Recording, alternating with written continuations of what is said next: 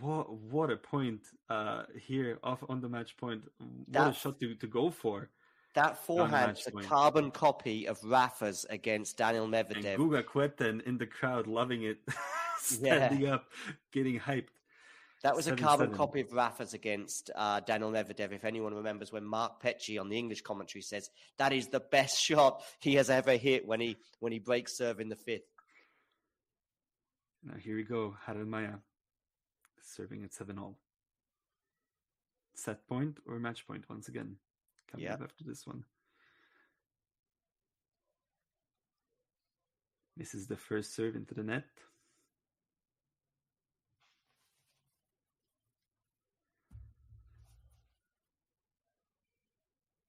Take some time between the serves here. And more time. All right. She doesn't get a time violation because that was quite a while. Spins that one in 104 kilometers an hour. Swiatek dominating the rally cross court, forehand to backhand. This one pops up for Swiatek easily, and she takes that forehand cross winner. 8-7 for Swiatek, and she will now serve with the match point. It was an unbelievable forehand winner from Iga, but the serve from very severe, timid nervousness. Yes, exactly. And from the moment she served, Iga was in charge of the point. Yeah, she stopped and then kept bouncing the ball like a couple of times, took a lot of time, which, for me, it never seems ideal to take a lot of time between serves. And then just spun in 104 kilometers. It's like a bungee jump. Not even 80 miles an hour, right? Yeah. No, it's like a bungee jump. You just got to go for it. Yeah. Swiatek here catches the toss, but here she comes again. Goes into the Haddad Maia forehand, goes cross now into the backhand. Haddad Maia can only lift it up. Swiatek will have an easy ball here. And it is a forehand cross winner to close it out for Swiatek, who lets out a massive roar and a fist bump to win it 6-2, 7-6 over Beatriz Haddad Maia. What a performance from Haddad Maia, though. I am so impressed. It is heartbreaking for her, clearly. She had so many chances in that second set. She worked so hard. But Iga, once again, just inevitable and doesn't drop a set once again, even in this set. Absolutely. She's jumping around, fist bumping, all of the emotions coming out from that nervy second set. How long was the match in all? It was about 2 hours 2 hours and 10. But that set was 85 minutes, almost an hour and a half. It was exciting, and that's great in a way. I mean, listen, I still would have loved to have seen a third set and more drama compared to what we had earlier. But we've actually got Van. She's going to come on and just give us 10 minutes, which is just perfect. Because I want to speak to him about these two matches. I'd love it if you can stay for 10 more minutes, Jakob. Can you? Absolutely. I have nothing else to do. Brilliant. So what we're going to do, ladies and gentlemen, stay with us if you can, because Vanch, myself, and Jakob are going to go through the two semifinals and have a quick look towards the final. Will probably be 15 minutes, I think, in all, I would imagine, given that there's so much to unpack. Looking forward to having Vanch, who should be joining us any second. But listen, Jakob, just give me your raw emotions after that match. Look, I mean, how much more do you have to do to take a set off Iga Swiatek when you look at what Beatriz Haddad Maia has done in the second set here? All the props to the Brazilian for really sticking around in that match, fighting until the very end. Very impressed with her. Swiatek, even if she wasn't at her best in the second set, missing a lot more than she's used to, weathers the storm, still doesn't drop the set, and going into that final against Muchova now, I'm feeling sort of curious. I'm very curious to see that match. I don't think it's a foregone conclusion by any stretch. No, I don't. If she can repeat the level that she's shown throughout the tournament, and I've watched her probably 3 times, pretty much in its entirety. I saw her match against Saku in the first round. I've seen her last 2 matches as well. She has a chance for sure. Iga's on court now, about to speak. So we'll see what she has to say. I mean, it was a wonderful match. It wasn't quite hitting the heights of the previous one that we had, but Sets the level high for the men's semifinals tomorrow, because these were both very good semifinals. She goes, whew. Honestly, it feels like a long tournament, although actually until today she hadn't been on court that much. She's excited for Saturday as well as she should be. Polish flags aloft in the crowd. Poland Garos. Beatrice has played a really good tournament. This is the question now coming towards. Obviously, we're going to get some thoughts on the Brazilian from Iga. What made the difference today? Oh my God, I don't know. It's a tough one right after the match. She's a lefty, of course. That's interesting, yeah. A lot of topspin. She can play flat too, and I saw that plenty of times, her playing flat with low net coverage. Coverage. I had to be ready for every game. I can see Ghosty getting pumped in the live chat for hanging on every word from Iga. Just glad I was solid in that tie break. Tried to push on every point, and it worked. All right. I know that Vanch is going to join us any second. Give us a word on Beatrice Haddad-Maia and the tournament that she has had, Jakob. Look, I mean, she never went away at any point. She never went away. I didn't have much belief in her going to this tournament. I can't quite remember where I had her going out. Maybe I think third round against Alexandrova is where I felt like her tournament might end. But yeah, since the very start, after beating Tatiana Maria 6-love, 6-1, she battles past Diana Schneider 6-2, 5-7, 6-4, Alexandrova 5-7, 6-4, 7-5, Sara Sorribes-Tormo 6-7, 6-3, 7-5 in almost 4 hours, and Ons Jabeur 3-6, 7-6, 6-1. She left it all out there on the court. She probably spent more time on court than some of the men's players heading into the semis. It has just been an absolutely incredible sheer force of willpower from Haddad-Maia, and the talent is evident. I can't wait to watch her on grass, where she went 12-2 last year. Just happened to take an early tumble at against Kaja Juvan at Wimbledon, but I think this time around I'm certainly marking her as a dark horse. I mean, not even a dark horse. Like, for me, she's probably up in the top 5-6 favorites.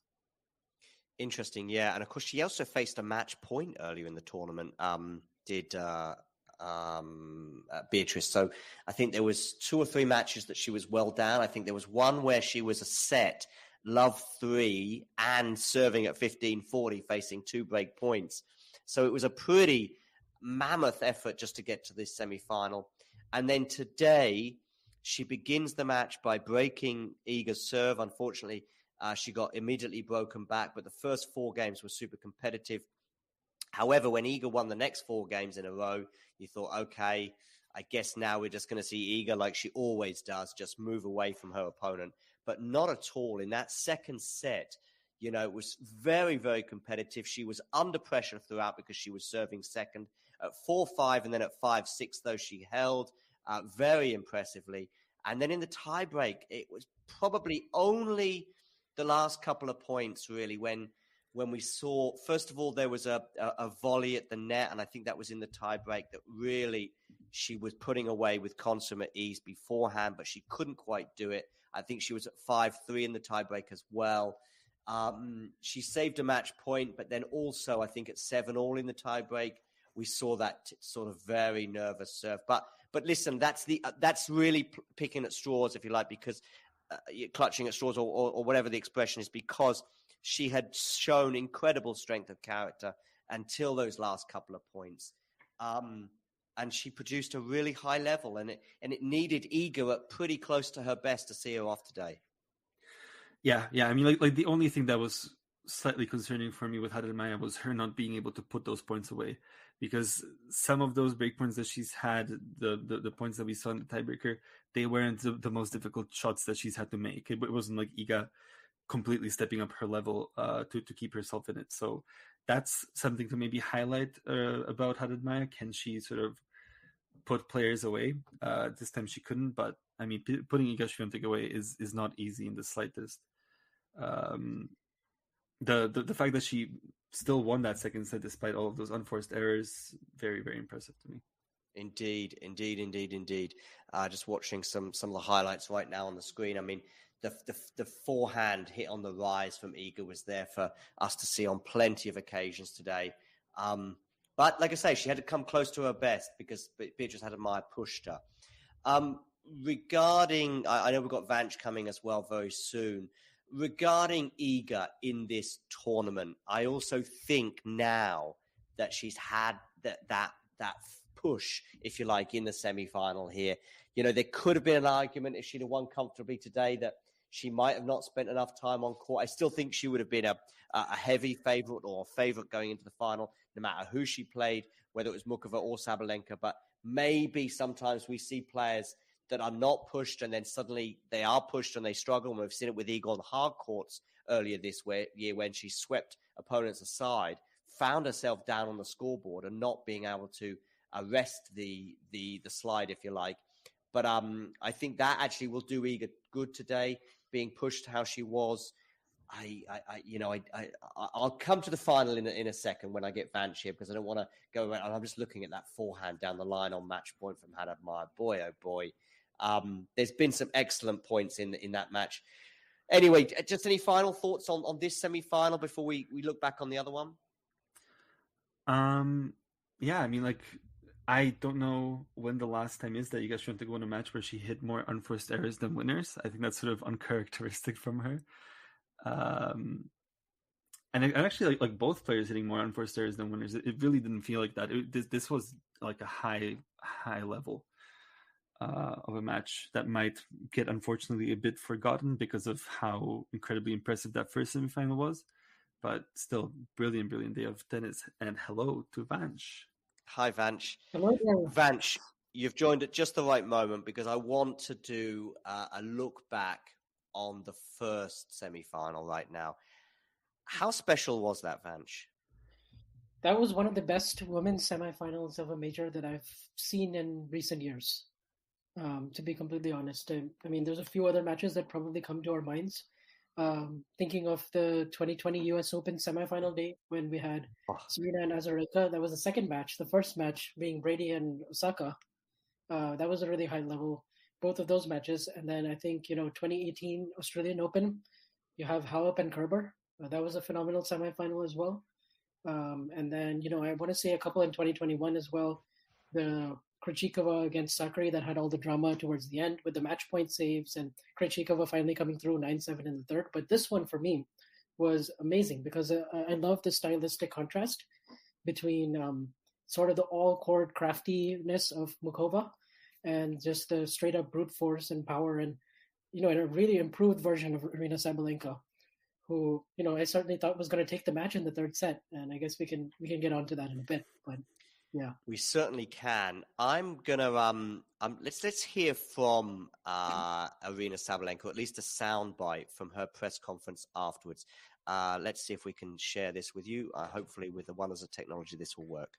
Did not want to play tennis.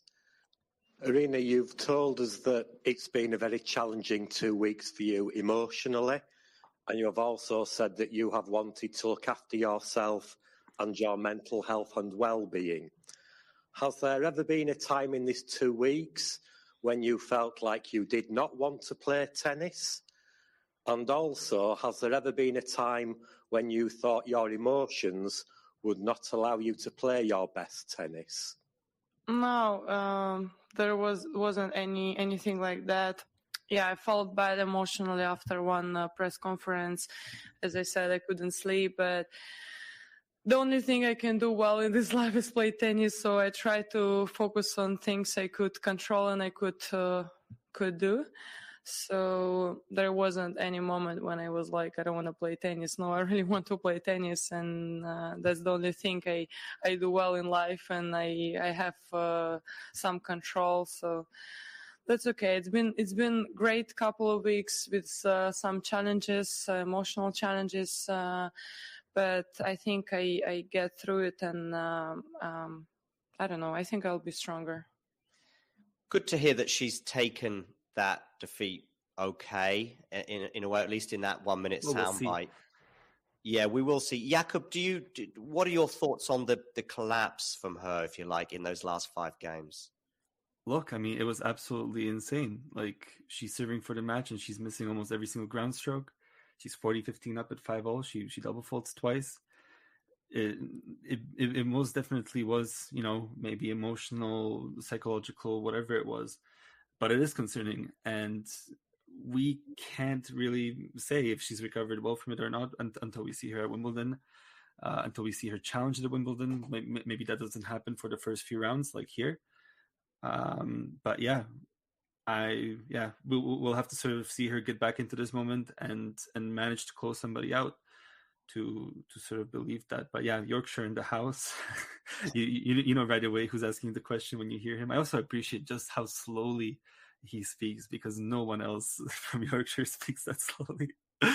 But yeah, he's certainly provided lots of entertainment, not just this year, but in other years as well at Roland Garros. I actually came across him. I bumped into him at Wimbledon last year.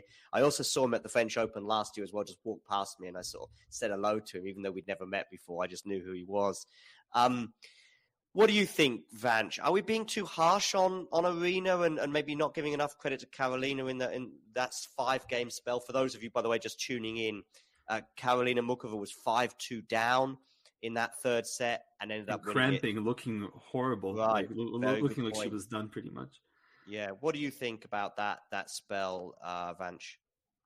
Yeah, I definitely agree. It was a collapse from Arena, just because Muchova did well to save the match point on her own serve, but then after that, when she served for it at 5-3, a lot of ground stroke mistakes, a lot of balls like just well long, kind of struggling to control even when she made the first serve, she had a lot of chances to like finish off the point and build the rallies with those heavy ground strokes, and just kept sailing long on her. And she also had those double faults at 5-all, and it all just kind of happens very quickly. It can be one of those things that I thought that this was in the past.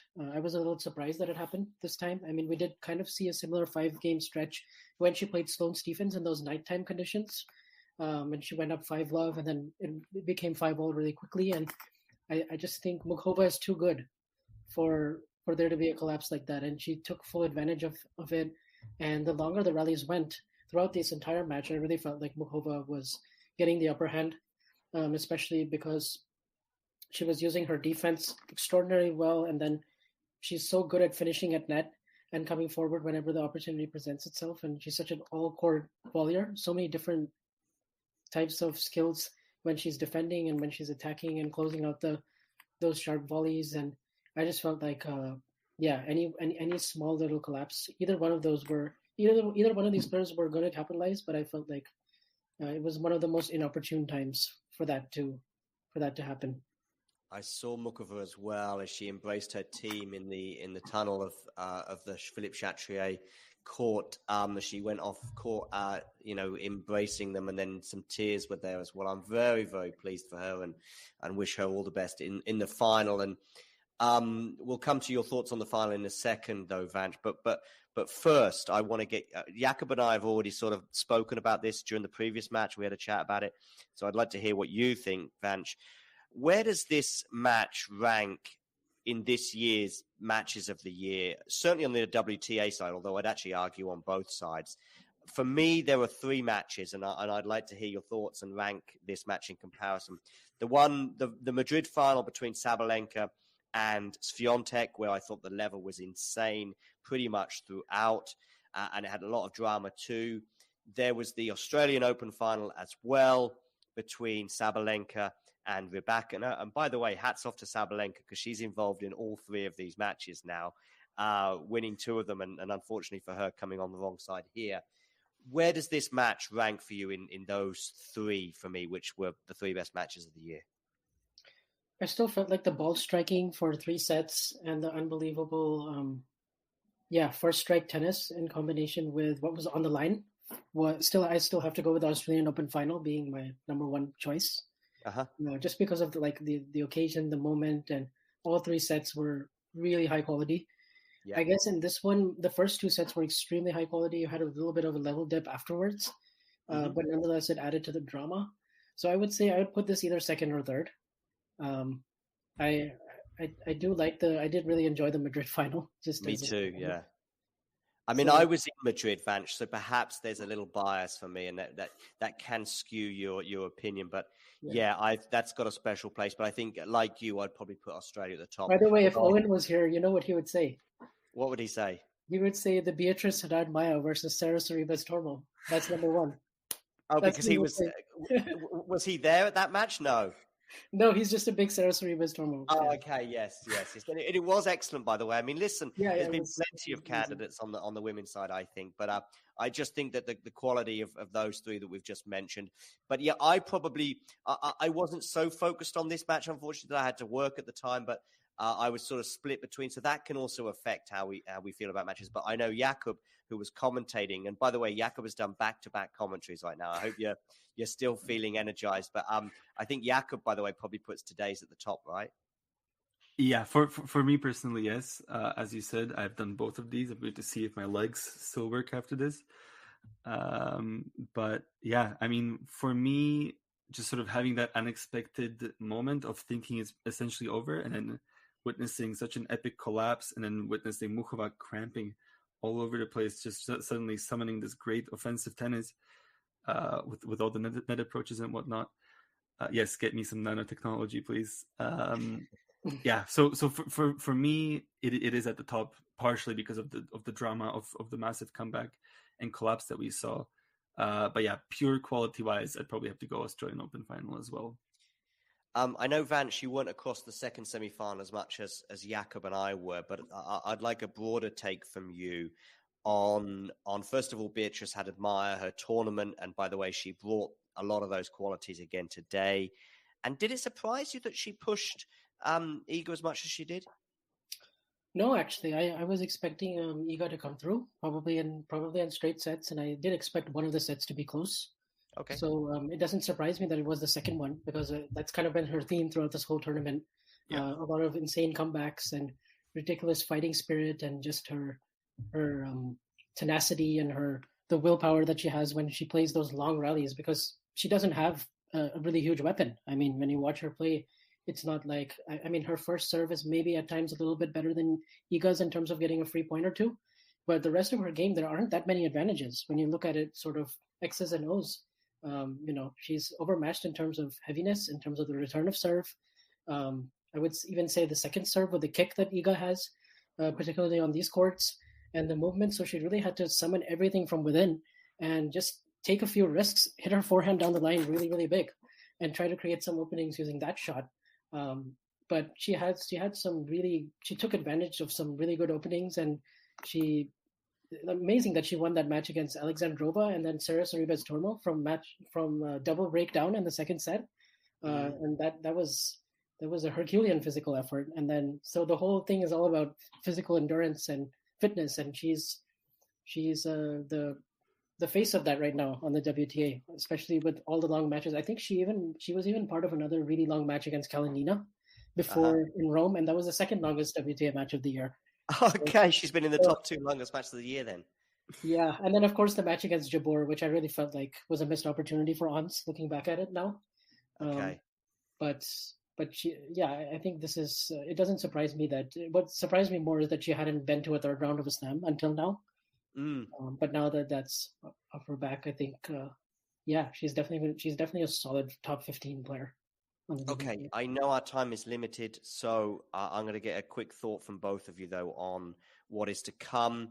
Before I talk about that, though, I just want to say that Owen actually is going to come on tomorrow for a review of the Alcaraz Djokovic semi-final. We're going to have a pretty blockbuster show for that because we've got Amy Lundy coming on the show. So make sure you tune in tomorrow, early doors for that. We'll be going live about 1:45 to get Amy Lundy's pre-match thoughts and then Owen's post-match take. So that's to look forward to. But on Saturday, of course, we'll have the women's final, which Nick and I will bring you. That'll also be a blockbuster. Hopefully we'll have somebody on before and after that match as well to get their thoughts. But before we do that, let's get your thoughts, both of you, on the final now between Iga Swiatek and Karolina Muchova, Jakub. Does Muchova have a chance? Right. I think this is entirely contingent on how well she can physically recover from this 3-hour behemoth of a match that she just pulled off against Sabalenka.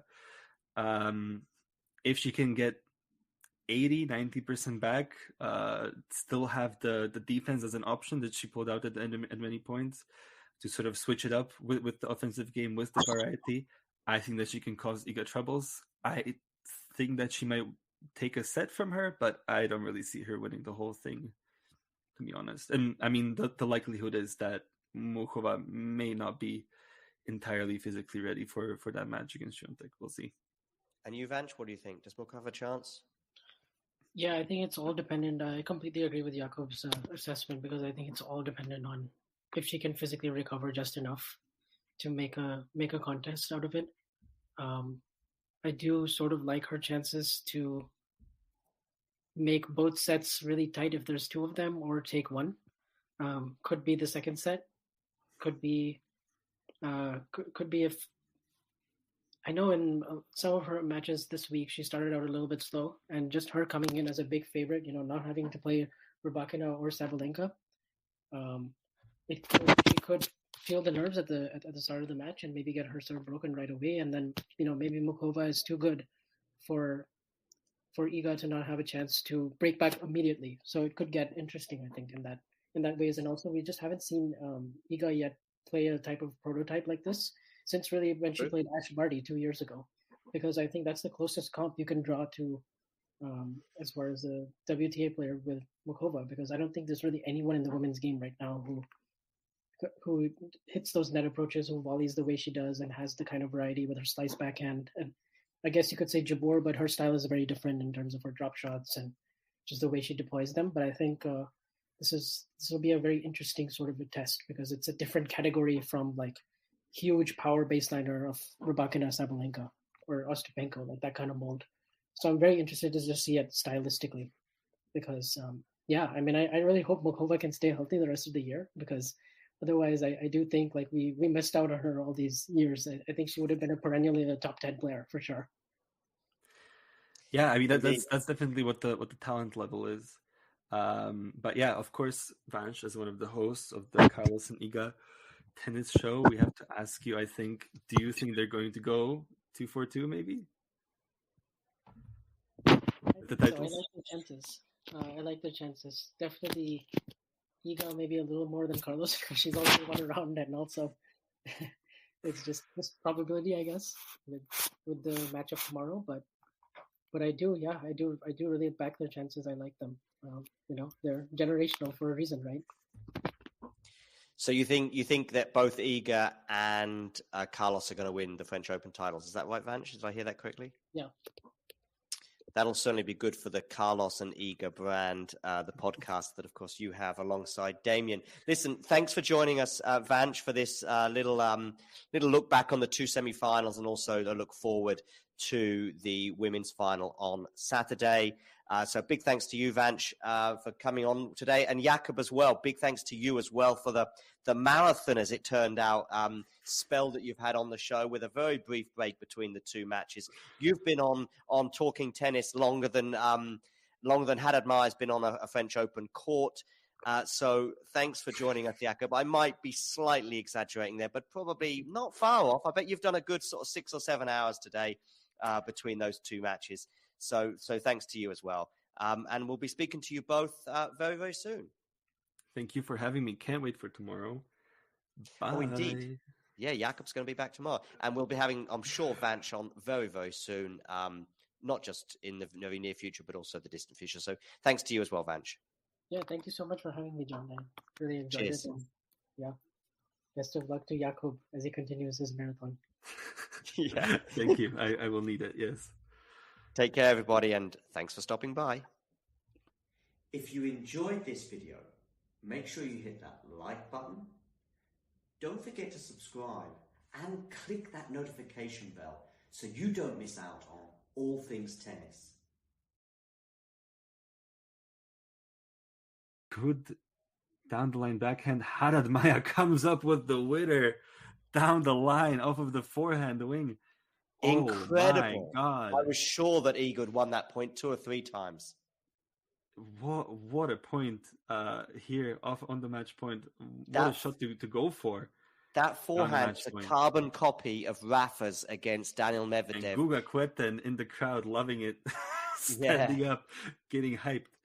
That was a carbon copy of Rafa's against Daniel Medvedev. If anyone remembers when Mark Petchy on the English commentary says that is the best shot he has ever hit when he breaks serve in the 5th. Now here we go. Haddad Maia serving at 7-all. Set point or match point once again. Coming up after this one. Misses the first serve into the net.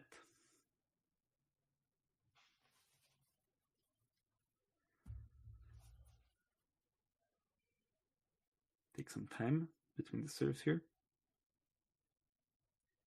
And more time. All right. She doesn't get a time violation because that was quite a while. Spins that one in 104 kilometers an hour. Swiatek dominating the rally cross court, forehand to backhand. This one pops up for Swiatek easily, and she takes that forehand cross winner. 8-7 for Swiatek, and she will now serve with the match point. It was an unbelievable forehand winner from Iga, but the serve from very severe, like timid nervousness. Yes, exactly. And from the moment she served, Iga was in charge of the point. Yeah, she stopped and then kept bouncing the ball like a couple of times, took a lot of time, which, for me, it never seems ideal to take a lot of time between serves. And then just spun in 104 kilometers. It's like a bungee jump. Not even 80 miles an hour, right? Yeah. No, it's like a bungee jump. You just got to go for it. Yeah. Swiatek here catches the toss, but here she comes again. Goes into the Haddad Maia forehand, goes cross down into the backhand. Haddad Maia can only lift it up. Swiatek will have an easy ball here. And it is a forehand cross winner to close it out for Swiatek, who lets out a massive roar and a fist bump to win it 6-2, 7-6 over Beatriz Haddad Maia. What a performance from Haddad Maia, though. I'm so impressed. It is heartbreaking for her, clearly. She had so many chances in that second set. She worked so hard. But Iga, once again, just inevitable and doesn't drop a set once again, even in this set. Absolutely. She's jumping around, fist bumping, all of the emotions coming out from that nervy second set. How long was the match in all? It was about 2 hours 2 hours and 10. But that set was 85 minutes, almost an hour and a half.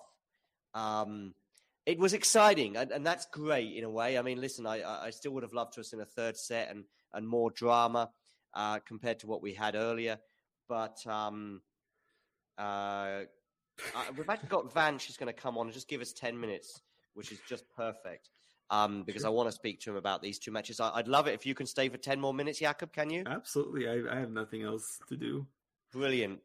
So what we're going to do, ladies and gentlemen, stay with us if you can, because Vanch, myself, and Jakob are going to go through the 2 semifinals and have a quick look towards the final. Will probably be 15 minutes, I think, in all, I would imagine, given that there's so much to unpack.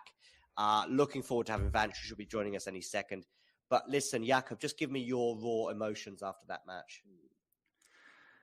Look, I mean, how much more do you have to do to take a set off Iga Swiatek when you look at what Beatriz Haddad Maia has done in the second set here? All the props to the Brazilian for really sticking around in that match, fighting until the very end. Very impressed with her. Swiatek, even if she wasn't at her best in the second set, missing a lot more than she's used to, weathers the storm, still doesn't drop the set. And going into that final against Muchova now, I'm feeling sort of curious. I'm very curious to see that match. I don't think it's a foregone conclusion by any stretch. No, I don't. If she can repeat the level that she's shown throughout the tournament, and I've watched her probably 3 times, pretty much in its entirety. I saw her match against Saka in the first round. I've seen her last 2 matches as well. She has a chance for sure. Iga's on court now, about to speak. So we'll see what she has to say. I mean, it was a wonderful match. It wasn't quite hitting the heights of the previous one that we had, but the second sets the level high for the men's semifinals tomorrow, because these were both very good semifinals. She goes, whew. Honestly, it feels like a long tournament, although actually until today she hadn't been on court that much. She's excited for Saturday as well as she should be. Polish flags aloft in the crowd. Poland Garos. Beatrice has played a really good tournament. This is the question now coming towards. Obviously, we're going to get some thoughts on the Brazilian from Iga. What made the difference today? Oh my God, I don't know. It's a tough one right after the match. She's a lefty, of course. That's interesting, yeah. A lot of topspin. She can play flat too, and I saw that plenty of times, her playing flat with low net coverage. Coverage.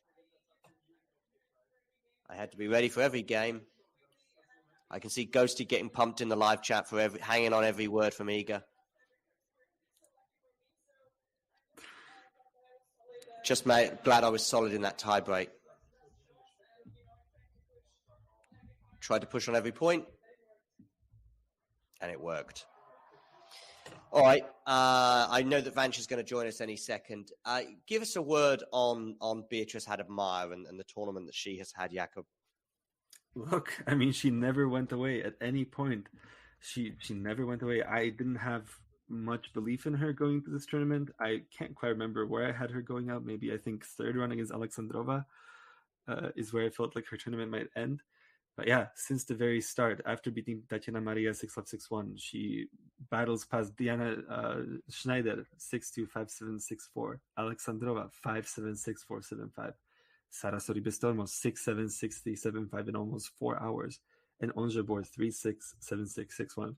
She left it all out there on the court. She probably spent more time on court than some of the men's players heading into the semis. It has just been an absolutely incredible sheer force of willpower from Haddad-Maia, and the talent is evident. I can't wait to watch her on grass, where she went 12-2 last year.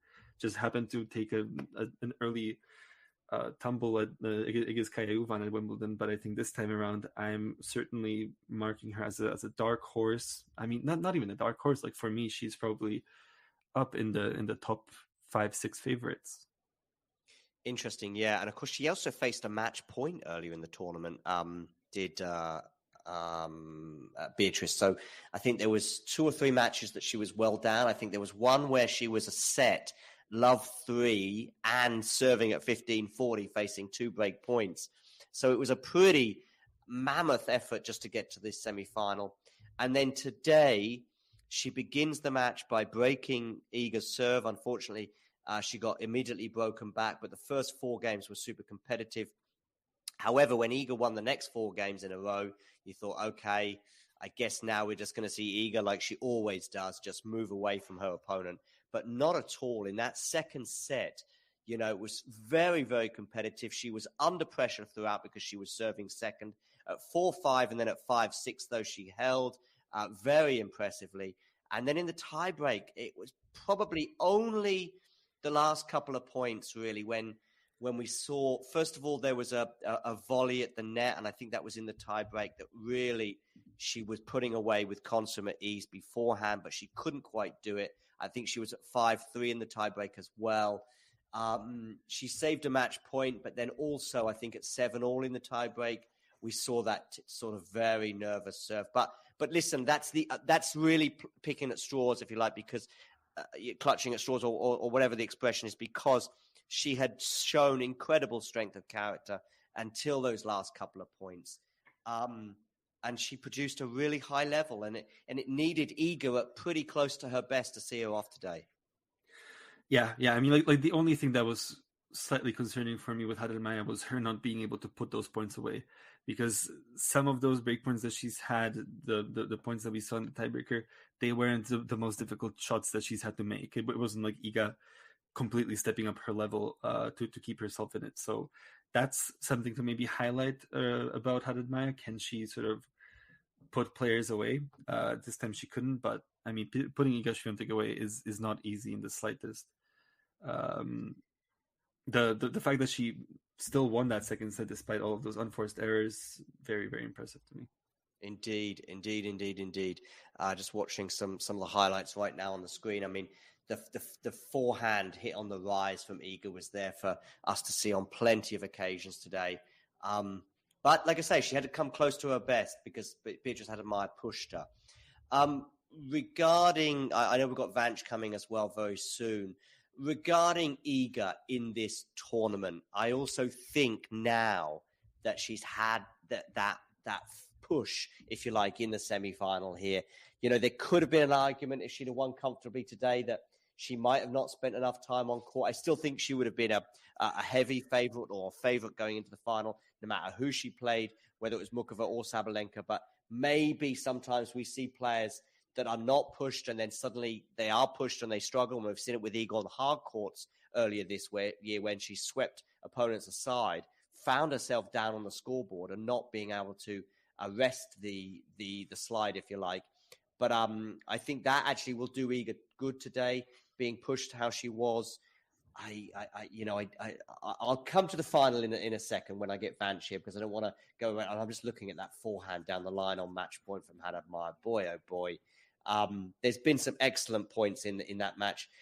Anyway, just any final thoughts on this semi-final before we look back on the other one?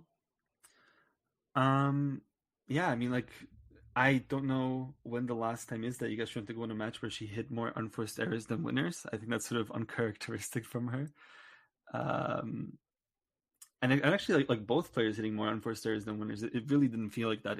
This was like a high level of a match that might get, unfortunately, a bit forgotten because of how incredibly impressive that first semifinal was. But still, brilliant day of tennis. And hello to Vanch. Hi, Vanch. Hello there. Vanch, you've joined at just the right moment because I want to do a look back on the first semi-final right now. How special was that, Vanch? That was one of the best women's semifinals of a major that I've seen in recent years, to be completely honest. I mean, there's a few other matches that probably come to our minds.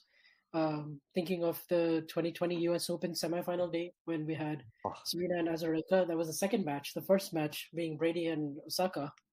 That was a really high level, both of those matches. And then I think, 2018 Australian Open, you have Halep and Kerber. That was a phenomenal semifinal as well. And then, I want to say a couple in 2021 as well.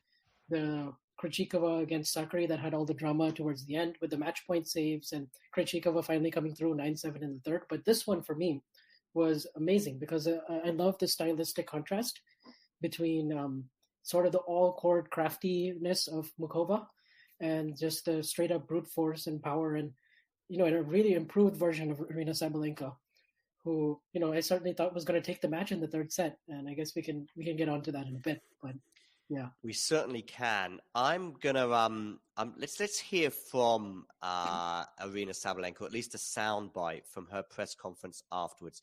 Let's see if we can share this with you. Hopefully, with the wonders of technology, this will work. Did not want to play tennis. Aryna, you've told us that it's been a very challenging 2 weeks for you emotionally, and you have also said that you have wanted to look after yourself and your mental health and well-being.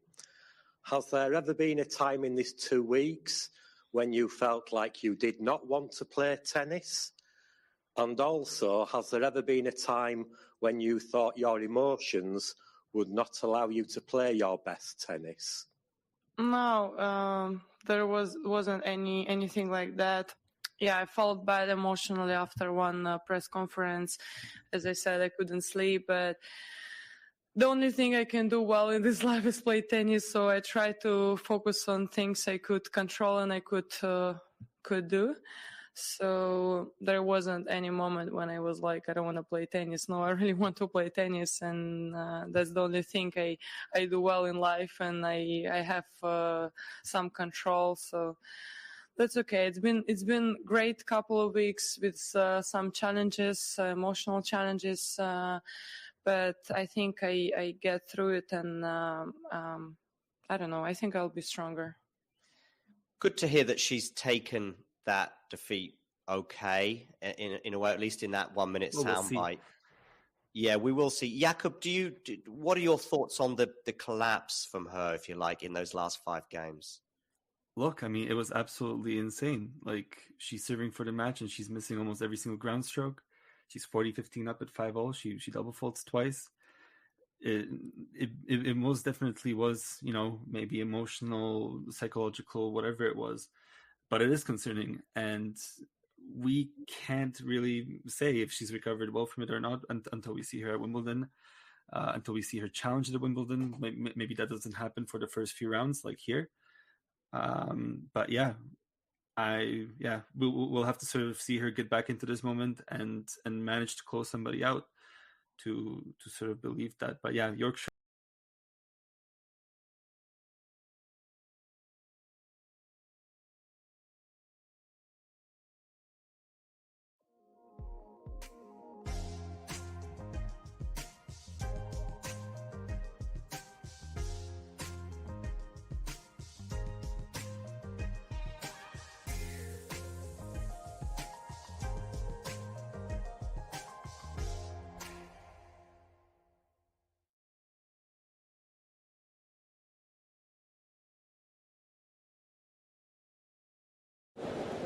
Ready. Play.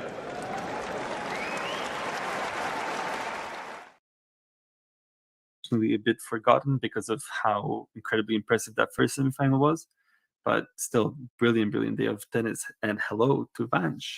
Hi, Vanch. Hello there. Vanch, you've joined at just the right moment because I want to do a look back on the first semifinal right now. How special was that, Vanch? That was one of the best women's semifinals of a major that I've seen in recent years. To be completely honest, I mean, there's a few other matches that probably come to our minds. Thinking of the 2020 U.S. Open semifinal day when we had Serena and Azarenka, that was the second match. The first match being Brady and Osaka. That was a really high level, both of those matches. And then I think 2018 Australian Open, you have Halep and Kerber. That was a phenomenal semifinal as well. And then I want to say a couple in 2021 as well. The Krejcikova against Sakari that had all the drama towards the end with the match point saves and Krejcikova finally coming through 9-7 in the third. But this one for me was amazing because I love the stylistic contrast between sort of the all-court craftiness of Muchova and just the straight-up brute force and power and, a really improved version of Arina Sabalenka, who, I certainly thought was going to take the match in the third set. And I guess we can get onto that in a bit. But yeah, we certainly can. I'm gonna let's hear from Arina Sabalenka, at least a soundbite from her press conference afterwards. Let's see if we can share this with you. Hopefully, with the wonders of technology, this will work. Did not want to play tennis. Arina, you've told us that it's been a very challenging 2 weeks for you emotionally, and you have also said that you have wanted to look after yourself and your mental health and well-being. Has there ever been a time in these 2 weeks when you felt like you did not want to play tennis? And also, has there ever been a time when you thought your emotions would not allow you to play your best tennis? No, there wasn't anything like that. Yeah, I felt bad emotionally after one press conference. As I said, I couldn't sleep, but the only thing I can do well in this life is play tennis. So I try to focus on things I could control and I could do. So there wasn't any moment when I was like, I don't want to play tennis. No, I really want to play tennis, and that's the only thing I do well in life, and I have some control. So that's okay. It's been great couple of weeks with some challenges, emotional challenges. But I think I get through it, and I don't know. I think I'll be stronger. Good to hear that she's taken that defeat okay, in a way, at least in that 1 minute soundbite. Yeah, we will see. Jakob, what are your thoughts on the collapse from her, if you like, in those last 5 games? Look, I mean, it was absolutely insane. Like, she's serving for the match and she's missing almost every single ground stroke. She's 40-15 up at 5-0. She double faults twice. It most definitely was, maybe emotional, psychological, whatever it was. But it is concerning. And we can't really say if she's recovered well from it or not until we see her at Wimbledon, until we see her challenge at Wimbledon. Maybe that doesn't happen for the first few rounds like here. But yeah, we'll have to sort of see her get back into this moment and manage to close somebody out to sort of believe that. But yeah, Yorkshire in the house. you know right away who's asking the question when you hear him. I also appreciate just how slowly he speaks, because no one else from Yorkshire speaks that slowly. But yeah, he's certainly provided lots of entertainment, not just this year, but in other years as well at Roland Garros. I actually came across him. I bumped into him at Wimbledon last year.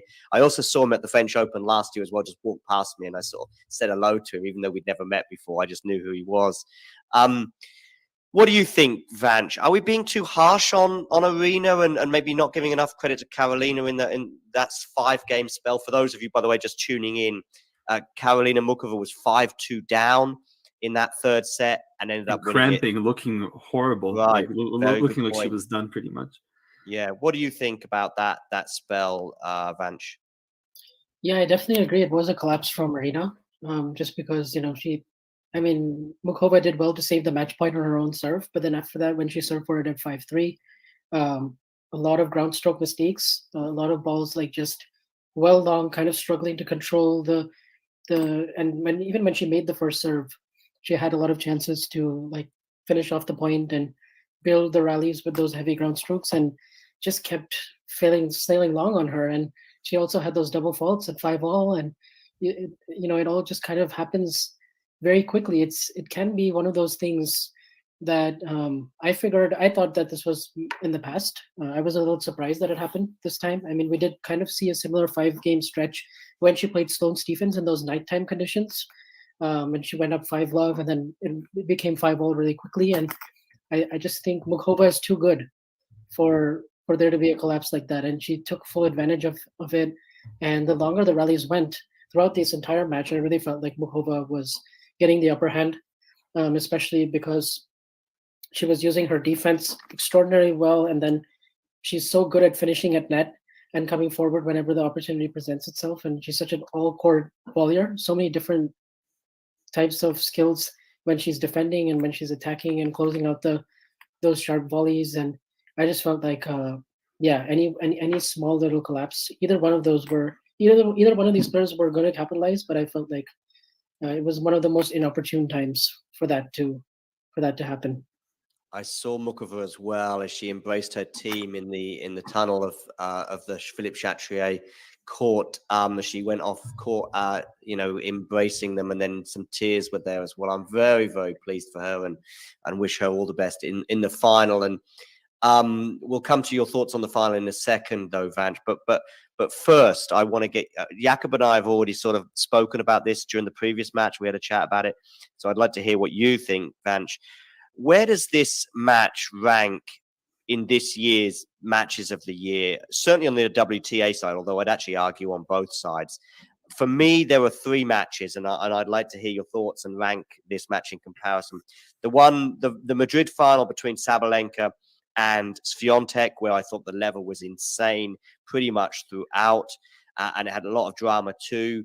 There was the Australian Open final as well between Sabalenka and Rybakina. And by the way, hats off to Sabalenka, because she's involved in all 3 of these matches now, winning 2 of them, and unfortunately for her, coming on the wrong side here. Where does this match rank for you in those 3 for me, which were the 3 best matches of the year? I still felt like the ball striking for 3 sets and the unbelievable, first strike tennis in combination with what was on the line. I still have to go with the Australian Open final being my number 1 choice. Just because of the occasion, the moment, and all 3 sets were really high quality. Yeah. I guess in this one, the first 2 sets were extremely high quality. You had a little bit of a level dip afterwards, but nonetheless, it added to the drama. So I would say I would put this either second or third. I did really enjoy the Madrid final. Me too, yeah.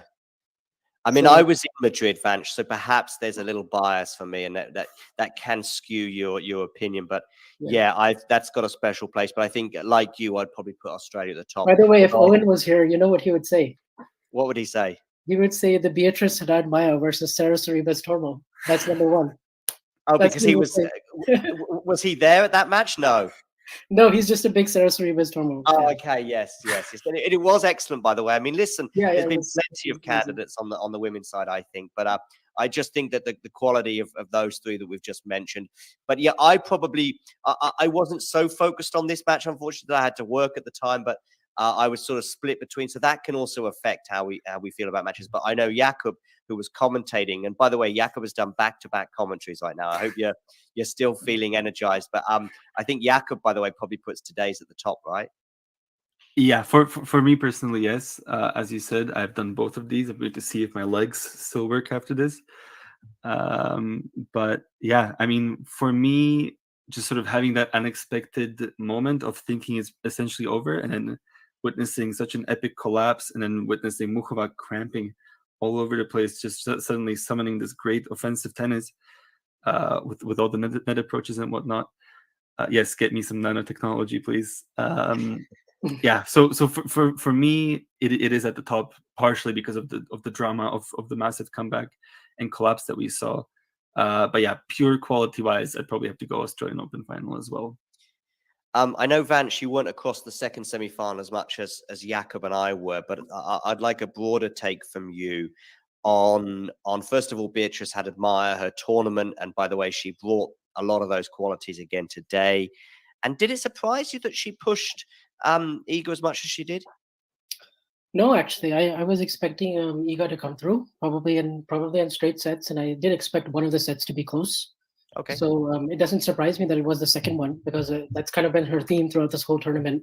Yeah. A lot of insane comebacks and ridiculous fighting spirit, and just her tenacity and the willpower that she has when she plays those long rallies, because she doesn't have a really huge weapon. I mean, when you watch her play, it's not like, I mean, her first serve is maybe at times a little bit better than Iga's in terms of getting a free point or two, but the rest of her game, there aren't that many advantages when you look at it sort of X's and O's. She's overmatched in terms of heaviness, in terms of the return of serve. I would even say the second serve with the kick that Iga has, particularly on these courts, and the movement. So she really had to summon everything from within and just take a few risks, hit her forehand down the line really, really big, and try to create some openings using that shot. But she took advantage of some really good openings, and amazing that she won that match against Alexandrova and then Sarah Sorribes Tormo from double breakdown in the second set. And that was a Herculean physical effort. And then, so the whole thing is all about physical endurance and fitness, and she's the face of that right now on the WTA, especially with all the long matches. I think she was even part of another really long match against Karolina before in Rome, and that was the second longest WTA match of the year. Okay, she's been in the top two longest matches of the year then. Yeah, and then of course the match against Jabeur, which I really felt like was a missed opportunity for Ons, looking back at it now. Okay. But I think this is. It doesn't surprise me that. What surprised me more is that she hadn't been to a third round of a Slam until now. But now that that's off her back, I think, she's definitely a solid top 15 player. Okay, I know our time is limited, so I'm going to get a quick thought from both of you, though, on what is to come. Before I talk about that, though, I just want to say that Owen actually is going to come on tomorrow for a review of the Alcaraz Djokovic semi-final. We're going to have a pretty blockbuster show for that, because we've got Amy Lundy coming on the show. So make sure you tune in tomorrow, early doors for that. We'll be going live about 1:45 to get Amy Lundy's pre-match thoughts and then Owen's post-match take. So that's to look forward to. But on Saturday, of course, we'll have the women's final, which Nick and I will bring you. That'll also be a blockbuster. Hopefully we'll have somebody on before and after that match as well to get their thoughts. But before we do that, let's get your thoughts, both of you, on the final now between Iga Swiatek and Karolina Muchova. Jakob, does Muchova have a chance? Right. I think this is entirely contingent on how well she can physically recover from this 3-hour behemoth of a match that she just pulled off against Sabalenka. If she can get 80-90% back, still have the defense as an option that she pulled out at many points to sort of switch it up with the offensive game, with the variety, I think that she can cause Iga troubles. I think that she might take a set from her, but I don't really see her winning the whole thing, to be honest. And I mean, the likelihood is that Muchova may not be entirely physically ready for that match against Swiatek. We'll see. And you, Vanch, what do you think? Does Muchova have a chance? Yeah, I think it's all dependent. I completely agree with Jakob's assessment, because I think it's all dependent on if she can physically recover just enough to make a contest out of it. I do sort of like her chances to make both sets really tight if there's two of them, or take one. Could be the second set. Could be if I know in some of her matches this week she started out a little bit slow, and just her coming in as a big favorite, not having to play Rybakina or Sabalenka, she could feel the nerves at the start of the match and maybe get her serve broken right away, and then maybe Muchova is too good for Iga to not have a chance to break back immediately. So it could get interesting, I think, in that ways. And also, we just haven't seen Iga yet play a type of prototype like this since really when she played Ash Barty 2 years ago, because I think that's the closest comp you can draw to as far as a WTA player with Muchova, because I don't think there's really anyone in the women's game right now who hits those net approaches, who volleys the way she does, and has the kind of variety with her slice backhand. And I guess you could say Jabeur, but her style is very different in terms of her drop shots and just the way she deploys them. But I think this will be a very interesting sort of a test, because it's a different category from like huge power baseliner of Rybakina, Sabalenka, or Ostapenko, like that kind of mold. So I'm very interested to just see it stylistically, because I mean, I really hope Muchova can stay healthy the rest of the year, because otherwise I do think like we missed out on her all these years. I think she would have been a perennially a top 10 player for sure. Yeah, I mean that's definitely what the talent level is. But yeah, of course, Vanch, as one of the hosts of the Carlos and Iga tennis show, we have to ask you, I think, do you think they're going to go 2-4-2 maybe? The titles? So I like the chances. I like the chances. Definitely Iga maybe a little more than Carlos, because she's already won around, and also it's just probability, I guess, with the matchup tomorrow. But I do really back their chances. I like them. They're generational for a reason, right? So you think that both Iga and Carlos are going to win the French Open titles? Is that right, Vanch? Did I hear that correctly? Yeah. That'll certainly be good for the Carlos and Iga brand, the podcast that, of course, you have alongside Damien. Listen, thanks for joining us, Vanch, for this little look back on the two semifinals, and also a look forward to the women's final on Saturday. So big thanks to you, Vanch, for coming on today, and Jakob as well. Big thanks to you as well for the marathon, as it turned out, spell that you've had on the show, with a very brief break between the two matches. You've been on talking tennis longer than Haddad Maier's been on a French Open court. So thanks for joining us, Jakob. I might be slightly exaggerating there, but probably not far off. I bet you've done a good sort of 6 or 7 hours today between those two matches. So thanks to you as well. And we'll be speaking to you both very, very soon. Thank you for having me. Can't wait for tomorrow. Bye. Oh, indeed. Yeah, Jakob's going to be back tomorrow. And we'll be having, I'm sure, Vanch on very, very soon. Not just in the very near future, but also the distant future. So thanks to you as well, Vanch. Yeah, thank you so much for having me, John. I really enjoyed it. And yeah, best of luck to Jakob as he continues his marathon. Yeah. Thank you. I will need it. Yes. Take care, everybody, and thanks for stopping by. If you enjoyed this video, make sure you hit that like. Thanks for tuning into this watch along. While there's a break in play, here's a reminder to hit the like button, subscribe, and click that notification bell. Your support helps to keep the channel going. While we're here, you can now become a member to enjoy perks. Thanks for tuning into this watch along. While there's a break in play, here's a reminder to hit the like button, subscribe, and click that notification bell. Your support helps to keep the channel going. While we're here, you can now become a member to enjoy perks including badges for the live chat, but also bonus material such as interviews with top players from both ATP and WTA tours. The membership link is pinned in the live chat. You can also follow us on Twitter, Facebook and Instagram. So whether it be serves or volleys, forehands or backhands, serve bots or drop shots, we've got you covered, whether that be via our website, talking-tennis.com, where you can read features and interviews from our top writers. Or if you prefer us in audio form, you can subscribe to our podcast on Apple, Amazon or Spotify or wherever you get your podcasts from. Remember, we offer you wall-to-wall coverage via our regular watch-alongs, magazine shows such as Nick's WTA Weekly or Damien and Mario's ATP version. Plus, we deliver top content from people on the ground, actually at the tournaments, so you get even nearer to the action. So, what are you waiting for? Hit that subscribe button so you don't miss out on all things tennis.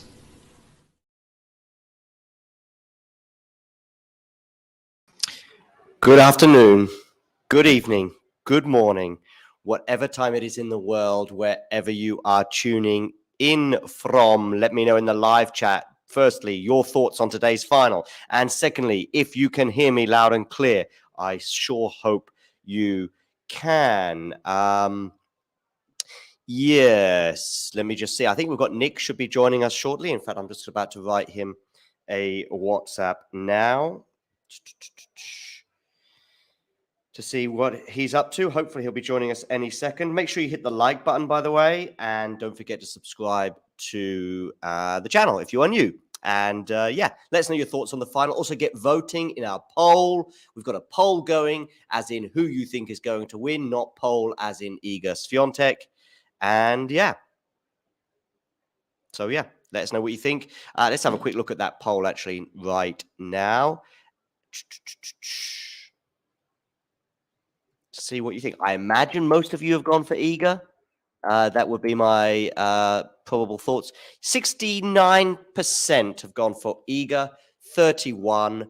The referee today, by the way, is from Greece, Eva Astaraki More, sorry. Yeah, so there we go. As I say, Nick should be with us very shortly. In fact, I can see him right now. Hey, Nick, how are you doing? Hey, John, I'm all right. How are you? Yeah, good. I've got my coffee in my talking tennis mug with me. So we have talking tennis mugs now? We have one. We have one. We have the one. Okay. It was a birthday present, actually, last October. It does make occasional appearances, depending on the dishwasher cycle. But I'm very pleased that the dishwasher cycle was cool and just perfectly timed for today's final. Very generous of it. Indeed, indeed. Give us some thoughts. I mean, most people, of course, are suspecting that Swiatek will win. But does Muka have a chance? Yes. She's got the game for clay. I mean, look, these are statistics that could potentially be meaningless or very important, but she has a winning head-to-head over Iga. She's won the only time they've ever played. She has won every single match she's played against a top 3 ranked player. I think the other thing going for her is Iga Swiatek has never won a match that I've commentated on when she's playing. Oh dear! So that would include last year's WTA finals, I think, against Sabalenka. Texas, right? Okay. Against Sabalenka, and then the Madrid Open final against Sabalenka. So actually, maybe it's just Sabalenka that's the problem. But but you know, so those are some like interesting trends that are going in her favor. There's also, let's see how the momentum is from her win over Sabalenka. She's definitely got a game that can pretty much adjust to anything her opponent throws at her. And she's a name that everyone had been saying she would be top 10 if she was fully fit. And well, let's see if she's fully fit. If she wins the title, she'll be in the top 10. She'll raise to number 10 in the world. Okay. Yeah. That's pretty cool for someone who's been, I mean, when was the last time she was in the top 10? Never. Right. Well, there we go. Thank you. I was wondering if she had ever been, but then I thought maybe after some of her deep runs at slams might have squeezed her in. Okay, so she's never been in the top 10. By the way, you may well have said that during your spiel, but I was busy just trying to get a quick snapshot of my TV so I can share it on Twitter. And then I don't think I said anything. I don't think I said anything about her career high ranking, so you're all fine there. Yeah, her career high is 19, which she is currently at in the live ranking. So she will, even if she loses this match, she will match her career high of 19, essentially, in the world. So, do you think Aryna Sabalenka will be watching? If she's smart, which she is. I don't. No, I don't think there's any major benefit to her watching this. Actually, I think she'd probably not necessarily because it could have been me there, but more of a she needs to get her head down and focus on what her next event will be. Which I don't know where she's playing next. It might be Berlin. I'd have to look it up, but Iga's definitely playing Berlin, and I'm not sure if Sabalenka is. She's playing Bad Homburg. I know that. Okay. These are tournaments that have been on my radar, Nick. Of course, in terms of living in Germany, none of them are that close to me. Even Halle, by the way, is a tricky one to get to. But I've not put any. Where's Bad Homburg? Bad Homburg is about 3 hours to the south of me. Okay. So, yeah. These are all on my sort of radar, both geographically and also thinking about potentially popping along for a day or two. But I'm actually going through a pretty busy spell at work for the next 3 weeks before I have a week off at Wimbledon. So it might just be you and Jamie pulling the Talking Tennis ranks and views in from Birmingham. And we went for Birmingham. Yeah, I know. But you know what? I've just done 3 tournaments sort of very quick succession in Barcelona, Madrid, and Estoril. But I'm telling you, Estoril was maybe the most fun one of the 3. True. So it's not. Sometimes it's about access to players. You know, if you get Venus, for example, you know, then you're laughing. You know, even if it's just a soundbite or some pics on Twitter or whatever. I'm sure the Talking Tennis viewers would be very excited to see what Jamie and myself could say to Venus Williams. Hopefully nothing too stupid. Not nothing like what Scott Barkley would try and pull off. I don't know if you ever saw the tweet he once sent to Denis Shapovalov. Oh no, what did he say? So Denis Shapovalov did a I'm in the airport, ask me anything for an hour on Twitter. And Scott's decided to ask him, would you rather fight 1 horse-sized duck or 100 duck-sized horses? We kind of said, ladies and gentlemen, he said, this is a really, yes, Shapovalov responded with, this is a really weird question. Okay. Well, he got a response. Hi, Stephen. Nice of you to join us, by the way. He did. Sure hit the like There button. were jokes about this. This is the man who is the editor of Popcorn Tennis. But anyway, also, by the way, big thank you to Terry as well for joining us. And and a few others that I've seen in the live chat in the last sort of half an hour or so as I've been playing out videos and clips and previews, basically to save Nick and I a job of doing so ourselves. But I've got all sorts of ideas to come up, and maybe even during Wimbledon, we'll have a few star-studded characters joining us for previews and 5-minute slots throughout that tournament. But in the meantime, you'll have to make do with Nick and I and the present, which is Roland Garros, the French Open women's final, which is just seconds from getting underway. Nick, let me know if I'm behind or ahead of you as I talk us through this first point, because I have a very good strategy to deal with it for both of us so we can still equally enjoy the match. So I'll get underway and I'll come to you in a second, Nick. Iga is about to serve. She's serving first. Make of that what you will. As we kick off at just past 3 in the afternoon. She gets her first serve in, and now they're exchanging forehands. Muchova tries to back it up, but she goes long. Am I ahead of you, Nick? You were describing everything as it happened. Oh, my goodness me. Let's keep this going then. You can talk us through the second point, and we'll see how this pans out. We'll tag team this one. Okay, so this is the opening point. Obviously, this is ideal for Swiatek because she likes a fast start. She much prefers to be the front runner. So first point of the match is very positive for the pole as she serves, misses her first serve though. So she's ready for her second serve already, just keeping the pace up, trying to maybe she's working to her own pace, really, whatever works for her, as she always does. Second serve in play. Muchova goes for the forehand. Forehand looped up by Swiatek, right in the middle of the court. They exchange forehands. Swiatek goes up the line. It's very short balls at the minute. Muchova slices. Swiatek goes inside out. They're kind of keeping it very short at the minute, not really going for it. That's a nice backhand from Swiatek, though, to the backhand of Muchova. Trading at the minute. Muchova's trying to chop it back into play, but it's too good for Swiatek, and it's 30-love. Indeed, we are now at 30 love. So obviously the ideal start for the poll. Talking of polls, we do have one going on YouTube at the moment. And last I checked was about 69% tipping Iga to win. World number one, defending title, of course, defending her title in Paris. Probably you wouldn't expect much less than 69%. She goes down the tee on her first serve, but it goes wide. So Karolina may be a little bit more anxious. Karolina, obviously, she's never been at this stage of a Grand Slam before. This is Iga's fourth Grand Slam final, if I've done my maths correctly. 3 have come in Paris and 1 in New York, of course. There's a backhand return from Muchova. They're now exchanging forehands, although Iga switches it up. We're on the backhand slice from Muchova. That'll be an interesting tactic, whether the slice from Muchova does any damage at all today. I don't think her slices thus far have been that particularly impressive, but I do think at various stages against Sabalenka they were. Sorry, I'm just admiring the forehand winner from Swiatek. That's vintage Iga right there. But it's actually, it's vintage and so good, but we almost just come to expect it. Probably why I wasn't sort of falling out of my chair and going, wow, what a forehand. Because when the ball is sitting there, a bit like with Rafa and probably Carlos as well, actually, on the forehand anyway, and Novak, of course, you just expect it almost now. You do, but then there's part of me that still enjoys watching a nice forehand strike from Swiatek, from Rafa, actually, the way he can tee his forehand up. For Roger as well, when he got an opportunity, but very different kind of strike there. Oh my gosh, drop shot bringing Swiatek in, and Swiatek couldn't get to it before it double bounced. So Muchova gets a point. So that was it was a very good drop shot, to be fair. And I think it caught Iga by surprise, which is why she was probably just a little bit on her heels and couldn't quite chase it down. So Muchova is on the scoreboard, at least in terms of a point in this game. Somebody yesterday was asking me about the tennis scoring system, and they couldn't understand, why does it say 15? Then why does it say 30? Then why does it say 40?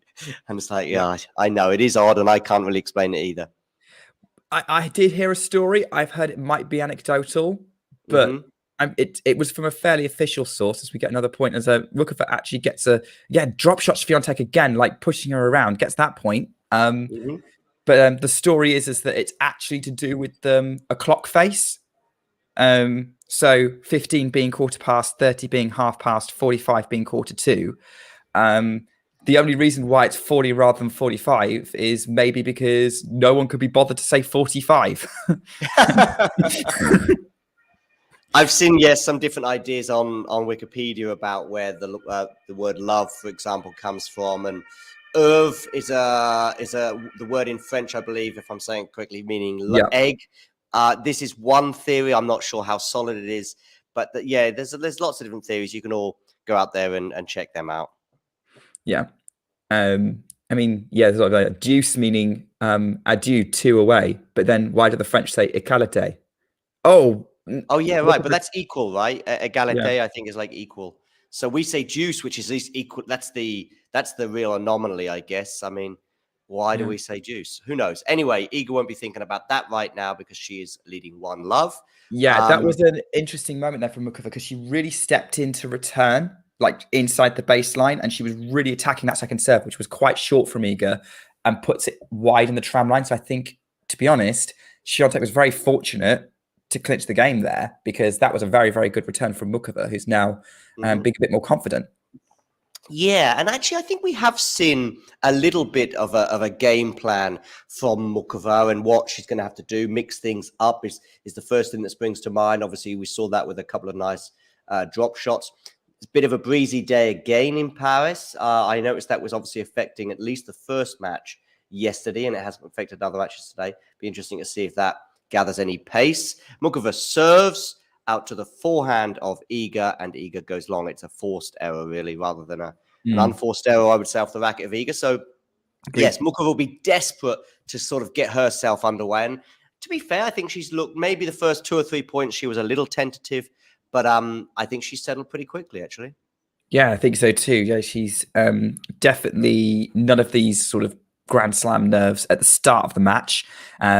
So let's see if she can keep up with. I think it's going to be about keeping up with Iga, because if you can do that, then we're in for a very thrilling afternoon, I think, as she's kind of bossing this point right now, going back behind Iga on the forehand, then goes and comes into the net with a backhand. Iga passes her 15-all. But then if you throw everything in Swiatek, is it going to be enough? Is there a player who we could compare Muchova to? She seems to have a little bit of various people. I mean, the slice there a couple of times, but she's not like Ash Barty or Tatiana Maria sort of levels with the slice. It's just something that she uses because she's got it amongst her armory, and she's just a pretty solid all-round player, really. She's a very solid all-round player, although I do see a lot of comparisons to Barty being made, actually. I might not, I don't know, because I feel like her backhand's a bit different to Barty. Barty kind of slices because the slice up was a better option than trying to hit through it for her. And she just did it so well. Yeah, I can't think of many all-rounders in the same way. You'd have to probably go a little bit into the past for Muchova to kind of maybe compare. Maybe someone like a, I don't know who had to go, like an Enan, or maybe it's a bit more of a ambitious one as that's a great return from Iga. 1540. Nick, you can talk us through this point, because obviously it's a pretty big moment already. I was just saying that Muchova had settled quite well, and I put the kibosh on her because she's lost the next 3 points. She did, but I would say that's Iga pushing her, Swiatek pushing her more than Muchova losing points. But yeah, 2 break points opportunities for Swiatek to get the early advantage in this match, which again she will desperately want. Muchova, first I tell you, that's a great backhand for return for Swiatek, who then slices it to the backhand of Muchova, who's also slicing it. Muchova goes, Muchova the line, moving into the round, but Muchova's gone long on the forehand, and Swiatek breaks already 2-love in this final. Yes. Well, unfortunately, that is when you want to listen. It's a long way to go. But I put the kibosh on her by suggesting that she'd settled well. She, was competitive on the Iga serve, and then she got to 15-love on her own serve. But then, as you rightly said, Iga just took over. Long way to go, but it's the perfect start for Swiatek, and anything but for Muchova, as it turns out. But yes, that was pretty much on the racket of Iga, right? Yeah, completely. That was Swiatek taking whatever Muchova threw at her and just throwing something better back. And that's what she does as, again, the Muchova return hits the top of the net. So good serve from Swiatek. Maybe Muchova a little bit unlucky not to get it over. But yeah, this is ideal. This is what Swiatek does, is what we expect on clay anyway. Indeed. By the way, completely side issue that very few people will be concerned about, but Liam Brody's won a doubles title at Surbiton today. So Liam Brody mention tick. I think anyone who watches Talking Tennis will care a lot about Liam Brody. I'm very, very pleased that he's won a title. It's currently very tight in the semi-final involving Andy Murray, for those who care about that. Oh, yeah, Andy Murray's, of course, in action today in a semi-final against Thompson. Jordan Thompson, who the only time they played, Thompson beat him, but that was when Murray's hip was in probably one of its worst places that it was back in 2017. Yes, indeed. Anyway, Iga is 30-love on her serve. I'll also let you talk us through this particular point as well. It's a second serve because the first one ends up in the middle of the net, so a little bit lackluster on that first serve. So let's see what the second serve produces. Goes to the forehand of Muchova, who overhits the return, and it puts it in the tram line. 40-love. Again, I feel like Muchova's going for a little bit too much on these returns. She feels like she knows that the serve from Swiatek is attackable, compared to maybe someone like Sabalenka, who she played on Thursday. But she's just overdoing it a little bit. She's put it in the net or wide, and giving Iga more of an advantage than maybe she needs. Yeah, I think I probably got a bit too eager with the settled comment. Nice depth there, though. But what a forehand from Iga. Meaning that's 3-love. How is that not one of the most beautiful sights in tennis? That forehand. I thought you were going to say, how's that even possible? How is that even? Yeah, absolutely.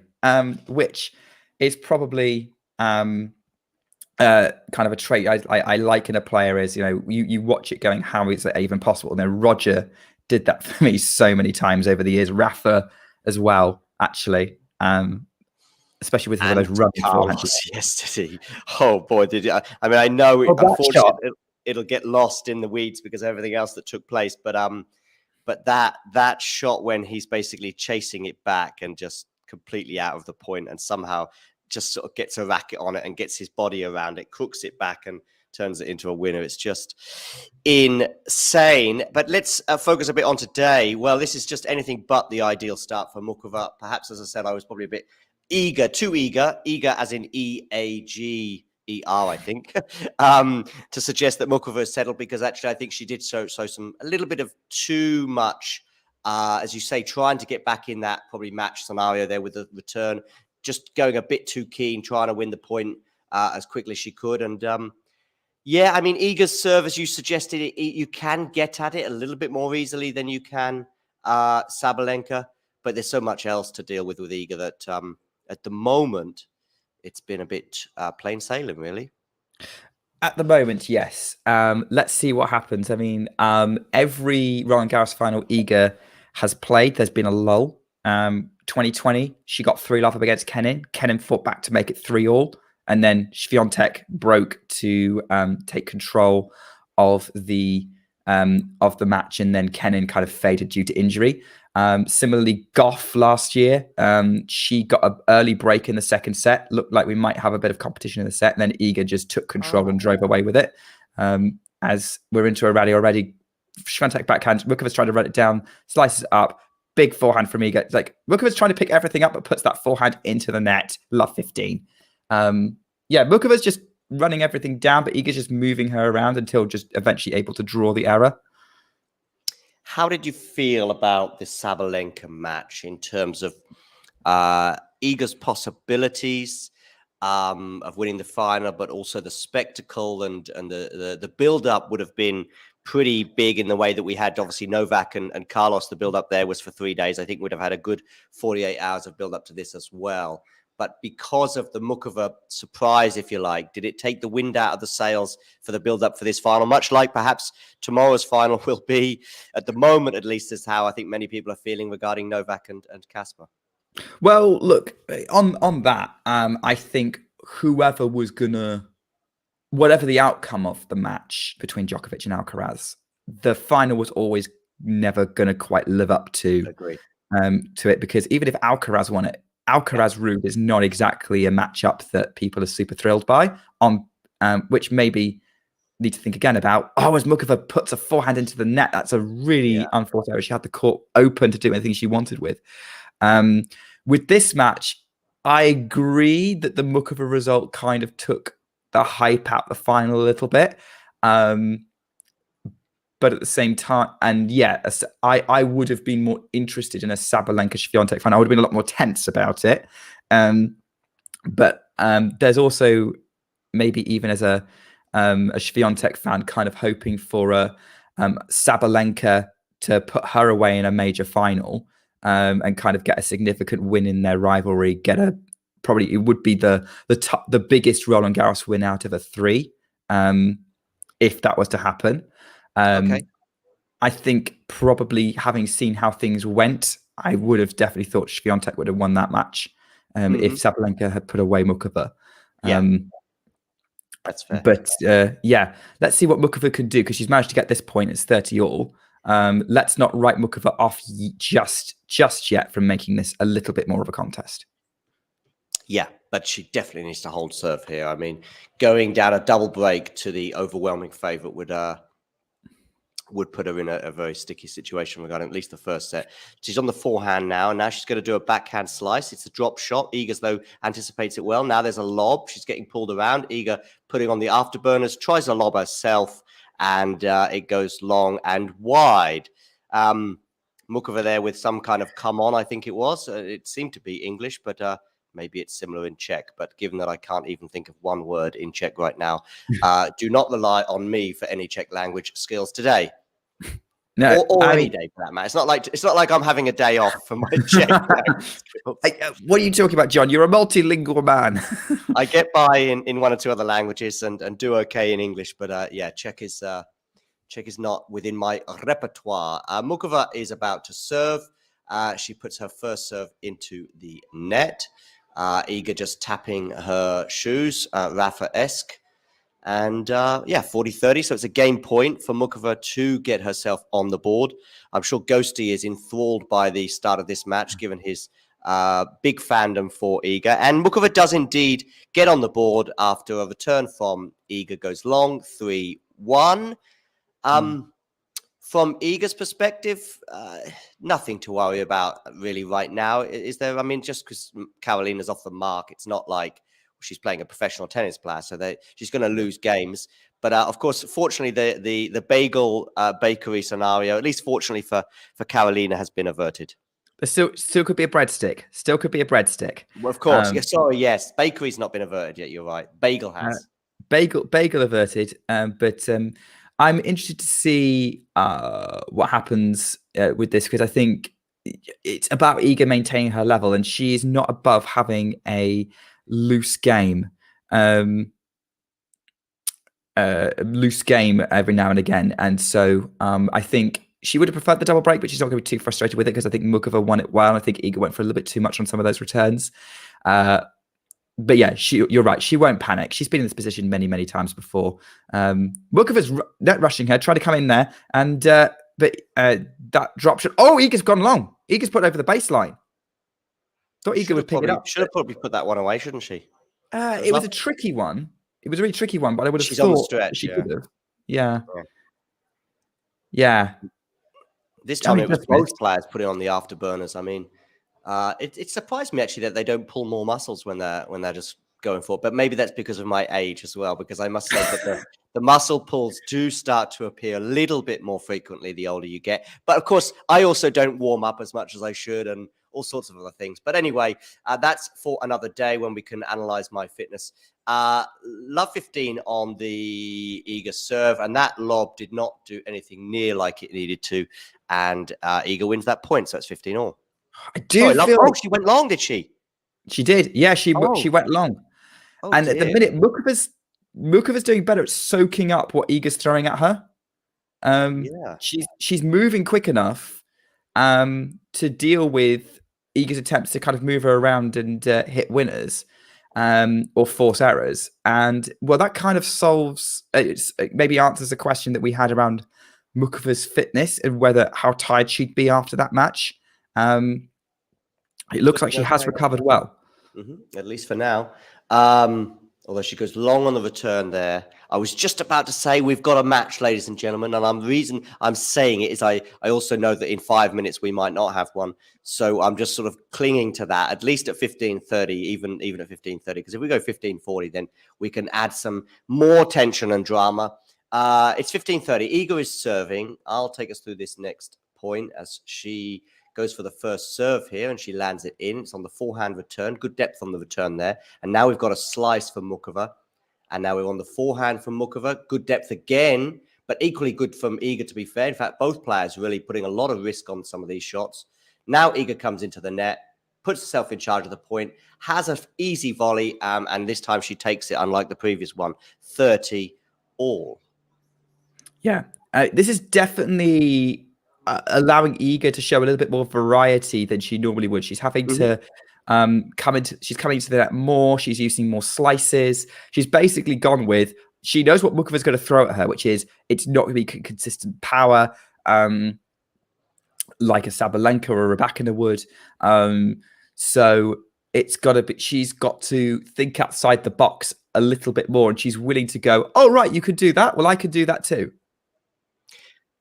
I'll come to your question in a minute, Sean. I know you're keen to know something about Muchova, and I'll share my thoughts and probably get Nick's. We'll probably do it at the end of this game during the changeover, actually. Anyway, Iga is serving 30 all, not out of jail yet. Forehand return from Muchova, good depth. She's going big on these returns, but she went too big on that forehand.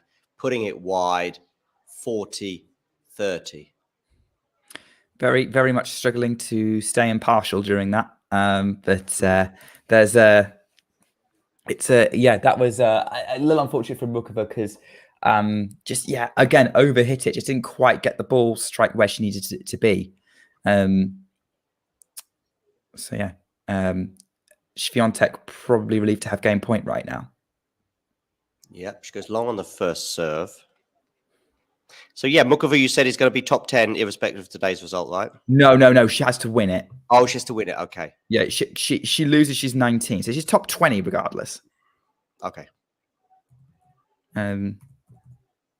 Which is still, pretty good. And I think, the only way is up given how few points she has to defend. Iga goes wide with the backhand, so we're at deuce, and I believe it's the first deuce of the match. Yeah. Yeah, that was a Iga occasion does this where she will go for the winner and just put it wide again. It's because she plays such high risk tennis that it happens like that. So they're probably frustrating for her that she put it wide because that would have sealed the point otherwise.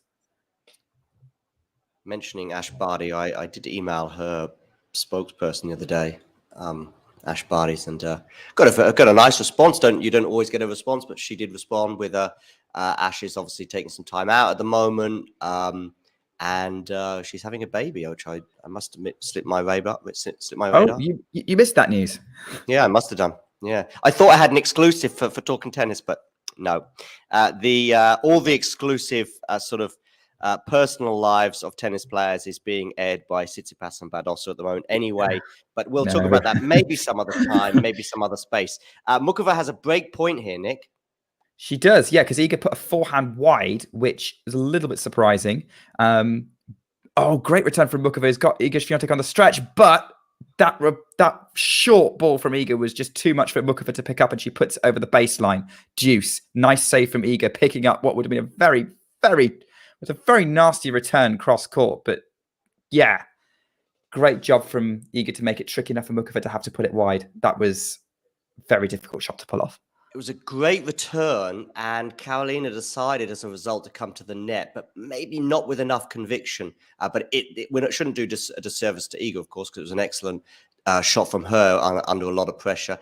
As Muchova this time goes for the slice sort of drop shot, but this time it goes into the net. So now we have game point for the world number one.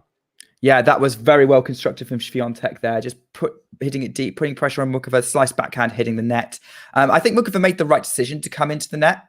Maybe not a lot of on the last point, because I think if she'd stayed back, the angle would have been really tricky. Would have been, that's true. To pick up. Game point. Yeah. Oh, you put it into the net. I don't know who's talking us through this one. You can talk through. Okay, so second serve for Swiatek. Let's see where we get to with this one again. She's taking her time with this one a little bit more. But again, goes out wide, kicks the serve up. Muchova's backhand to Iga's backhand. Muchova goes up the line with her backhand. Now Swiatek's got it. Oh my word, that's a great volley from Muchova coming into that. Taking control again thanks to that return. Indeed. So this game is turning out to be a little bit of a mammoth one, a bit of a marathon. And I think it's something that Karolina needed to do to sort of just remind everyone that there were two people in this final, because for the first three games at least anyway, it might well have felt otherwise. We're at the third deuce of the game, but more significantly, we're actually almost eight minutes. So there's been a few rallies involved here, and we've got a serve onto the forehand of Muchova. Now it's a slice for Muchova, but that's gone well long. And she drops her racket in frustration. 24 minutes for 4 games, or almost 5. Game point for Iga Swiatek. Just had a message from Jack. I will get back to you in a second in a WhatsApp form. He's just asking me if I fancy a spot on his podcast, and I'm pretty sure I can do it. So I'm saying that to everyone right now. But I'll respond to you, Jack, shortly. You've just confirmed live on air that you are doing the next episode of On the Line. It should be fine. I'm sure we'll find a window in the next few hours, that's for sure. Okay, forehand goes to the backhand of Iga. Now, that's a good volley there for Muchova under a bit of pressure, of course. Back to deuce. Yeah, she's definitely. She said when she's controlling it, again, Muchova's just coming in, trying to shorten the point and put the pressure on. That forehand putting Iga at slight disadvantage. They're definitely. It's all about moving each other around right now. And I would say that if Muchova can cut the errors, she's going to give Swiatek a lot of a headache. Very big headache. Yes, it's the errors from Muchova. I mean, she's obviously having to be aggressive at times, but sometimes they're just sort of not in the middle of some of those slices that have just gone well too long. She hit that one long? I think she has. Yes, yeah, she has. But she's going for it, at least not necessarily for winners, but she's just trying to put pressure on Iga and keep her back by getting as close to that baseline as she possibly can. And on that occasion, she went a couple of centimeters too long. Yeah. And that's what you have to do against Swiatek. You have to rush her. That's the only way you can beat her. Yeah. It's particularly on the forehand, because if you give Iga time, she's going to do whatever she wants to the ball. Indeed. Iga serving here. Game point again. We must be nearing 10 minutes for this game. This time she goes down the tee. Backhand from Iga. Backhand slice from her opponent. That's a good depth there from Iga, and she holds for 4 games to 1. Stepping into court there, being very positive, looking to be aggressive and take control. I've just been looking this up because I wanted to see the live first serve percentages. It's really interesting that, at the minute, Muchova's first serve percentage is way better, which is not surprising. Iga's first serve percentage went up from 59% to 63% over the course of the game. Muchova's is 82%, and yet she's only won 33% of the points when her first serve's gone in. Okay. Which goes to show how good the Iga return is. I think Swiatek will be very pleased with how that game went. That's going to give her a confidence boost, which is something you might not necessarily think that she needed, but there you go. I think just in the vacuum of this match, I think it helps. I mean, as you say, I think broadly, I don't think she'd be lacking too much confidence coming into this match, as we can see actually here from some stats. I'm just going to share on the screen for you. Her win ratio at Grand Slam singles tournaments. So in Australia, it's 95, and same at Roland Garros. Sorry, I'm looking at Margaret Court there. Sorry, she's got the record at Australia. And so actually, Iga's third on this list for Grand Slam win percentage at a particular tournament. So she's just behind, for example, Margaret Court in Paris. But maybe winning today might inch her even closer. Chris Evert and Sellers as well on that list. There was also a question from Sean regarding Muchova that I wanted to address as well. And basically looking at these stats tells it all, because she's just excellent kind of everywhere, Muchova, because he was just asking about her surface scenario. And as I was pretty sure that she'd had deep runs at all 4 slams. And I mean, if you count the 4th round as a deep run, perhaps you might look at quarterfinals, but look at the consistency there at Wimbledon, hard courts, of course, of Australia and New York. And now she's been at a final. So she's just very, very good on all the surfaces. However, maybe you need to be a bit better than very, very good on all the surfaces. You're better off having I'm just trying to think, somebody like maybe a Boris Becker, who surprisingly, despite the amount of clay court tournaments in Germany or clay courts in Germany, was always very much a grass court specialist. So if you've got a specialty, if you like, for a surface, it's probably better than being an all-rounder, unless you're just unbelievably good on all the surfaces, like a Sabalenka, for example. Yeah, I mean, let's dig a little bit more into the Muchova results here, because, it tells you this, but that semi-final in Australia, she beat Ash Barty, who was looking dead set to win the tournament, and pulled off an amazing win there. And those quarterfinals were her first 2 visits to Wimbledon, and the only time, and she didn't get there last year, but arguably she was still dealing with injury problems in 2022. So, I think she's definitely an all-court player. Regarding your point about is it better to have one specialist, I think it depends on how good you are, because there are plenty of surface specialists who get forgotten about because they'll win a few 250s on the surface and don't get beyond the 4th round of a major. I think you have to be either exceptional across the board or exceptional on one. and both are impressive for different reasons. Ghosty here. I think he might be referencing a short that I published from Damien recently about Damien's trip to Bonn. We got an ace from Muchova, and from memory, or is that a double fault? I think it's double fault. Double That's fault. a double fault because that was the second time I've badly called a shot today. Anyway, so we're at 30 all. Yeah, I think he's referring to a short I posted from Damien talking about his Bonn experience and how few Germans he met during his time here. Man, the public transportation in Bonn is wonderful. Can't wait to move. Ghost is on fire today, as this often is. 30 all now on the Muchova serve after that double fault. Good return from Iga. Now on the forehand of Iga, pushing Muchova around, and she can't deal with that on the slice. 40-30, we've got 30-40, sorry. We've got a break point here as we look at Iga's team. Yeah, it's a vintage Iga point, just taking control with the return and forcing her opponent back with deep forehands. Yeah, great point there. Massive opportunity coming up to just take a stranglehold of this set. Coach Ghosty here. Look, Ghosty's feeling like he's a coach now, talking about court position there. This is way back with that. It was. I know that's my fault because I could have addressed it before, but I think we were big and deep. Well saved from Muchova. That was a well saved break point. Comes in on the backhand, hits the winner up the line. Yeah, great shot. Indeed, and she needed that. Deuce. What's the match clock at the minute? We're on what? 35 minutes, something like that. 34 minutes. Yeah, it's been it's been a while. Let's say that. I mean, we're considering 32 minutes. Sorry, considering we're only at potentially the end of the 6th game. Excellent serve from Muchova, unreturnable. Game point. She's not going to be that. I don't think it's going to be that easy for Iga to put away today. Okay, yeah, she's not going anywhere yet.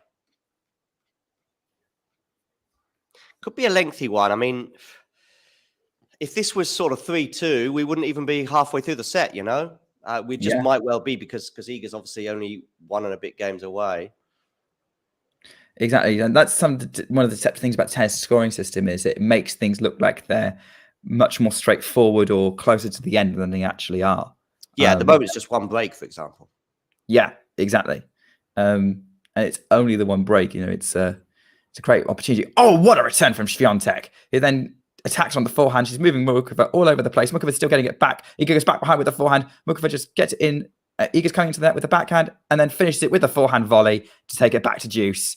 That was, brilliant. Just moving Muchova around, coming in when she saw the opportunity to finish the job. Just seeing Iga put that simple volley away, Nick, made me want to ask you, what are the sort of weaknesses in her game? I mean, I don't see her at the net as often as I do other players.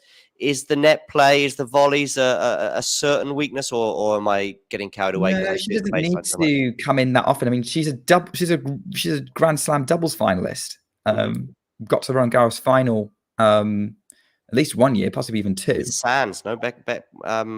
Is her surname Sands? Matek Sands, double barrel. Okay.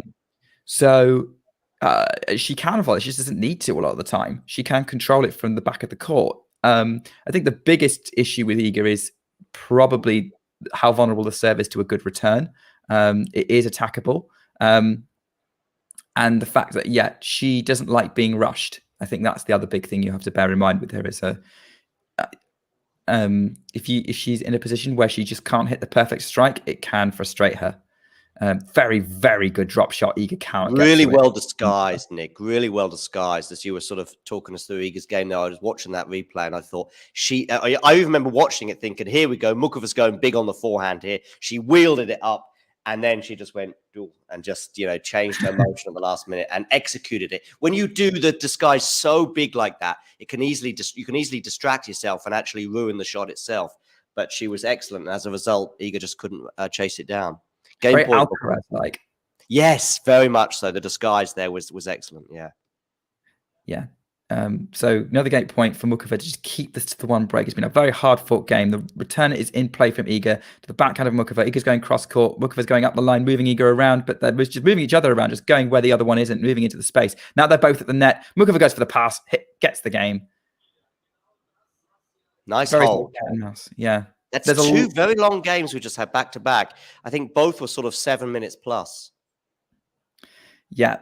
Absolutely. Yeah, very, very long games. There's a lot of battling here. I think now they're into full flow. They're using both their games are very much around moving their opponent around and making them uncomfortable. So they're basically almost countering each other here to see who can do it the best. So I'm interested to see what Muchova can do here on this service game of Swiatek, because Swiatek did have to get to love 30 last time. Yeah. Yes, indeed. I think she faced one or two, might even faced a break point. I'm not sure. But it was a lengthy game, that's for sure. So Iga Swiatek serving at 4-2. No bakery for the first set. I can say that now. We can confirm it. The bakery has been, the bakery was unable to open as yet. As yet, indeed. She got asked about it at a press conference recently. And I think I've heard her mention it a couple of times. I think she does find it amusing. It's obviously part of her fandom. And I think we all sort of liked it as Muchova puts the return into the net. But I think she didn't want to get distracted by it during the press conference. It was probably about 10 days ago, probably after a fairly routine win. And she sort of gave it a straight bat. You know, she sort of said, well, that's for the fans. It's not something I preoccupy myself with. Which is helpful, I think, because I think the big thing she put it down to was she wants to respect her opponents more by not just assuming that she's going to destroy them every time, which, you know, will also help her in her game-wise, because she can't assume that she's going to win every match that she plays. Otherwise, if she has a bad day, it's going to be even more frustrating. Return from Muchova goes long, 30 love. The other thing being, if she's assuming that she is going to be winning 6 love every game, again, it's going to get in her head when she doesn't. And I did used to think that maybe when she's not winning easily, it bothered her a lot. Used to bother her a lot. Now, since my recent delving into Iga's career for popcorn, as Muchova puts a volley well beyond the baseline, 40 love Iga, I've realized that she's much more of a battler than I thought, and has become better at it in the sort of the last 18 months or so. Maybe she does get frustrated when she's not winning easily, but she doesn't check out of matches. The New York run was particularly impressive on that front, I thought. I mean, not necessarily 3 setters all the way, but just having to dig in when she wasn't playing her best. Exactly. Yeah. And that was probably in many ways her most impressive major run, that she won it despite not playing her best. Yeah. On a new surface in terms of winning a slam. Good return there for Muchova. That's a Garcia-esque like that. Just how far that was, because she stepped in there. Yeah, right. She really did step in on that one. Yeah, really did. And again, that's frustrating Iga a little bit. It's very similar to how sort of the opening game went a bit. But Iga's got another couple of points to put this one away. Yes, she's got a cushion 40-15. Okay, so Iga serving. She's had 4 winners today compared to her opponent's 10. So Muchova certainly bringing it today in terms of aggression. Good return there from Muchova as well. Backhand there was a bit more tentative, but it forces the error. In fact, I would say that was an unforced error there from Iga on the forehand side. It had a low bounce, so it did make it a bit tricky. Maybe that deceived Swiatek as well. So now it's 40-30. Still got a game point. I'm not quite sure about the temperature today in Paris, but there's a nice breeze there. We can see at least with the flags blowing there. And of course, those flags are the ones that represent the 4 cities where the majors are held. That's why we see the British, French, American, and Australian flags there. Okay, backhand now, forehand Iga, backhand from Karolina Muchova. Now it's Iga's turn to change it up, and Muchova goes long on the forehand, perhaps as a result. And it's game Iga Swiatek. 5-2, still a break, just 1 break, but now Muchova, big trouble in this set. Yeah, just having a look at the live stats at the minute. So yeah, as we've said, like Muchova has hit 10 winners compared to Iga's 4, but she's also hit 13 unforced errors compared to Iga's 5, and 13 forced errors compared to Iga's 6. So whilst Iga's not hitting like outright winners, I would say that she's maybe, if you want to call it like positive points, where she's hit a shot that's effectively one other point, then it'd be 17-16 actually. So they're pretty even on forcing each other into making mistakes and taking control.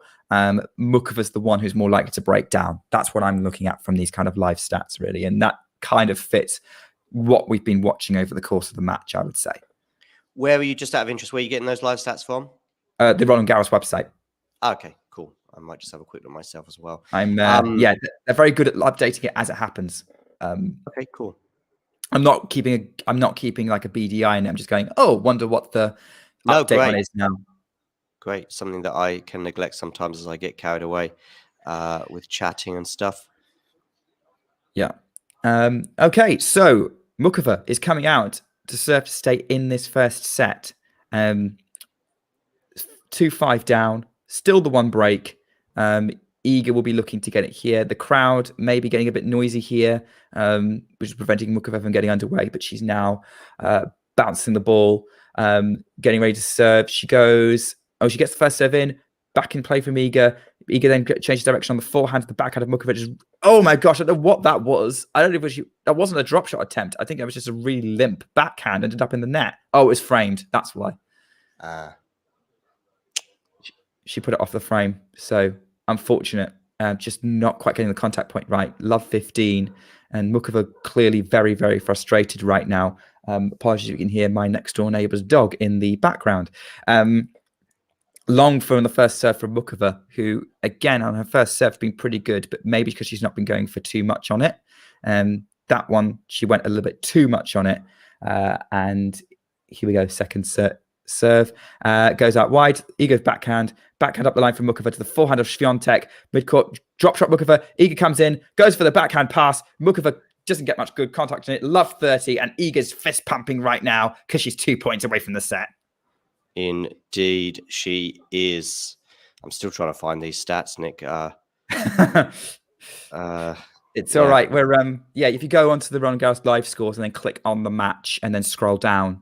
I just see news tournament visit and ticket store. Anyway, maybe we'll have go to tournament live matches. Okay. For those who want to follow the live scores as well, as Muchova hits a very good set, but then puts the backhand along, trying to go back behind Swiatek, puts it up the middle of the court. Another unforced error. Love 40, 3 set points for the world number 1, who is confirmed to stay as world number 1, regardless of the outcome of this match. Yes. Thanks to Muchova defeating Sabalenka in the semifinals. Yeah. So Muchova serving, love 40 now, goes long on the first serve. This is not a great game. Swifter conclusion to this set than I think perhaps many of us thought with those lengthy games prior to this. Love 40 right here. Serving, second serve goes down the tee. Good spot serving there, I would say. Clips the net, goes into the net herself, puts the volley in. Is that going to be a good lob from Iga? It is. It's put her in charge of the point. So much so, she ends up winning it by putting it behind her opponent. And Iga Swiatek takes the first set, drawing the first blood in this final. She brings out her notepad, probably just to make a quick note of, did I win that set? Yes, I did, 6-2. And she's going off court, actually. So maybe she's going to... Interesting. Which I would have thought, given she went off court against Haddad Maia with a very similar set, and then it all went horribly wrong. I don't know why she's repeating that. Yeah, I remember that. Yeah, because I think I saw her notebook then as well. Yeah. Yeah, Ghosty, I don't know what the tennis app says, but yes, that does sound about right. Certainly, it's the same on the Roland Garros scores as well. I think it's just been updated to 5 winners for Iga. Okay, yeah. That's probably in the last couple of minutes, though, as you suggest. So, a routine first set and routine match so far for Iga? Depends on your definition of routine. I would say that wasn't an easy set. Yeah, we'll go with routine because obviously, it takes a lot of effort to even win a 6-2 set against a top professional. any top professional player. I would say there's a difference between routine and easy, which is your opponent doesn't give you anything. Your opponent just gives you everything you need to work off. Yeah, I would say routine's probably better. The kind of set that Iga's used to winning, of just having that slight edge on an opponent throughout the set, and then making the most of the advantage. So yeah, 6 games to 2. I'm assuming you're taking a photo of the stats that are on the screen, because he cannot find them on the website. I've got them on the website, but actually they're a little bit trickier to share just because of the makeup of the shape of the website, etc. But I will be sharing them shortly with everyone. Yeah, 10 winners to 5 now, as you just suggested. So yeah, that's according to, at least for Ghosty, he says he's a little bit surprised, maybe because he's looking at the scoreboard, seeing obviously 6-2 for Iga, and I think also game style wise, you expect Iga to be hitting a lot of winners, and Muchova isn't a power player. You don't expect her to be hitting winners, but hers are a lot more about placement and timing. I think maybe it's down to expecting Muchova to be the more aggressive, like not expecting Muchova to be the more aggressive player. Maybe more down to sort of ideas of who they are as players than the scoreboard. But I don't know. Only Ghosty can answer that. Indeed, yes. Shawnee there, the winners takes it all, obviously giving us a bit of abo, I guess, in the live chat. So Andy Murray's in action, right? Is he in action right now or a bit later? He's in action right now. It's a first set tiebreak in the Surbiton Challenger, the Surbiton Trophy. Already some British interest today because it'll be at least Katie Swan taking on Yuna Vikmai in the final. Swan beating Lily Miyazaki in an all-British semi-final. But oh wow, she won, did she? I've just posted a video of Swan, actually, an interview that Jamie did with her yesterday after her very impressive win over Tatiana Maria. Yeah, did a very good job. So yeah, she beat Miyazaki pretty comfortably, 6-love, 6-1. However, Vikmai was too good for Katie Bolter. So interestingly, if Katie Swan wins the final, she will be the British #1. Yeah. There's been a few sort of nip and tuck players that have been in with a chance of that recently. I think is it either changed hands 2 or 3 times recently? It's not changed at all. It's just Emma Raducanu's had it for ages. It says Jodie Burrage could have got it, but she hasn't played for a few weeks. And then she hasn't played for a few weeks, so she missed an opportunity. And then now Katie Bolter is in the live rankings ahead in the live rankings. But unfortunately, she lost today, and now she could still get it. Like Vikmai was very, very good. I could see her beating Swan in the final, but if Swan gets it, then she's in the British #1. Still no British women in the top 100 though.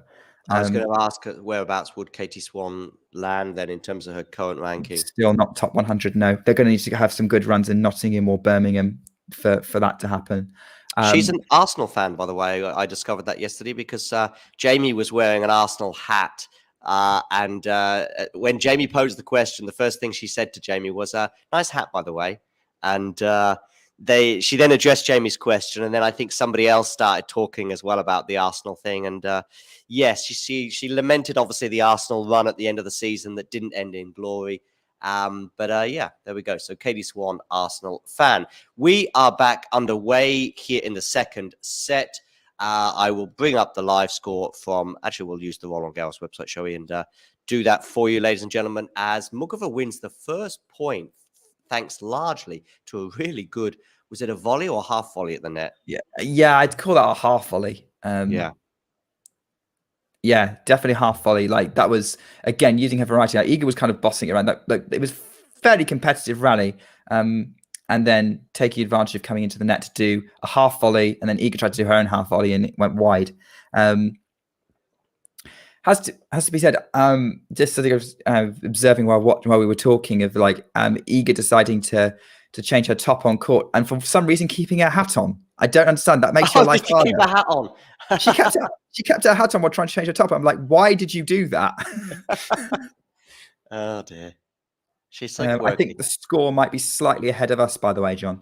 Oh, okay. I might actually just use a slightly different one. I'll go back to Google. I think that was pretty much in sync with us.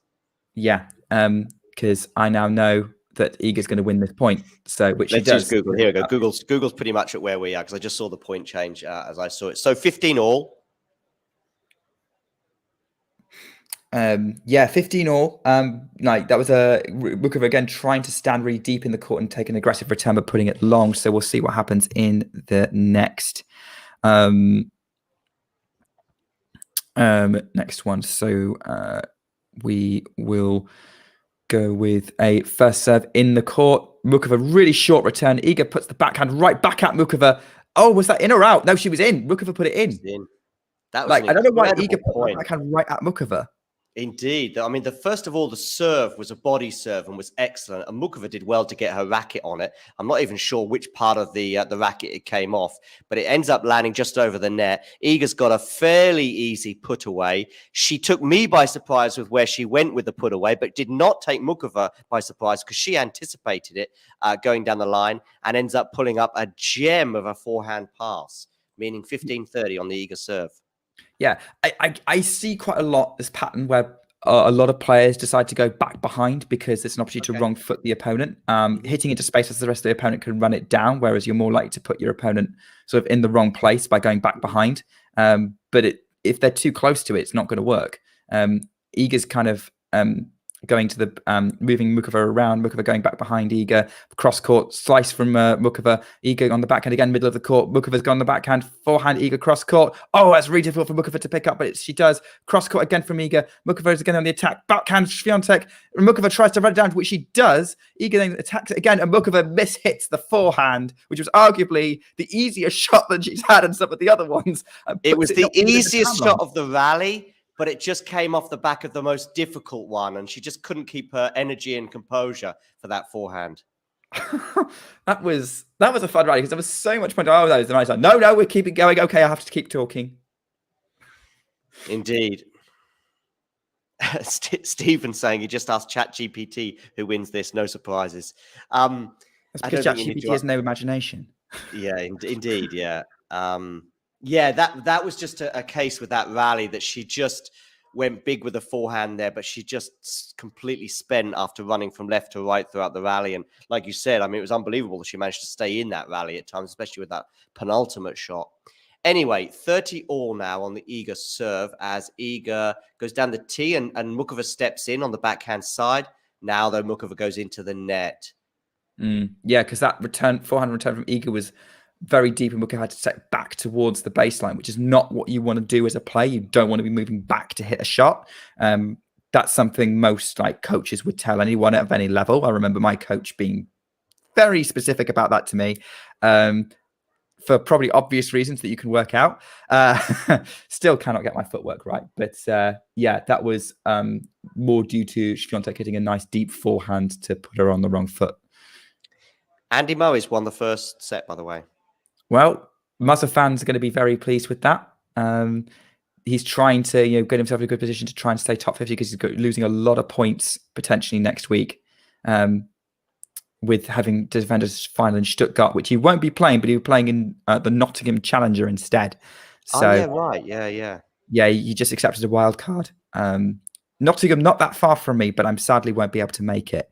But Haddad Meyer and Sakari are also in action in Nottingham as well. They've taken wild cards. The Nottingham Challenger, is that the same week as Birmingham? No, it's this week. It starts on Monday. Okay. So, so it's the Challenger for the guys. It's a 250 for the women. Okay. But yeah, so Murray, first set against Jordan Thompson. Thompson's the defending champion in Surbiton. So could be a good win for Murray if he wins it. But yeah, Iga already getting the first point. Point there. Seeing some interesting chat there. Yeah, so the last big clay court match of the year before we were going to the grass, then some more irrelevant clay, and then the hard courts in the US.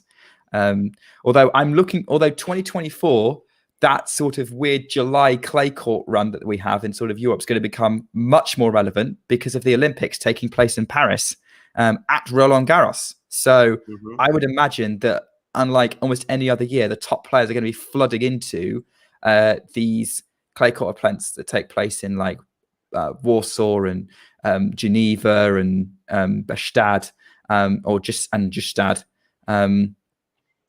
to get as much preparation as possible for Roland Garros. As Iga coming into the net to try and finish with the backhand ends up hitting it off the top of the net and beyond the baseline. So unforced error there. Otherwise, she could have put herself in a really good position early in this game.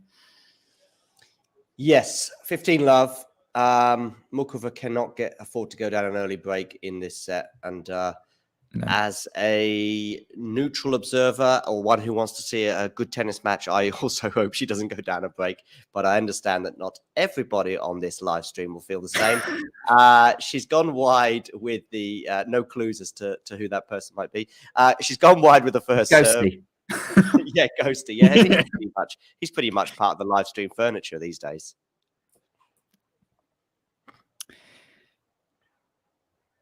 Oh, is it going to rain tomorrow? Is it, Matthew? That would be interesting if it is raining. That would. I don't think it will probably have that big a bearing on the final, but it could. Well, in terms of who wins it, I don't think it'll have a bearing. But actually, no, it could have a bearing in terms of the length of rallies. We saw the roof closed for Rafa against Zverev last year, and we all know how that panned out. Not just in terms of the injury, but in terms of the insane length of the rallies. So, which would play perfectly into Djokovic's hands because he likes long rallies way more than Casper Ruud. He does, and I think he likes them more against Casper Ruud as well. It's just like I remember the indoor final they had last year on a quick surface, albeit in Turin, and as soon as it sort of went into a rally, like 4 or 5 shots, I was thinking, Casper, you've got to get out of this hole. You've got to get out of it somehow. And one of the problems that Casper had in that final, by the way, in Turin, was just changing it up, changing the direction, changing the pace, changing something from the dynamic, which is something he had to do.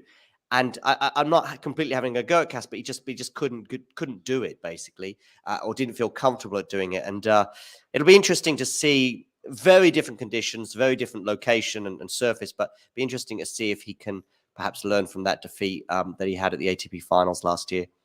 Okay, so Muchova here anyway, a bit of trouble. 15-30.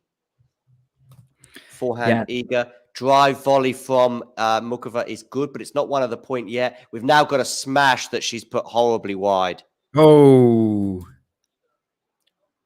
That's not great. No, she had that point. It was in her control, and it's another unforced error for Muchova, and this is really costing her now. I don't know if the sun played a role in that. It was a harder drive volley, which she did pretty well with. And then she had a smash, but she couldn't deal with that, unfortunately. 15-40 here on the Muchova serve. She goes to the forehand of Iga. They're now exchanging forehands. Muchova now on the forehand goes long and wide, and we have a break of serve. So it is 2 games to love for the world number 1, Iga Swiatek. Yeah, sure, Nick. I've just seen your message. Cool. Yep, 2 love, Iga Swiatek. Yeah, 2 love. This is, you know, I mean, scorelines. No, I'm not going to say anything. I'm not going to say anything because it's going to commentator's curse whichever way I go. And I think at the minute, if Muchova can steady the ship, then she can still make it interesting. This match isn't done yet, but right now, Iga is just slowly more and more able to live with what Muchova's throwing at her. An excellent passing shot there. Oh, yes. Sean is asking about the Queen's lineup. Oh, by the way, do we know anything about Berrettini's fitness?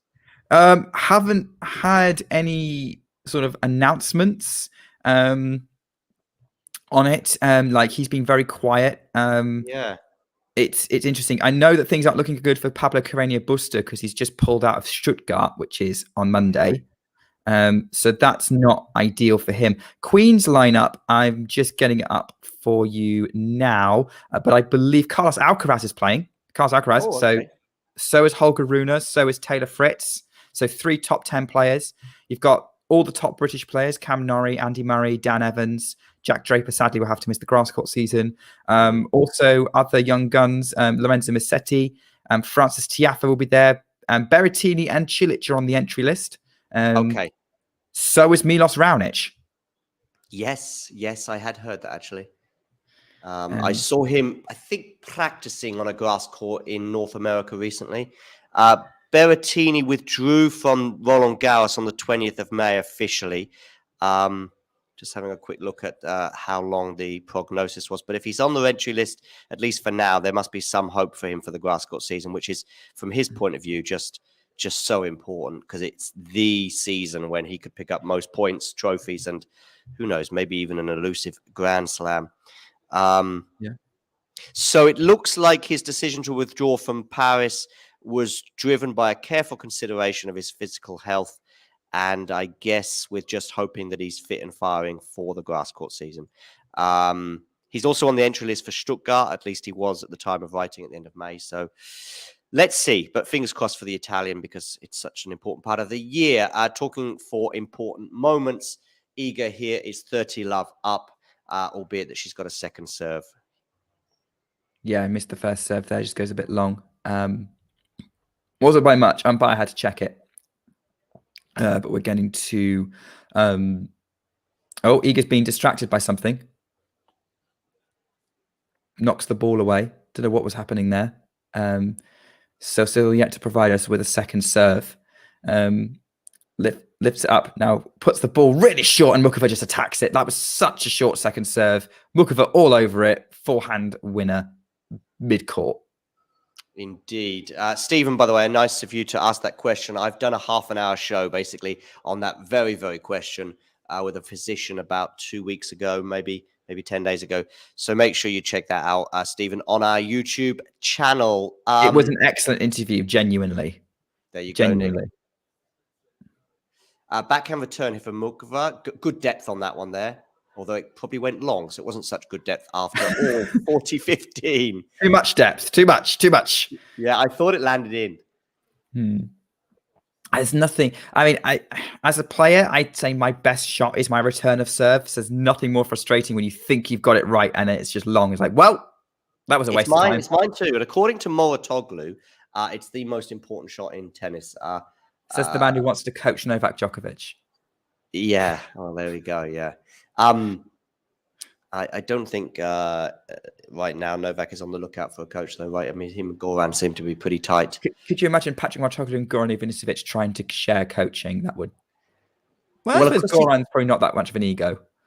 No, Goran's cool. I mean, he and Marion Vida, of course, shared the duties, sort of 2 slams each. And I think Marion Vida took on and Iga's held after she goes long there, Muchova on the backhand slice. Yes, they shared the duties. I think, for example, in Paris, it would be Marion Vida. I know that Nick is going to take a short break. In fact, we both will. And we'll be back with you in about 90 seconds.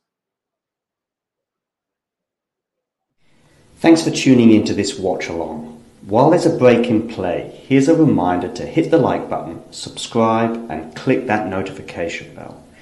Your support helps to keep the channel going. While we're here, you can now become a member to enjoy perks, including badges for the live chat, but also bonus material, such as interviews with top players from both ATP and WTA tours. The membership link is pinned in the live chat. You can also follow us on Twitter, Facebook, and Instagram. So whether it be serves or volleys, forehands or backhands, serve bots or drop shots, we've got you covered. Whether that be via our website, talking-tennis.com, where you can read features and interviews from our top writers. Or if you prefer us in audio form, you can subscribe to our podcast on Apple, Amazon, or Spotify, or wherever you get your podcasts from. Remember, we offer you wall-to-wall coverage via our regular watch-alongs, magazine shows such as Nick's WTA Weekly or Damien and Mario's ATP version. Plus, we deliver top content from people on the ground, actually at the tournaments, so you get even nearer to the action. So, what are you waiting for? Hit that subscribe button so you don't miss out on all things tennis.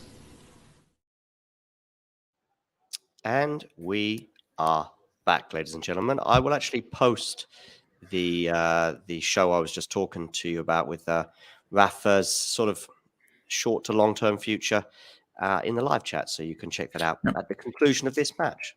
Well, whilst John is doing that, we'll talk you through what's happening. Is Muchova has missed the first serve, trying to sort of keep herself in this match. Backhand returning play from Iga to the Muchova forehand. The training backhand, it's sliced from Muchova, bringing Iga in. Tries to half volley, but it goes beyond the baseline. At the minute, Iga's kind of getting wise to Muchova's tactics. She kind of jumps up, trying to maybe Muchova's kind of like jumping up and down on the spot, trying to like keep her fresh, keep her kind of keep moving, stop herself from maybe getting too stiff. Maybe some physicalities coming into this match at this point. But yeah, that was again sort of very sort of standard sort of cat and mouse, but Muchova going too long with the backhand. And now she's got a first serve on this point, gets it in play. No, it's just long. It's just long. So she's got a second serve for it.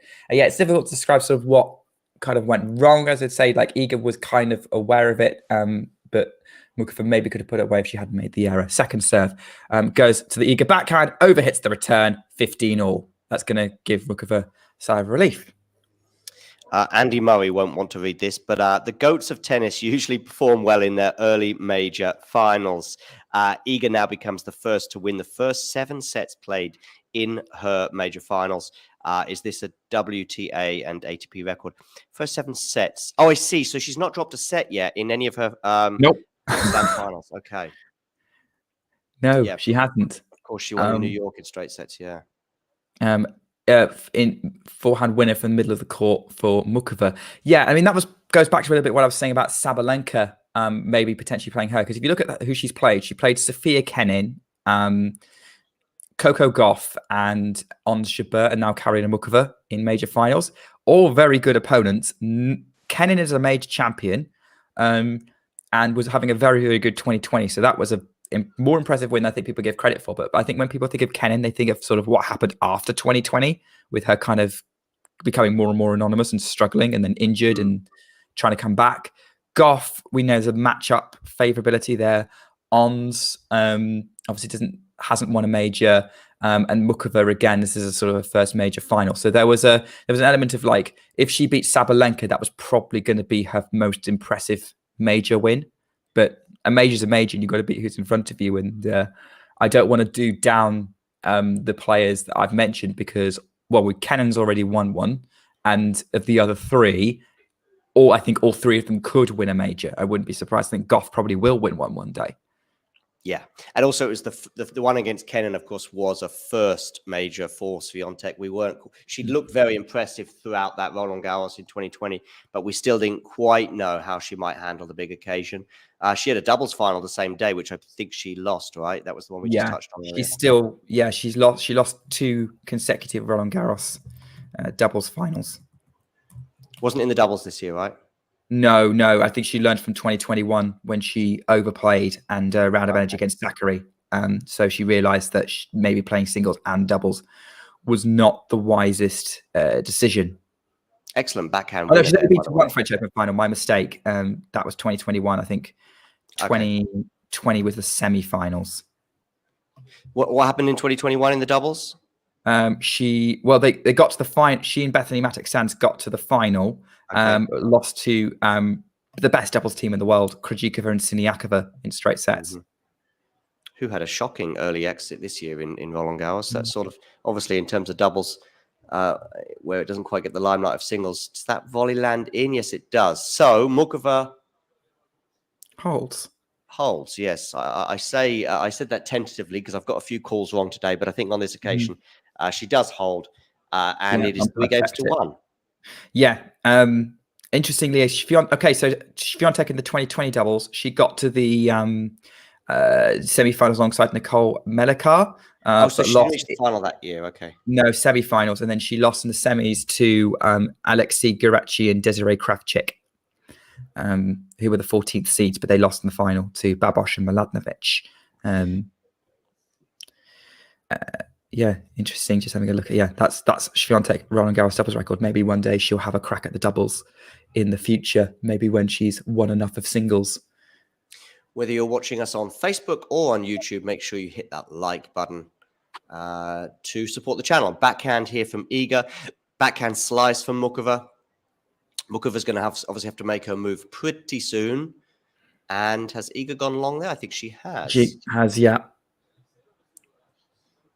Yeah, she has just overhit the forehand, just overspun it, and she's kind of mid-court trying to finish the point. And again, it's one of those rallies where like she was trying to finish the point, and Muchova just kept getting it back and drawing the error in the end from Swiatek. And that's one of the things that Muchova is very, very good at.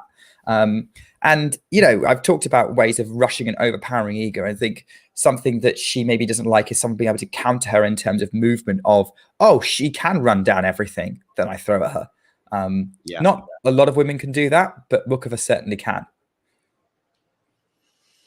And we've got a backhand going wide from Iga. So now it's love 30 as a little clenched fist from Muchova is seen. Very similar pattern to that first set because we had love 30 at 3-1 service game for Iga as well. Did we? Yeah. Yeah, it was 6-2 that first set, but Iga was never entirely comfortable on her serve. There was some lengthy juice games for both players on both their serves. And I think Muchova had at least one break point in that first set. Yeah, she did. She got advantage again at the 3-1 game in the first set. Okay. So, yeah, she's definitely not out of this set at all. Drop return for Iga to set up the forehand. Iga going inside out on the forehand. Winner. Fist pump. Couple of cautious shots there from Muchova, and Swiatek made her pay. Yeah, definitely. I think that was a couple of short balls, and you cannot give Iga Swiatek short balls because she will punish you unless she's having a bad day, and then she'll overhit it. But that's not as often as punishing. 15-30 on the Iga serve. She goes to the forehand of her opponent. Now she's moving Muchova around. A forehand slice now for Muchova. And Muchova basically just left rooted to the spot after another forehand winner from Iga Swiatek, 30-all. Yeah. Interestingly, they are much more even on winners' counts in this set. Iga's hit 3, Muchova's hit 5. So that's I think they're becoming a little bit more Iga's kind of matching Muchova a bit more. Maybe Muchova's taking the aggression back a little bit. Indeed. So 30-all, big point coming up as Iga seeks a 4-1 lead, which would feel massive at this stage. Yeah, for sure. I mean, 6-2, 4-1 would be yeah. Again, only the one break though. So but it would feel pretty good. Forehand to the backhand of Iga. Good depth there from Muchova, or was that long? That was one of those was long. I think that was the Eager backhand. That was long. Yeah, indeed. So it's 30-40. So it was a good depth from Muchova. I took a risk there with that one because that could have landed out. But I think not as big a risk as she took, of course. But no, excellent. Forcing the error from the racket of the world number one. And we now have the second break point for Muchova in this match. Swiatek's stats on the break points have been pretty impressive, taking 3 from 4. Muchova has yet to break Swiatek's serve. But actually, it probably felt like more than the one break point in that first set because the amount of times we had lengthy games. Backhand return from Muchova. Good depth on that return. Forehand Muchova. Forehand again for Muchova. Forehand now for Iga. Muchova goes big down the line and breaks serve. And we are on serve now at 3-2. She went big. She took a risk on that forehand down the line, and she breaks. So we biggest winner that Muchova has hit this match. Not necessarily in terms of power, but in terms of importance. Decision, yeah. Yeah. I think, leveling this set's going to give her a bit of a confidence boost. I don't think Iga's going to be too frustrated with that. We'll have to see how she reacts to it, but I think she'll just reset and look for the next opportunity to break. Muchova, on the other hand, is going to be under pressure to try and consolidate and get herself to 3-all in this set. She looks pretty happy with herself there, though. I mean, so she should. I mean, she's back in this set. I don't want to quite say back in the match yet because it still feels like a long way from that stage. But that point, in terms of feeling like she's back in the match, will be greatly enhanced if she holds serve. I think that's the... I mean, I know it's kind of stating the obvious, just watching Casper Ruud warming up for his second French Open final and his third Grand Slam final overall. Coming back to Pam Shriver's point, by the way, for Casper, but also, of course, Ons Jabeur would fall into this category.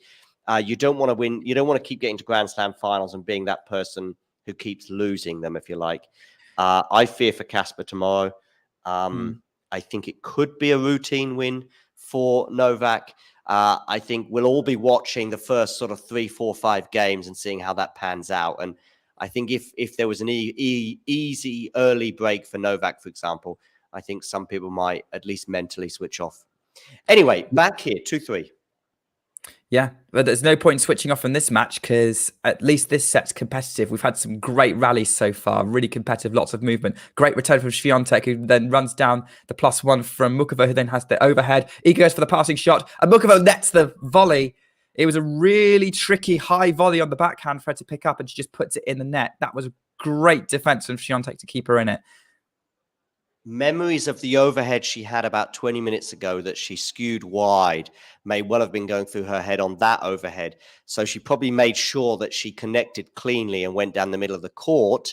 Unfortunately, that then gave Iga the chance to sort of remain in the rally. And Iga did more than just remain in the rally. She basically produced what was effectively a winner off that. It wasn't a clean winner, but you know what I mean.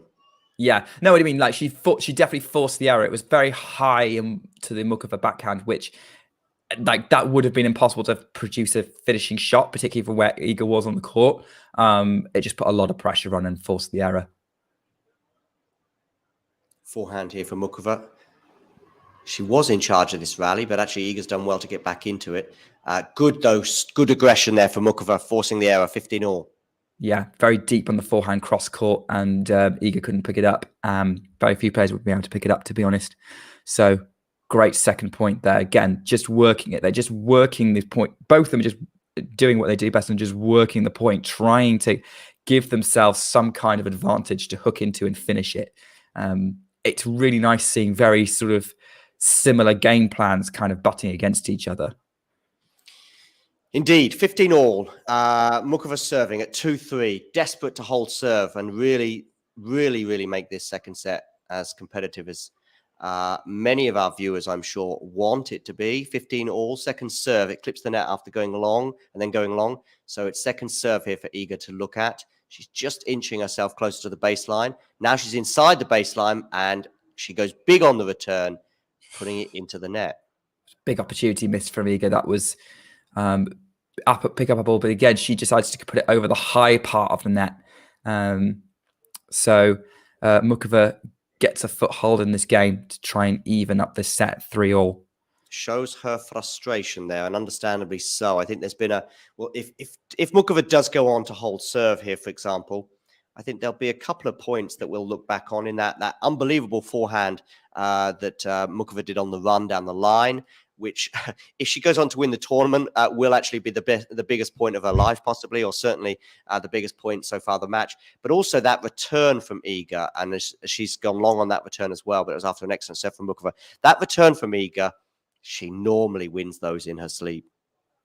Yeah, normally. I mean, I don't know. I think she was trying to go over the high part of the net. She was a high-risk return.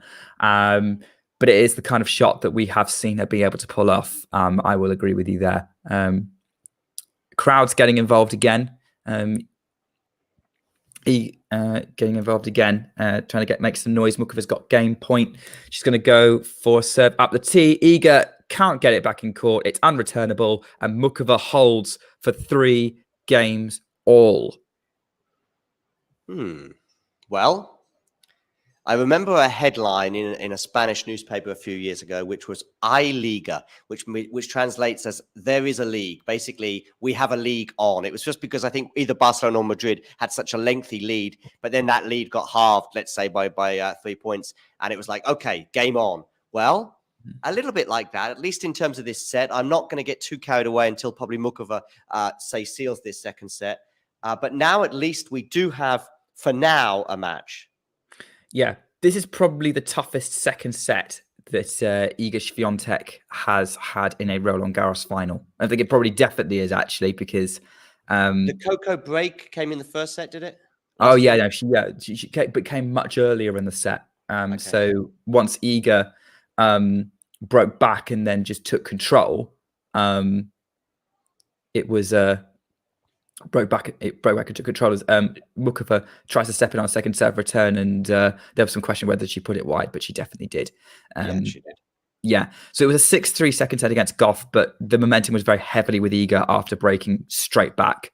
Whereas with this one, I think her momentum is being killed a little bit by Muchova's efforts. Yes, 15 love there after, as I say, Muchova she'd had some success in this set in particular by stepping in early on the second serve return, but that time she went, I think, certainly wide and maybe long too. Okay, forehand return off that serve. Now we're into the rally. Until now, that is, because Muchova goes wide on her forehand. 30 love. Yeah, again, just struggling a little bit with that sort of high top spin forehand that Iga produces, and Muchova just spinning, putting her forehand way wide, just doesn't seem to be able to get much purchase on it. It looks very like a wild error. It's just, I don't know what it is. It's just she doesn't seem to be able to deal with the height and the spin that the shot's producing off the Paris red clay. As Swiatek, had a great return from Muchova, who then goes inside out with the forehand, stomps away because she's missed it. 40 love. Yeah, 40 love. Loved putting out a little bit of tension in. It's like, did he miss it? Did he get it? I don't know. I know. And I guess you're like me. You've got the volume down, so you can't hear the screeches of out. Yeah. Well, we don't want to get taken down for having match audio in there, do we? We indeed. Forehand to forehand now during this rally. Backhand from Iga. Good depth there from Iga. Backhand again from Iga. Backhand slice from Muchova. Muchova staying in this rally, doing well to do so, actually. Backhand now, Iga changing direction. Again, the backhand from Iga, which has been pretty solid today, I would argue. Backhand slice from Muchova.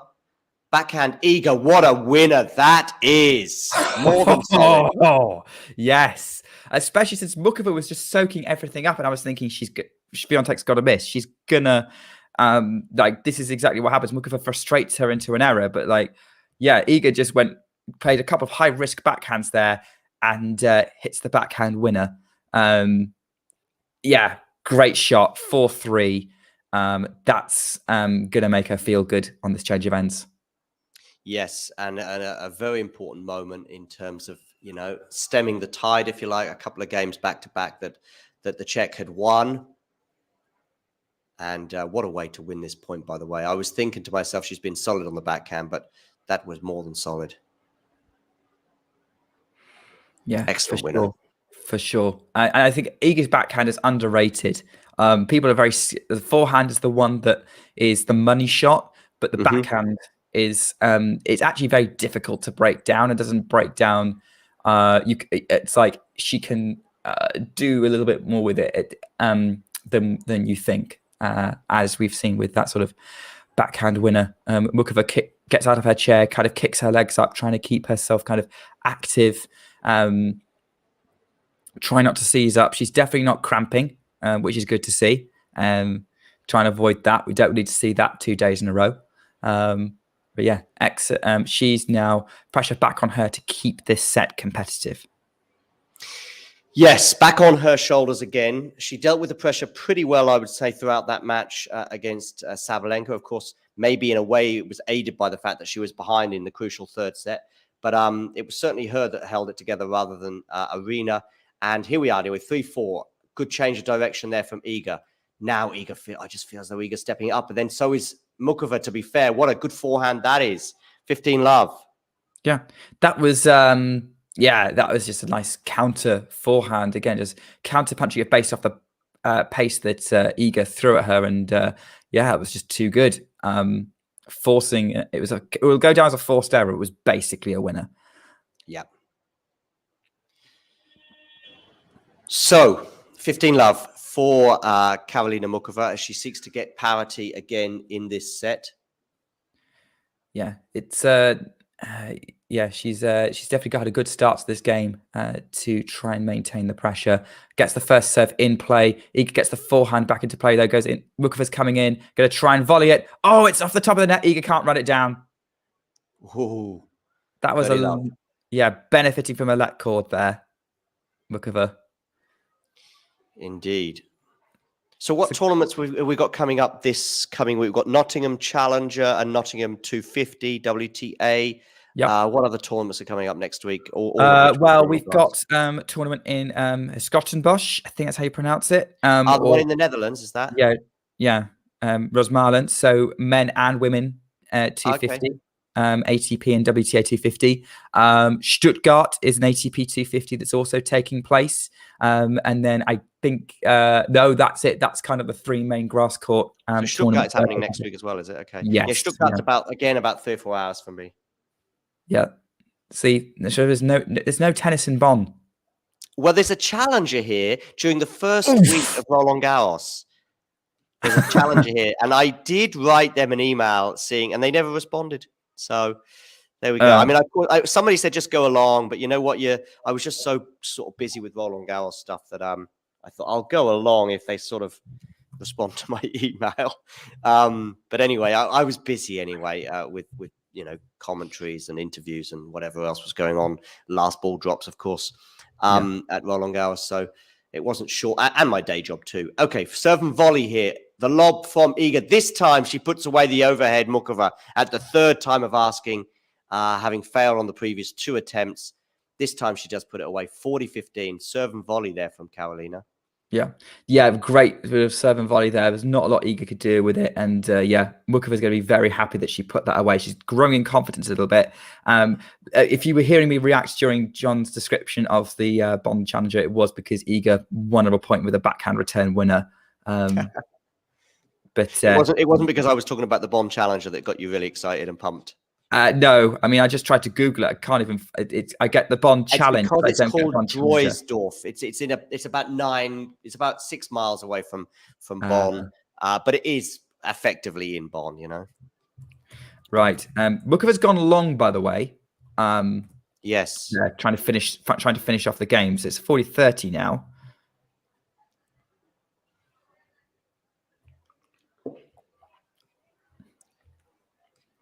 Doesn't need to make her life too complicated at the minute.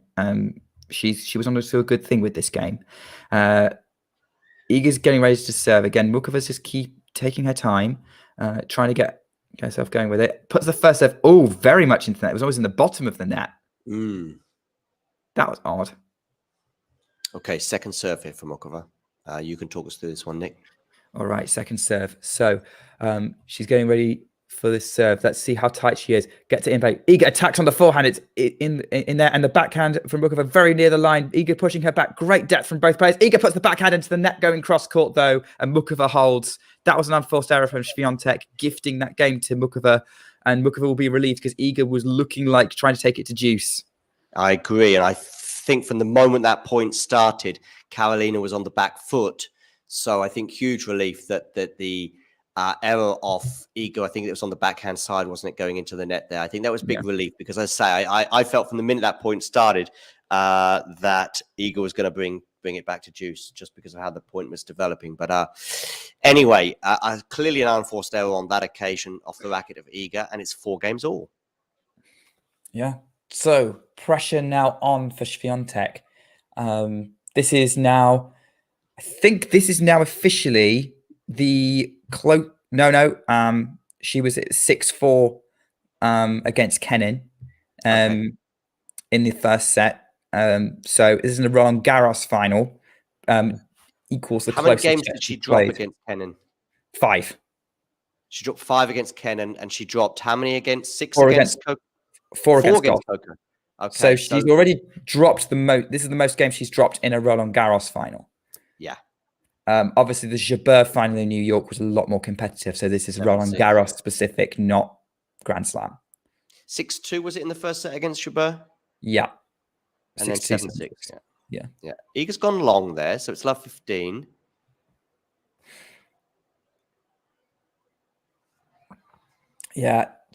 Technically, she's behind in this set now, and I think it might well be the first time she's been technically behind in this set. Yeah, because she got the opening point of the 3-3 game. Try to keep herself positive. She's definitely not out of it, but she's probably a little frustrated that she let that break go. It was actually at this end that she let that break go, actually. So maybe she's struggling with the sun a little bit at that end of the court. I think it's something as a viewer and even a commentator, I think we can sometimes forget about these changes of ends. It's not until we hear the press conference afterwards and you go, oh, that's why there were so many breaks of serve, on that end. Oh, love 30 now. Yeah, she's overhit the forehand. Like, she's running around to try and hit it, going for the winner, and she's very frustrated that she missed that. She's like shouting her box and giving a sarcastic thumbs up. Is that her psychology person, Abramovich, in her there as well with the white hat on? That's right, yes. I thought so. Who's been with her pretty much since she reached the top of tennis, really, or at least in terms of winning slams. She's been on board since... I think she was on board just before that 2020 win, right? Yeah. So I think she just got on board because Iga realised that was something that she needed to have a lot more control of. And, let's face it, the players who have got some kind of mental coach, mental support have done really, really well. Ons did as well last year. Great serve from Iga, but Muchova's still getting it back in. Now Iga's on the run for the backhand. Muchova drop shots. Iga's going to try and come in. She's got to the drop shot. Oh, no, Muchova lifts it up. Iga's going to have to run back behind it. Backhand lifted up from Iga on the lob. Is it going to land it? It does. What's Muchova's had to do? She'll do an overhead from the baseline and puts it in the tram line. 15-30. Iga's going to breathe a sigh of relief. Muchova's going to be frustrated. They were both running that down. They both deserve to win that point. Great rally. Excellent rally. Iga did really well with that lob, by the way. A lofted ball, I should say, that it was really tricky. I mean, 4 times out of 10, you mess it up, I guess. So you'd still probably think Muchova is going to at least get it back in play. But it was really tricky, especially after having to go so deep, backpedaling like that. Anyway, Iga's not out of trouble yet. 15-30. You can talk us through this one as well, Nick. Yeah, I know, not out of trouble yet. We've had 2 love 30 games so far. One she dug herself out of, one she was broken and she's missed the first 7 where it's off the top of the net and way out of court. 15-30, opportunity for Muchova. She knows that she can attack the Iga Swiatek second serve. But where's Muchova saying? She's actually standing pretty far back, goes for the forehand, gets it into court. Iga goes cross court with her forehand. And Muchova mishits the forehand and she's now frustrated. She's pointing at her head. 30 all. It's Muchova's turn to be frustrated losing the point. That was there. And again, it's just wild on the forehand. Yeah, that's a frustrating one for Muchova. There was a break in this game there if she wanted it. I'm not wanting it, it's one word, but you know what I mean? There was a chance with both those previous 2 points. For sure. Okay, Swiatek goes for the first serve. Muchova gets it back in and loops the forehand. Long from Iga, and it's break point for Muchova to take control of the set. Iga yet to drop a set in a Grand Slam final. This is, well, I mean, I guess going to a tiebreak with Ons would probably be on a par with this in terms of how close at this stage, at least. Break point Muchova. Again, Nick, you can talk us through this extremely important point. High tension here in Philippe Chatrier in Roland Garros, Paris. There's a little bit of crowd noise, I assume, because Iga's kind of having to stop and then restart.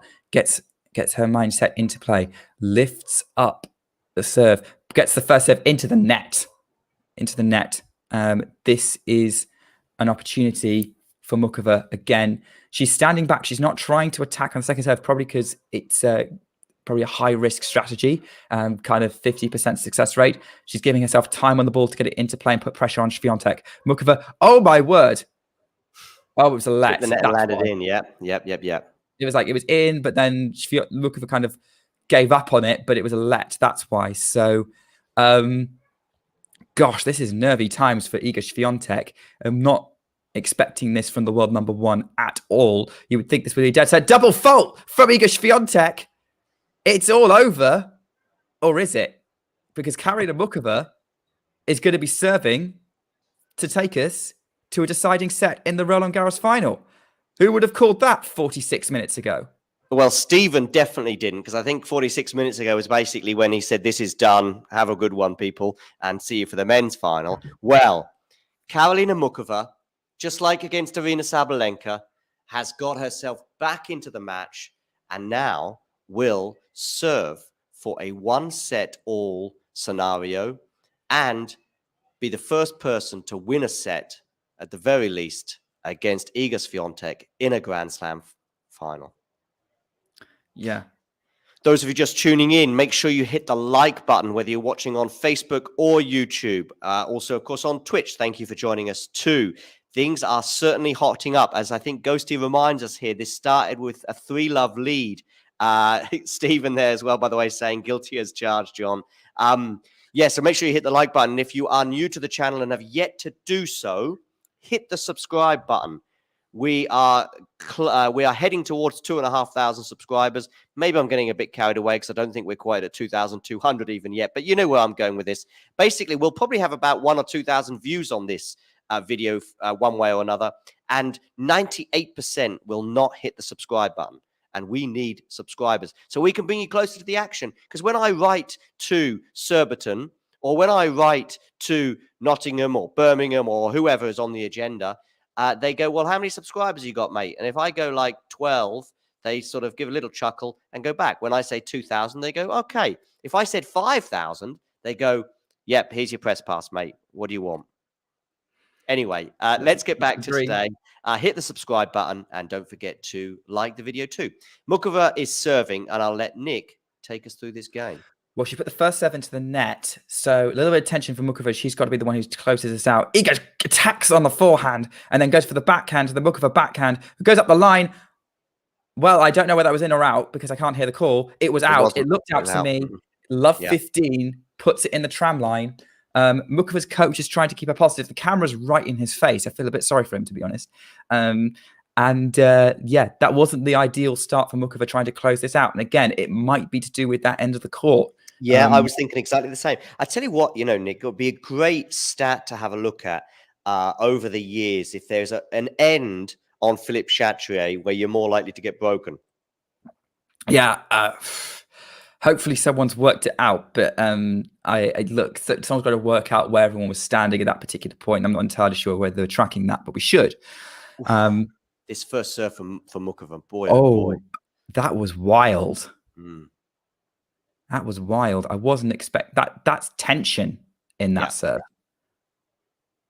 And Iga will be feeding off that tension. Yeah, which she needs to. Iga feeds off striking situations. They're into a rally now, going to the backhand. Muchova slices and goes wide. No, it's still going. Goes up the line, but this is that one. Love 30. I wasn't sure about that slice as well. And I took a deep breath to see whether the point was going to continue. It did, but then she pulled the trigger just like on the previous point on the backhand side. And just like the previous point, she went wide. And Iga hasn't had an opportunity on the Muchova serve since, the second game of the set? Yep. This is the biggest one she's had for a while. First serve again, way long. Way long. Yep. The tension is high, or maybe that's just in my living room. Second serve, backhand in play from Iga. Backhand Muchova cross court to the backhand of Swiatek. Backhand, they're trading backhands right now. Muchova goes slice up the court. Swiatek forehand cross court. Muchova has to dig that one up. Sets it up for Swiatek, who just clears the net with it. Then tries to do her own slice, but that one's out. Had to try and do a counter slice. Puts it beyond the baseline, 15-30. This time, Muchova remaining patient and just hoping for the error off the Iga racket after that 11-shot rally. It did eventually come. I felt as though the first slice for Muchova, Iga dealt with it with aplomb. But as it turned out, and I was thinking the second time the slice came, as Iga was sort of approaching the net, I was thinking, I'm not sure if that's going to work. But in fact, it did, as it forced the error, or brought the error, perhaps I should say, from the racket of Iga. For sure. Yeah, I thought Iga was handling that pretty well, and I think that was definitely an unforced error to bring that up. Yeah. Second serve for Muchova. Again, she's not found a first serve in this game yet, because this game will not be over one way or the other. Backhand in play from Iga. Forehand looped up from Muchova. Iga again just clears that with her forehand, and Muchova hits hers, and it's 15-40 breakback points for Swiatek, and Muchova's looking to the sky in frustration. This is her big chance. It's been a tense game from her. I mean, at the end of the day, think about these 3 points that she's lost. They've all been unforced errors. But let's also look at the lack of first serves in this service game. And also when the first serves, they're not even coming close. They're going well off. And also the nervousness in the errors, like the backhand attempted winners, that forehand that was completely mishit as well. For sure. And again, it's like Muchova's aborted the ball toss. So she's definitely feeling it now. I'm feeling it here. Puts the first serve into the net and over. Second serve. Yeah, second serve again. Iga's looking to strike. Second serve into play. Backhand in sort of mid-court from Iga. Is moved around. Muchova goes to the Iga forehand. Again, Iga loops up. It's very difficult for Muchova to pick up, but she does. Goes inside out. Iga has to dig it out the ground with a slice backhand up the line to the Muchova forehand, who goes back to the Iga backhand cross court now. Slice from Muchova is going to go wide. It's gone wide. And Swiatek breaks back. It's 5 games all. This set's not done yet. Not at all. But I just wonder how much Karolina will regret that game. At the end of the day, let's see. This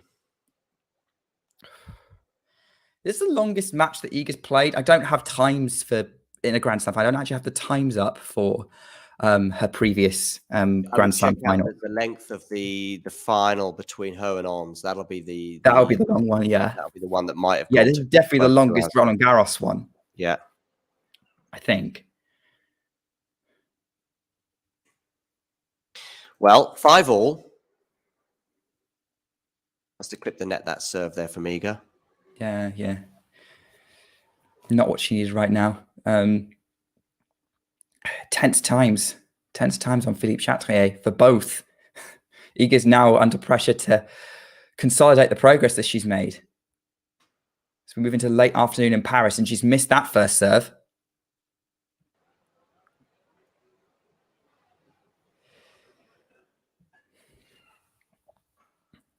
Yeah, this is what happens. This is watching tennis fanboy suffering live on air. Backhand to the Muchova backhand. Iga goes cross court with the forehand. Muchova has to run it down, puts it in the net. That was a wonderful forehand from Swiatek. 15-love. Indeed. Now, have we seen the momentum swing for the final time in Iga's direction? You would expect so, but weird things happen in tennis. I mean, it's on serve at the moment, and we could well be going into a tiebreak, and perhaps an early advantage for Muchova may swing things back for her in a second. But anyway, 15-love to Iga as she goes wide and potentially long as well on that serve. Either way, it's going to be a second serve for Muchova to look at. Again, she's taken a rather deep return position. It was enough to help her break serve about 5-10 minutes ago. Will it help her win this next point? It should do. Let's see what happens. It's a backhand in play from Muchova. The forehand of Iga going inside out. Muchova has to slice it just out of force to, really. And then Muchova again, just getting everything back. Iga's throwing at her, really. Goes up the line for Muchova. What a winner! 15-all. Excellent for Muchova. Yeah. Now, that was the shot, very similar to the shot that she produced about half an hour ago when she hit one down the line on the run. I can't begrudge her that, because that was an excellent running forehand winner, especially since she was somehow keeping herself in the point. I thought that last point before the Iga went cross court, Muchova was going to miss it, and she just got it in. Indeed. Backhand, forehand return into play. Swiatek goes cross court to the forehand. Backhand, Iga Swiatek goes way wide. 15-30. Again, breaking down under pressure.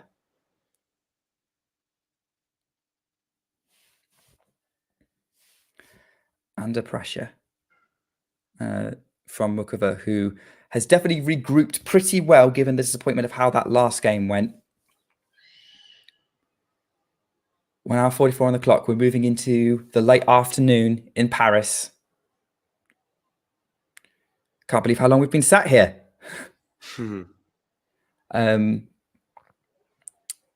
Iga gets the first serve in. Backhand into the net.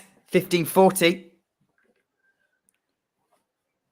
That was not great. That was a really, really tight backhand from Swiatek. Critical unforced error, not what she needed. And at the minute when she's been behind in service games, she's getting broken. Indeed. So here we go. 15-40. Chance for Muchova to have another go at taking this set.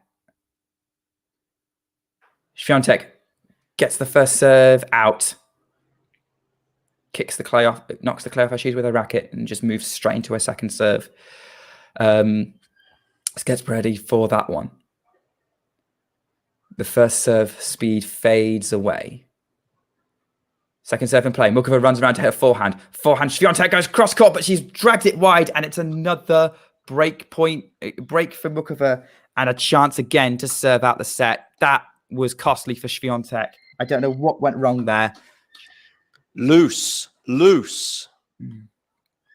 Not words that we would normally associate with Iga, and especially in a Grand Slam final. I was saying earlier, this kind of reminds me a little bit of that Rebecca match in Rome.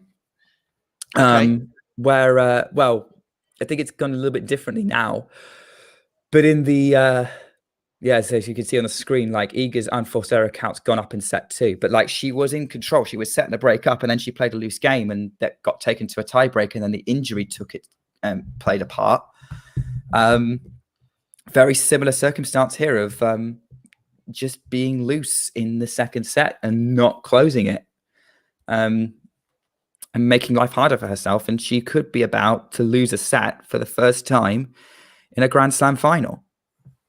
Yes. So looking at some of these match stats, Iga's yet to ace her opponent. I mean, she's not phenomenally well known for a big serve, but still, after 2 hours of play, as we edge close to that figure, anyway, you'd have thought maybe there might be one ace. Fairly solid stats, really, from her. She's obviously slightly ahead on pretty much all the serving stats. But the most important stat, of course, is the fact that Muchova is currently serving for this set. Again. Second time, second bite of the cherry. Indeed. I saw some bites of cherries and jokes in the chat there from Ghosty. And by the way, when I say aplomb, it's aplomb. It's like a smooth, I think he knows anyway. He was talking about plums and cherries and apples in the chat. And guess who's won the first point of this game? It's Iga Swiatek, who forces an error from, well, I don't know if it was it might be more of an unforced error, but that was a lovely backhand up the line that forced Muchova to go try and counter it and puts it wide. It's hard to say because that was a difficult shot to pick up, but I also think that didn't need to go as wide as it did. By the way, if you're just tuning in, hit the like button. And if you're watching on YouTube, subscribe to the channel if you are new. Muchova serving at love 15. Nick is going to take us through this next point. Every point just feels more and more important right now. Yeah, well, Muchova's put the first serve into the net. So that's not great for her. I mean, her serving stats are really, really odd at the minute in that she seems to be getting about as good a percentage chance on her second serve as her first. Double fault from Muchova to get to love 30. Second double fault of the match. And again, it's following a very similar pattern to the previous time she was serving it out, albeit she didn't double fault then. But in terms of the sort of anxiety levels, it's not helping her. Maybe they're just much more confident on return right now. This could be if it goes to a tie break, and I say it's an if, it could be very messy. Muchova gets that first serve in, goes back behind Swiatek on the forehand, who loops it. Oh, she just takes it over the baseline, unfortunately, trying to run it down. It was a very smart back behind forehand from Muchova to put Swiatek out of position. Who, just too good from Muchova. Gets that point, 15-30. Did she get a did she get a point in the last time when she was trying to serve it out? Yeah, she did. She did. Yeah. She got to 15, I think, in the last service game. Goes out wide with the first serve, misses. 15 no, it's an ace. It was an ace. It was an ace, 30 all. Yeah, it's an ace, which is a complete. She's all or nothing at the moment. 30 all. Now she's 2 points away from the set, bringing up her third ace of the match, tapping a little bit of clay out of her shoes as she prepares to serve again. That's served, by the way, 179 kilometers an hour. That's a big serve. 30 bigger than, I'd say they're probably about even in terms of serving. I mean, we say Iga's not done any aces. Muchova's done 3 for the whole match, and they've been going for nearly 2 hours. This is not a big serving contest. It's 30 all, and Muchova has a second serve. This is a big point because this is set up set point or break point. Iga attacks on the backhand. Muchova has to push back on the forehand. Iga goes cross-court on the backhand, but takes it long, and it's set point, Karolina Muchova. Indeed. Again, just drawing the unforced error on the backhand from Swiatek. She's just not been as solid in this set. Set point, Karolina Muchova, to take us into a third set.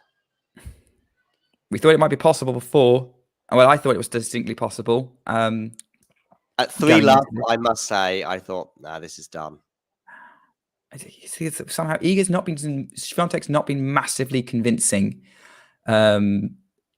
She's been benefiting from a lot of errors from Muchova, and Muchova's kind of cut it out. And that's a critical error on set point because Muchova's put the backhand into the net. Juice, ladies and gentlemen, we have 40 people watching. Wonderful to have you all on board. Whether you're watching on YouTube or Facebook or Twitch, make sure you hit the like button. Nick, you can talk us through these crucial points. The attention is high. It's 40 on the viewer's screen. It's 40 on the scoreboard. It's 40s everywhere as we're in juice. Yeah. We're in juice. The probably combined age of these players is about 48. Never mind, that's not relevant right now. Muchova aborts the ball toss on the first serve and then goes for it again up the middle. Swiatek manages to get the backhand into play, but is having to run for that forehand inside out. Muchova's at the net, goes back behind Iga, takes the winner, advantage and set point again. That was well played, taking full advantage of Iga being kind of pushed behind. Very, very good serve to put her on the front foot in the point. As she approaches the net, I was thinking, well, she's a huge favourite to win this point at this moment. But then I'm thinking about the magnitude of the occasion. I'm thinking you've got to keep your head here, and she did. Time stood still for me, and it may well have done for Muchova because she just did so and put that away with aplomb. Did you hear that, Ghosty? Aplomb, not a plum, aplomb. Anyway, somebody's reacted on Facebook with a teary emotion. I don't know whether that means they're supporting Muchova or Iga, or maybe they're just very emotional at our commentary. Anyway, this is a huge point. I'll talk us through it because we're in the middle of it already. We're in the middle of a rally, but I tell you what, Muchova's going from side to side, very much on the defensive here. Iga now, is she going to be able to put this one away? No, she's not. Now we're not quite at neutral. Iga there, pushing her opponent from side to side. Is this going to land in? No, it's not. So we're back at deuce. Second set point for Muchova goes a begging as I see a sign saying, Iga, I love you in the crowd.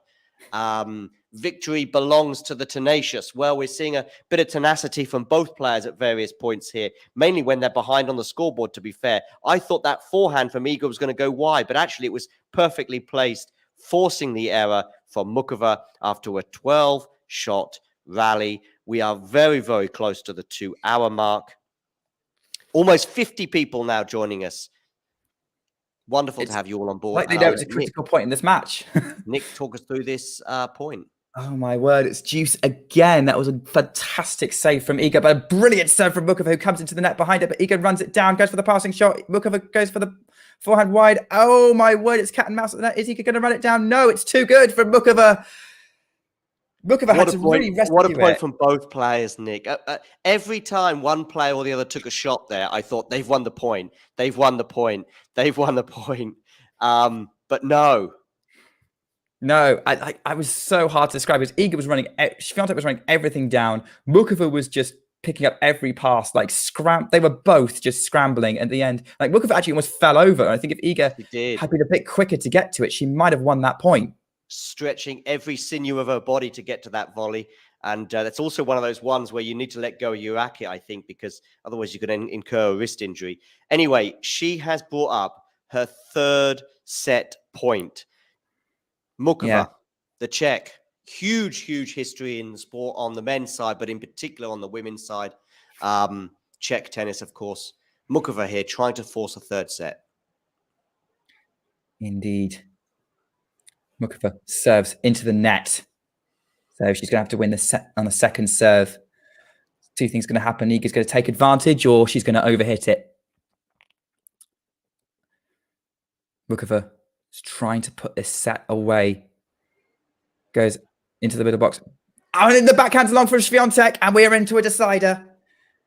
Muchova takes the set. Muchova takes the set after an error off the racket of Iga. As you suggested, I don't think Iga's been at her best today, but the observers won't care too much about that unless, of course, you're a Polish observer. We are into a third set. I did not see this coming. That must be 7 games out of the last 10 that went the way of Muchova. Sorry, not 7 games out of the last 10. 7. She won 7 games and Iga won 2. So it's 7 out of the last 9 that she has won to force this third set. Hats off to Muchova. And in answer to the question that Zikra asked in the chat, yes, indeed, Nick was touching on that earlier, that she will indeed go into the top 10. I'll have a quick rundown of these points and stats from this last set. We see 1 ace off the racket of Muchova to 0 from her opponent. This is just set 2 stats. First serve points, 157. Pretty unremarkable. But again, Muchova bringing it, playing the more aggressive tennis. Winners 12-5. That must be, I think, 22 in total off the racket of Muchova and 10 off the racket of Swiatek throughout the match so far. Hopefully, I'm not confusing the audience by mixing up set and match statistics. But anyway, listen, if we are getting confused, let's take a very, very short breather so I can at least get some water and we can all take stock. Thanks for tuning into this watch along. While there's a break in play, here's a reminder to hit the like button, subscribe and click that notification bell. Your support helps to keep the channel going. While we're here, you can now become a member to enjoy perks including badges for the live chat, but also bonus material such as interviews with top players from both ATP and WTA tours. The membership link is pinned in the live chat. You can also follow us on Twitter, Facebook and Instagram. So whether it be serves or volleys, forehands or backhands, serve bots or drop shots, we've got you covered, whether that be via our website, talking-tennis.com, where you can read features and interviews from our top writers.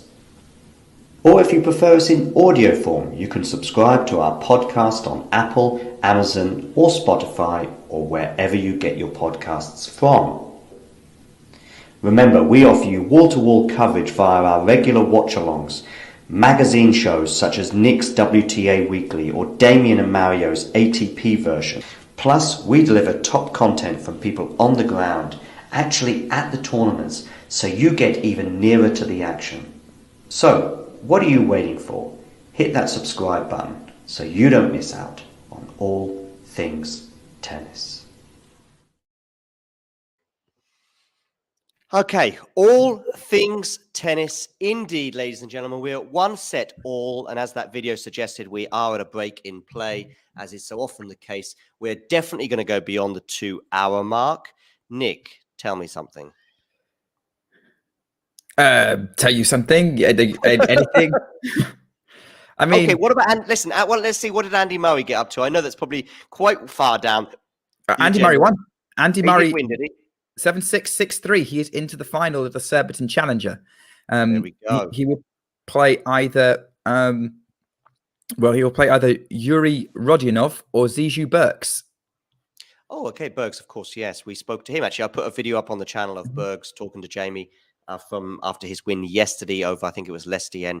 So make sure you check out that. But probably this is neither the time nor place to check out an interview with Bergs, as much as we may well like to hear what he's got to say, the Belgian. He's always actually quite good copy, to be fair. But there are a few things that are better copy than a Grand Slam final, especially when we go into a deciding set, as we are right here. Iga Swiatek will have a mini advantage, although very little in it, I would suggest, in terms of serving first. So, yeah, take it away, Nick. Oh, my word. Oh, Iga's off balance trying to hit that backhand, which hit right back on the return at her by Muchova. And it's love 15. Yeah, just really deep return. Iga didn't really move, ended up off balance and almost fell backwards. Not the best start to this set. She's kind of kicking things away. They've had a bit of a break. Yeah, this is not what she needed right now. The momentum's very much against her at the minute. As we said, Muchova has won 7 of the last 9 games. She's completely turned it on its head. They're kind of into a rally now. Forehand up the line, Swiatek. Muchova lifting her forehand up. Backhand. Oh, long from Swiatek. And she's now yelling at her box. I'm not surprised because Muchova's running down everything Swiatek is throwing at her. I'm just trying to think of Czech players to have won this tournament. We've obviously had Krejcikova just 2 years ago. Mandlikova, did she win the French Open at some point? She did in 1981. Okay. I know Novotna didn't win it. Of course, she's a Wimbledon winner.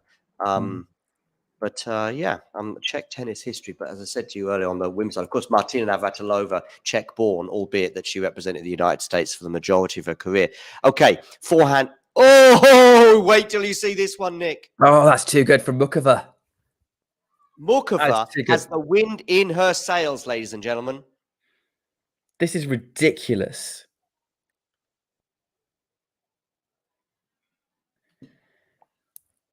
That running forehand cross court. Iga mid court couldn't pick up. Break point chance. Like Iga's had break point chance against her last. Is this like the 3rd or 4th consecutive service game? 3rd, I think.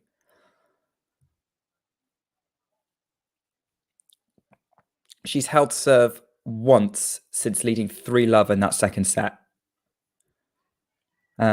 which is incredible to think, really. Second serve is a double fault. Iga's already a breakdown in the 3rd. So that's and she's yelling at her box. Games out of 10 now. She doesn't know what to do. She doesn't know what to do. She doesn't know how to handle it. I think the issue at the minute is, looking at the stats, Swiatek's unforced error count's gone up. Definitively has gone up. Muchova's has actually stayed pretty similar. From set 1 to set 2. But she was much more able to force the points a little bit more and be a bit more positive in that second set. And again, it's because Swiatek maybe just had a critical dip. Muchova got a confidence boost. This is why she's right back in this match. And now, not only is she back in the match, Muchova is ahead. Indeed. First time in the entire match that I think, unless she was serving first, I don't remember, but you know what I mean. Huge moment here now as Muchova also wins the first point on her serve. She's leading 1 game to love and 15 love. And I'm telling you now, let's think back again to that moment in the match when it was 3-love to Iga Swiatek in the second set. I think none of us, maybe not even Karolina Muchova, saw this coming. When was that running forehand winner that went up the line? That was at the beginning of the second set, but I don't remember exactly when. But yeah. I said at the time, and also there was a forehand return about 5 minutes later from Iga. I think that was already when they were back on serve, maybe around about 3-2, or maybe even 3-all. But the forehand return that I picked up from Iga on a second hand return at 30-15, I said those 2 shots were like, if we go into a third set, I think I said, because I still didn't think that Muchova would put herself in a winning position. I said those 2 shots may well be shots that we look back on. The running forehand winner that you just touched on, but also the return of serve from Iga. Anyway, 30-love, Nick. You can talk us through this point. Well, Iga's looking very frustrated right now. I'm not surprised. Muchova's bossing this right now with an ace. And it's 40-love. And she's won the first 7 points of this set.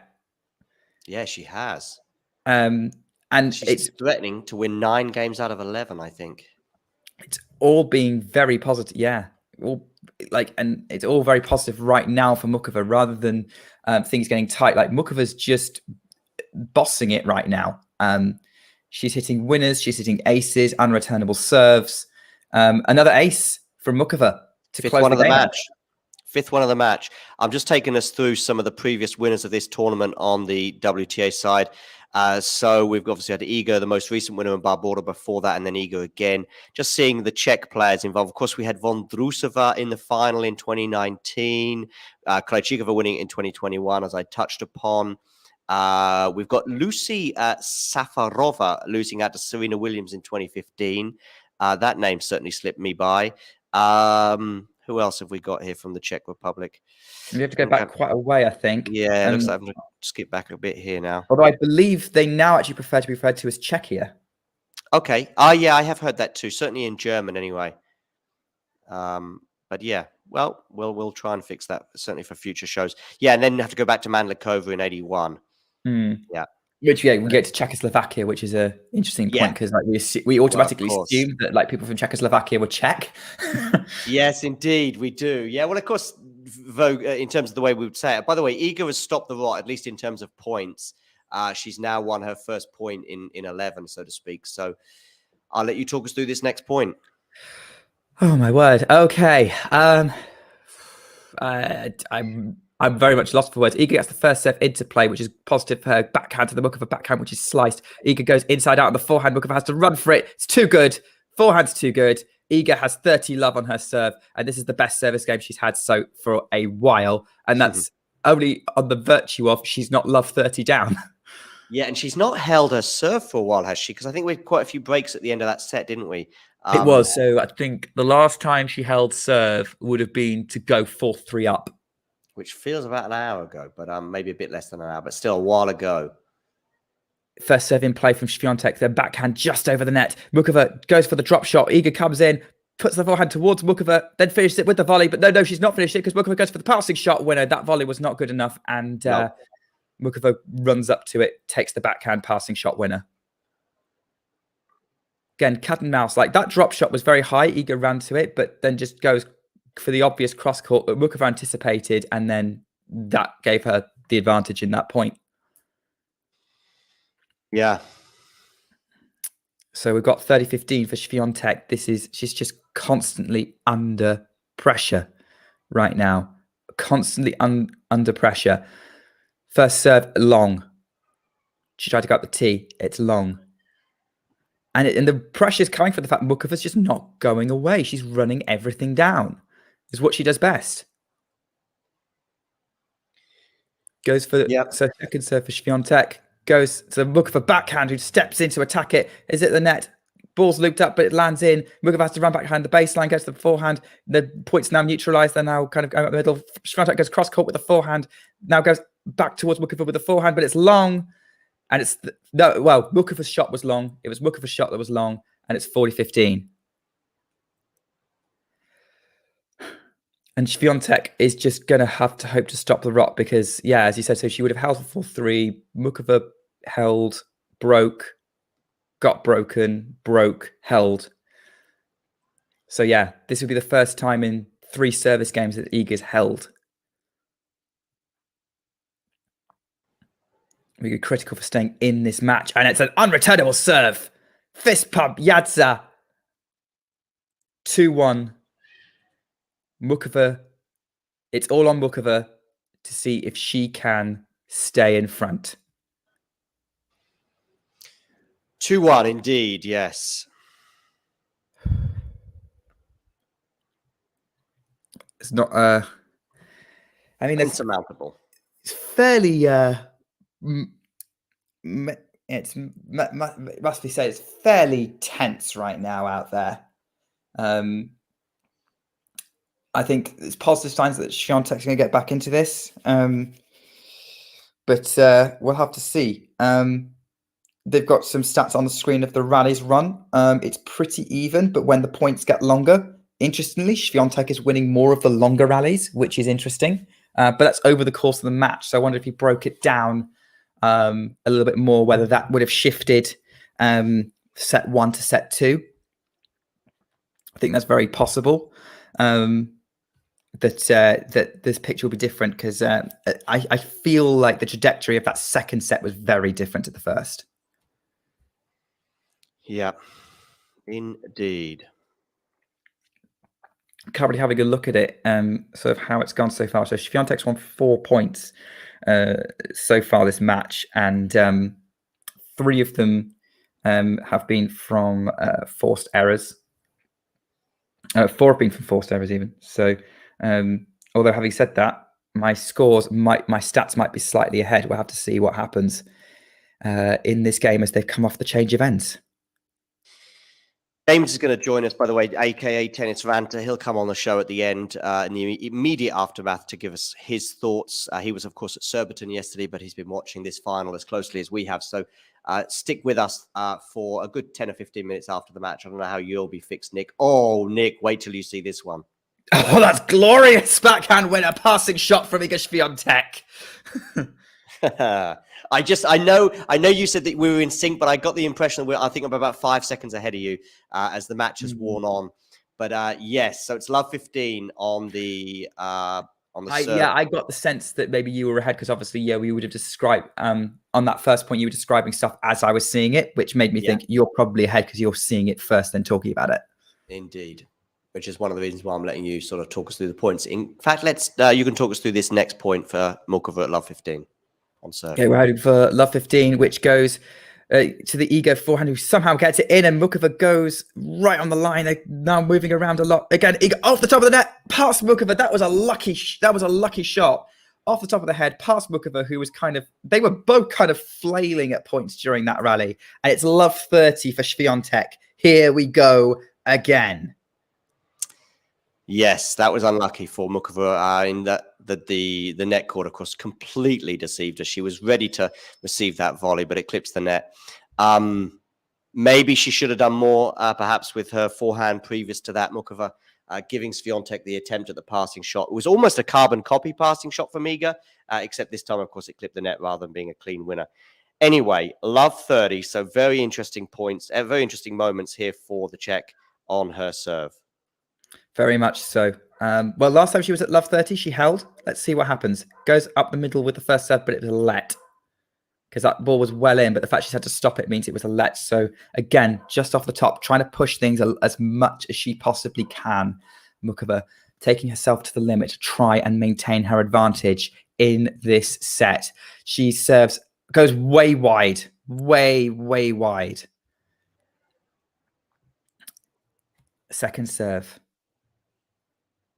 Sort of seeing some of the critical errors, and critical errors coming in from Muchova. What we're going to get?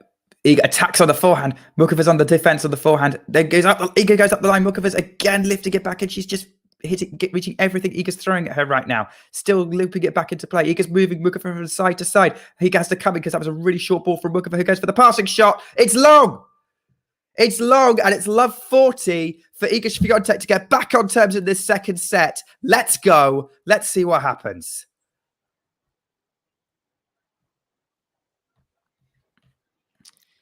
Big, indeed. Shot.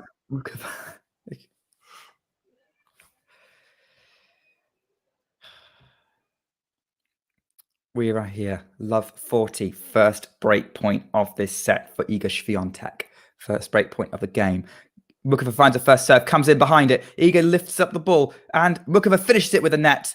Going back behind Iga. Iga was trying to run to cover the cross court. Muchova sticks out a backhand and finishes it with a volley. Very, very positive. Comes in right behind, puts Iga under pressure. That could have been quite good, but Iga just overran it a little bit to try and cover the cross court. And Muchova could see where she was going and put it down the line.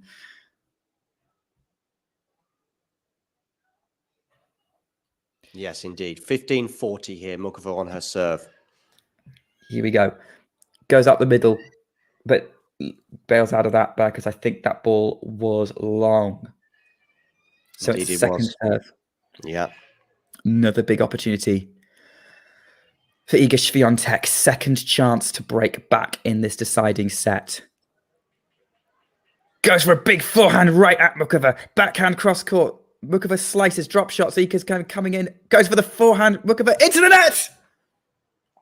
Break of serve. It's 2 games all. Now, it was always game on. I think even with that break advantage that Muchova had. Muchova really had a chance on that forehand, I would say. It was Iga was in charge of the rally and forcing Muchova, if you like, but there was a chance. Iga didn't put that forehand away, if you like, and therefore giving her opponent a chance for a forehand pass.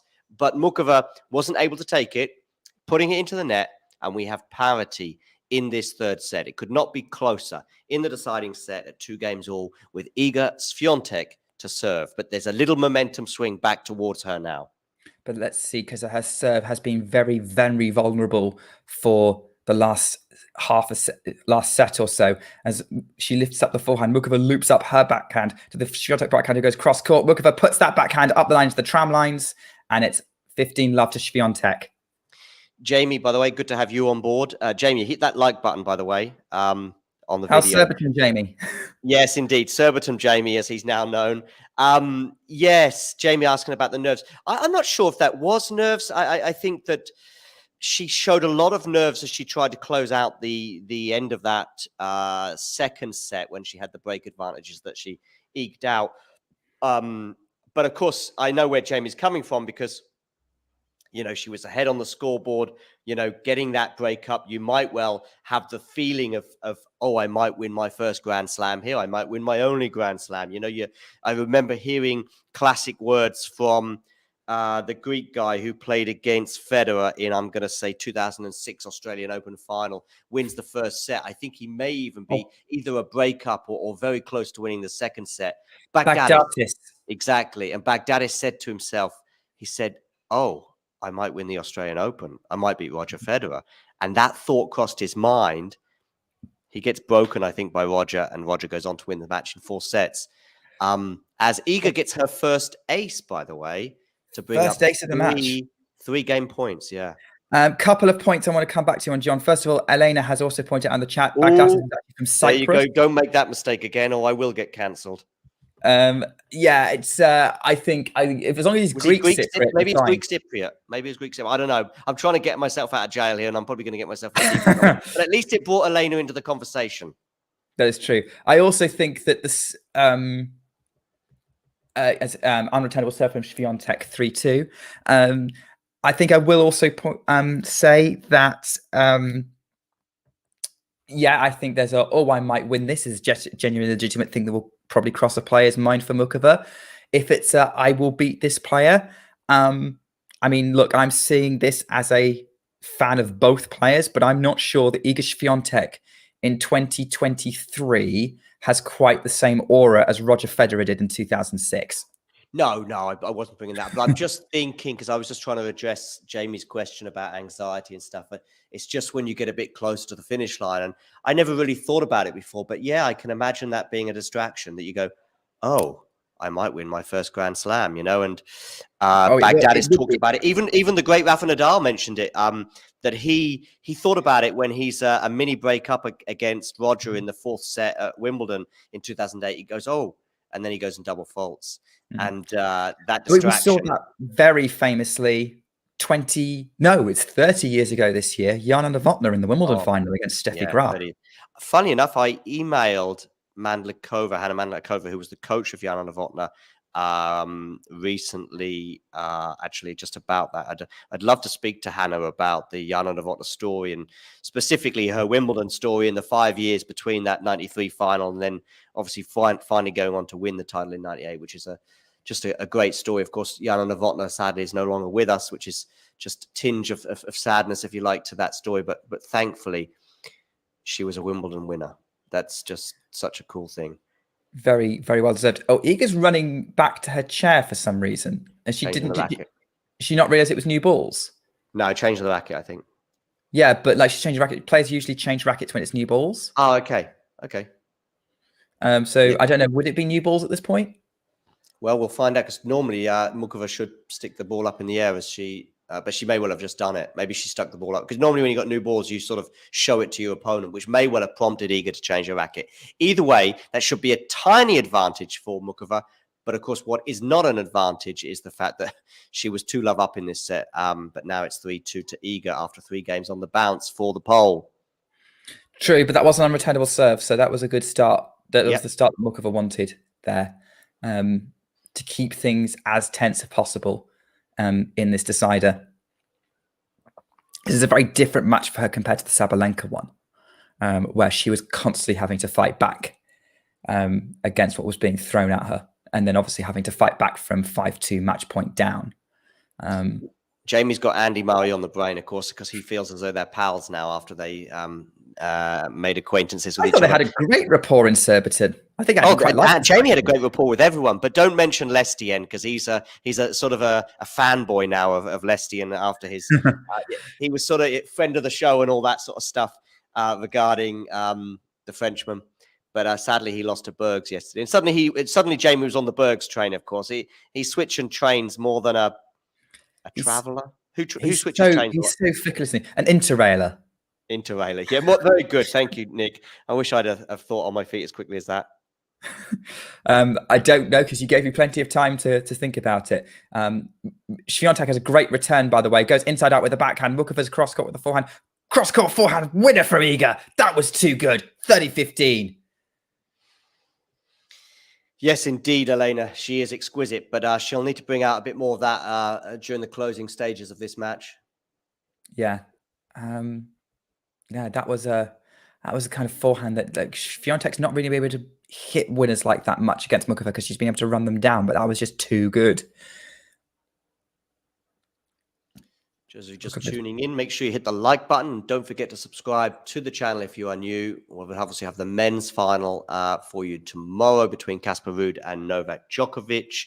We'll have James as well, by the way. Stick around because James, aka Tennis Ranter, will be joining us. He was also at Surbiton yesterday. I know him and Jamie produced a video. That'll go up on YouTube later on today.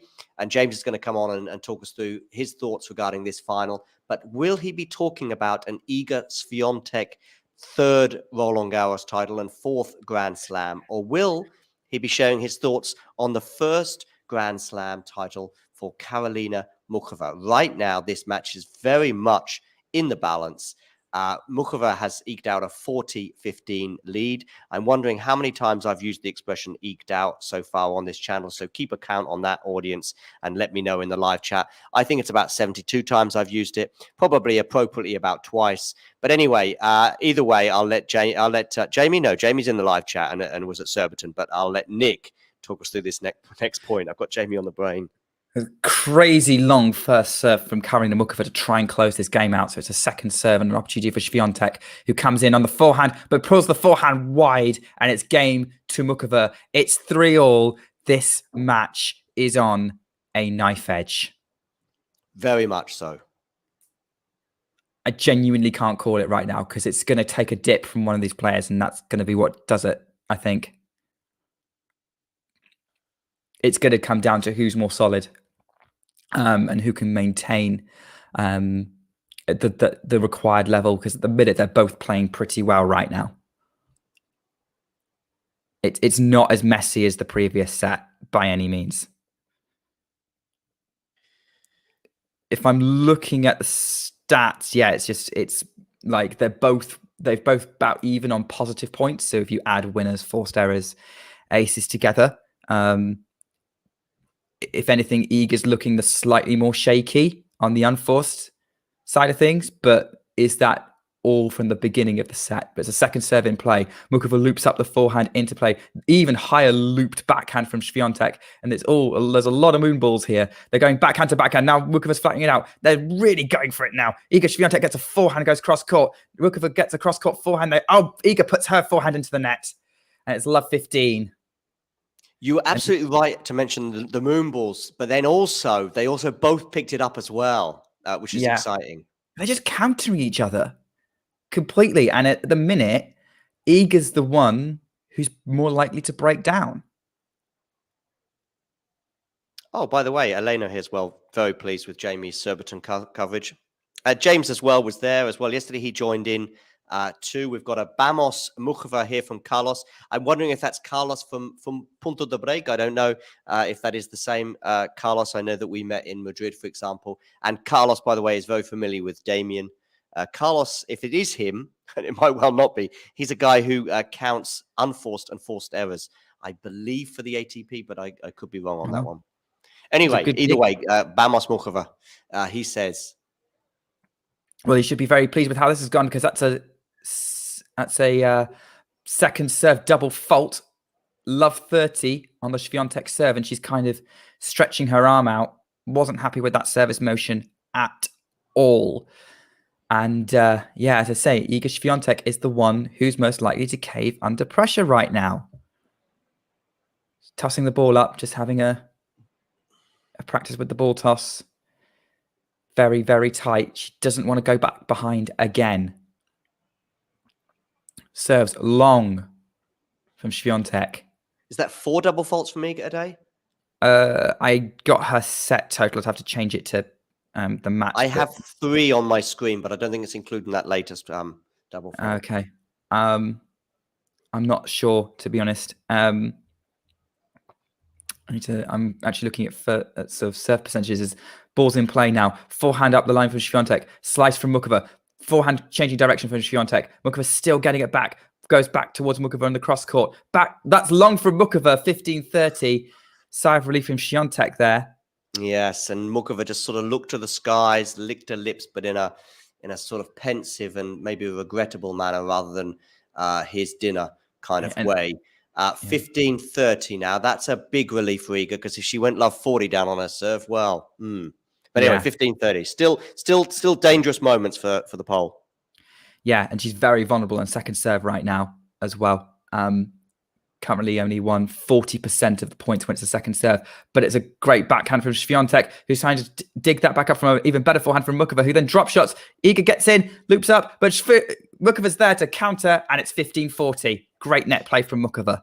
The level of confidence and belief, and it's, by the way, can become both sides of the net, if you like. When Iga's serving, I was going to say the level of confidence that Muchova has in beating. I think she just says, you know what, because I know you said about the second serves, but that first serve from Iga was nothing amazing, and it was really easy for Karolina to get in the rally. And that's why I think part of the reason she's having so much success on the Iga serve from pretty much, well, from 3-love in the second set until now. She must have broken her opponent half a dozen times.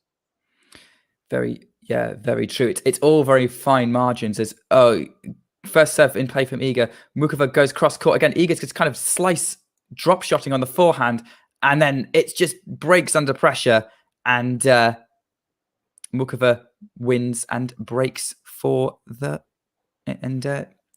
takes a break. I'm sorry, I'm scrambled. Don't worry. I cannot believe what I'm seeing right now. I cannot believe what I'm seeing right now. We're all scrambled. I hope James, by the way, when he joins us at the conclusion, can unscramble things for us.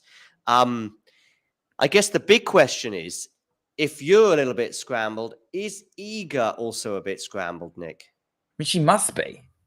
I mean, she clearly is. I mean, at the minute, I think it's very defensive. At the minute, Muchova's just pushing. More scrambled than an English breakfast cafe. You don't want to end up in too many of those. At the minute, it's clearly she just doesn't. I don't think Iga knows what to do to get past Muchova.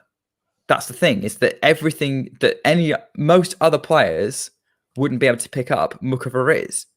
I'm looking at it now, and like Muchova's only made 3 unforced errors this set. Like, she's solidified her game tremendously. She's getting everything back and working the points to her advantage. Indeed. And I you know what? I remember what was the stream? I think it was a last ball drops, and I said, "Where's Muchova going to win a slam?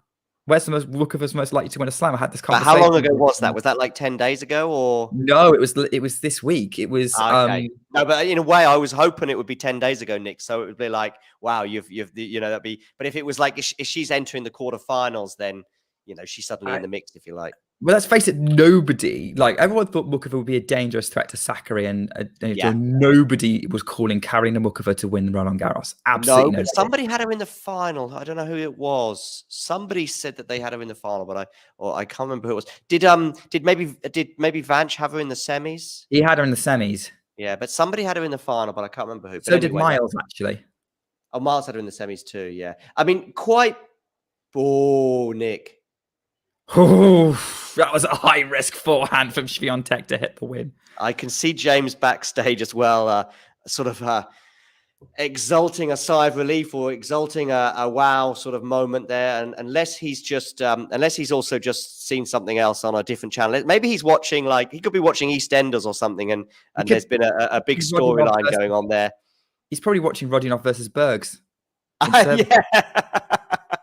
Yeah, I'll say, well, great that we've got James on to talk about the big match today, and he starts going on about Bergs.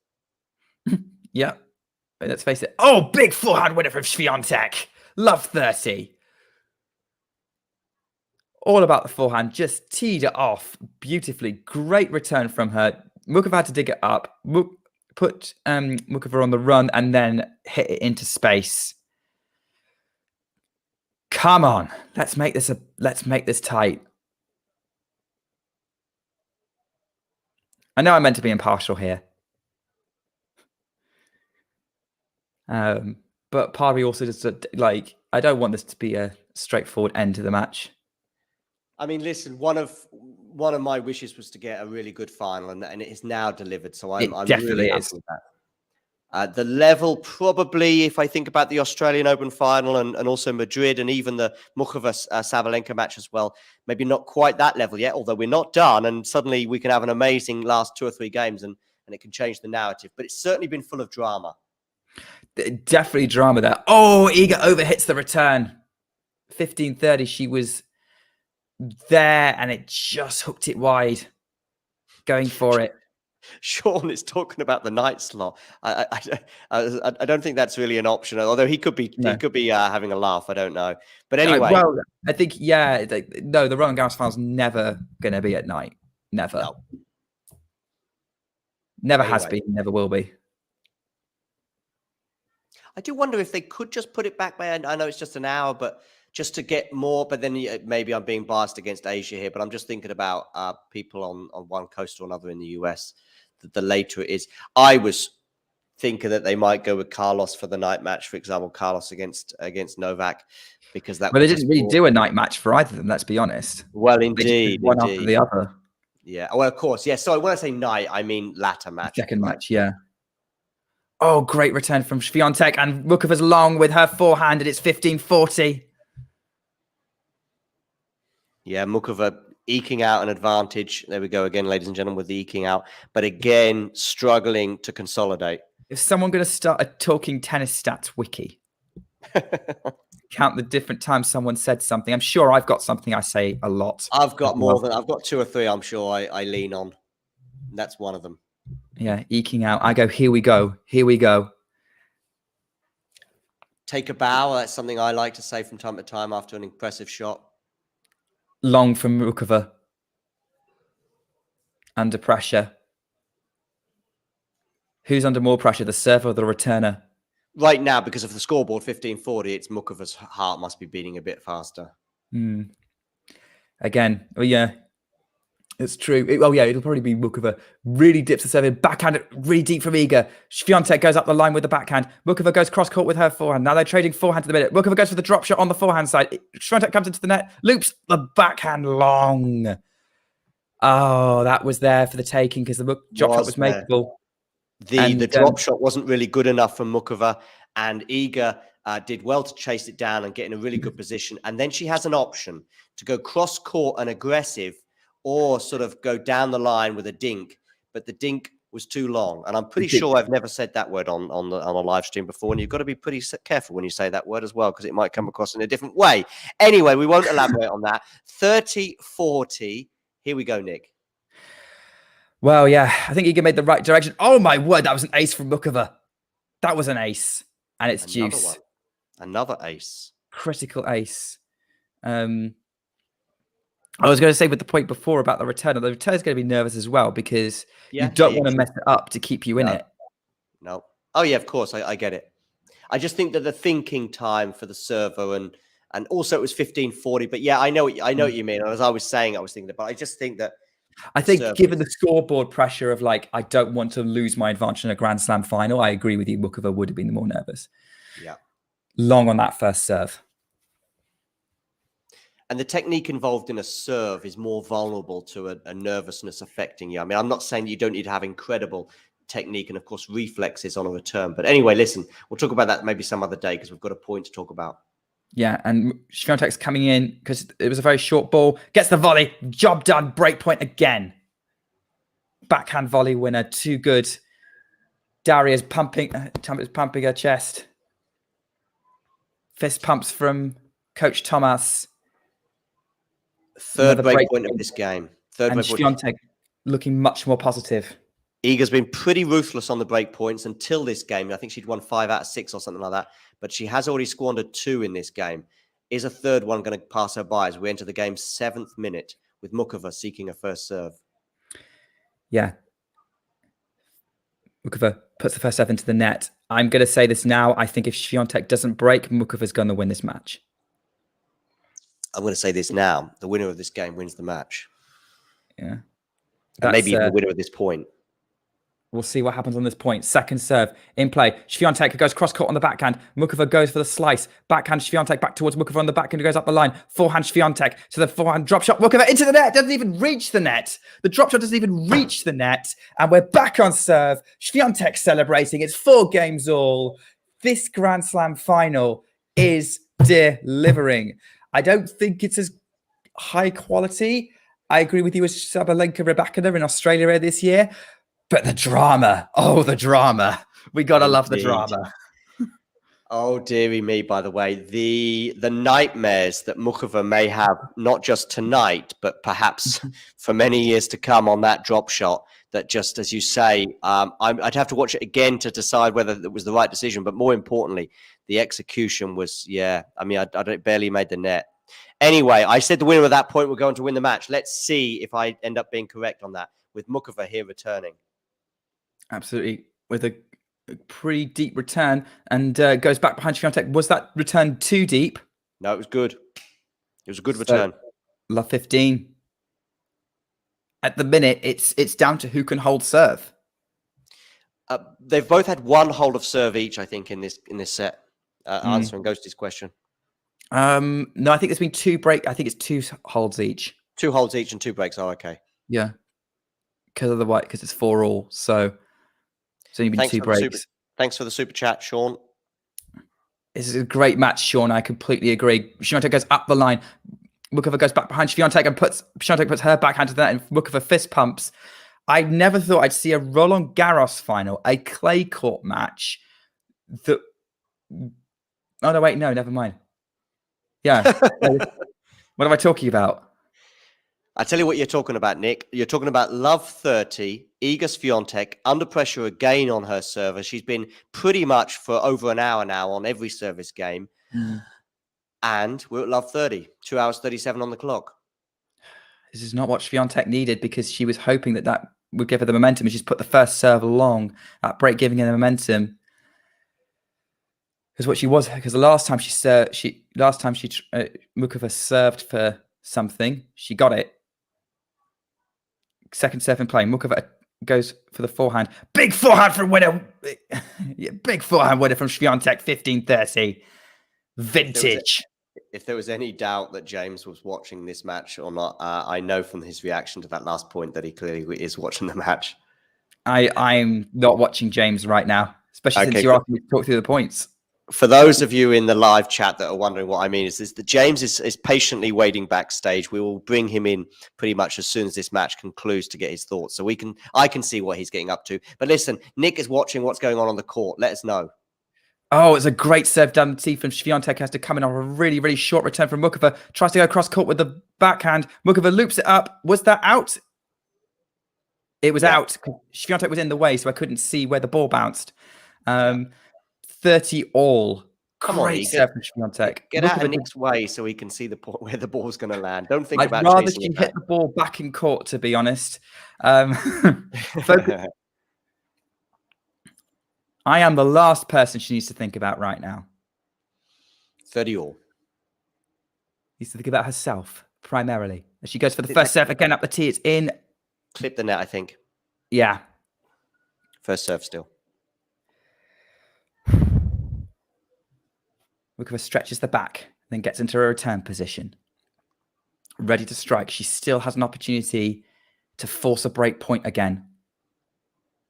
Swiatek lifts the serve up, but aborts the ball toss. A little bit of nerves at play here. Tries again. Goes for the first serve and long. Second serve.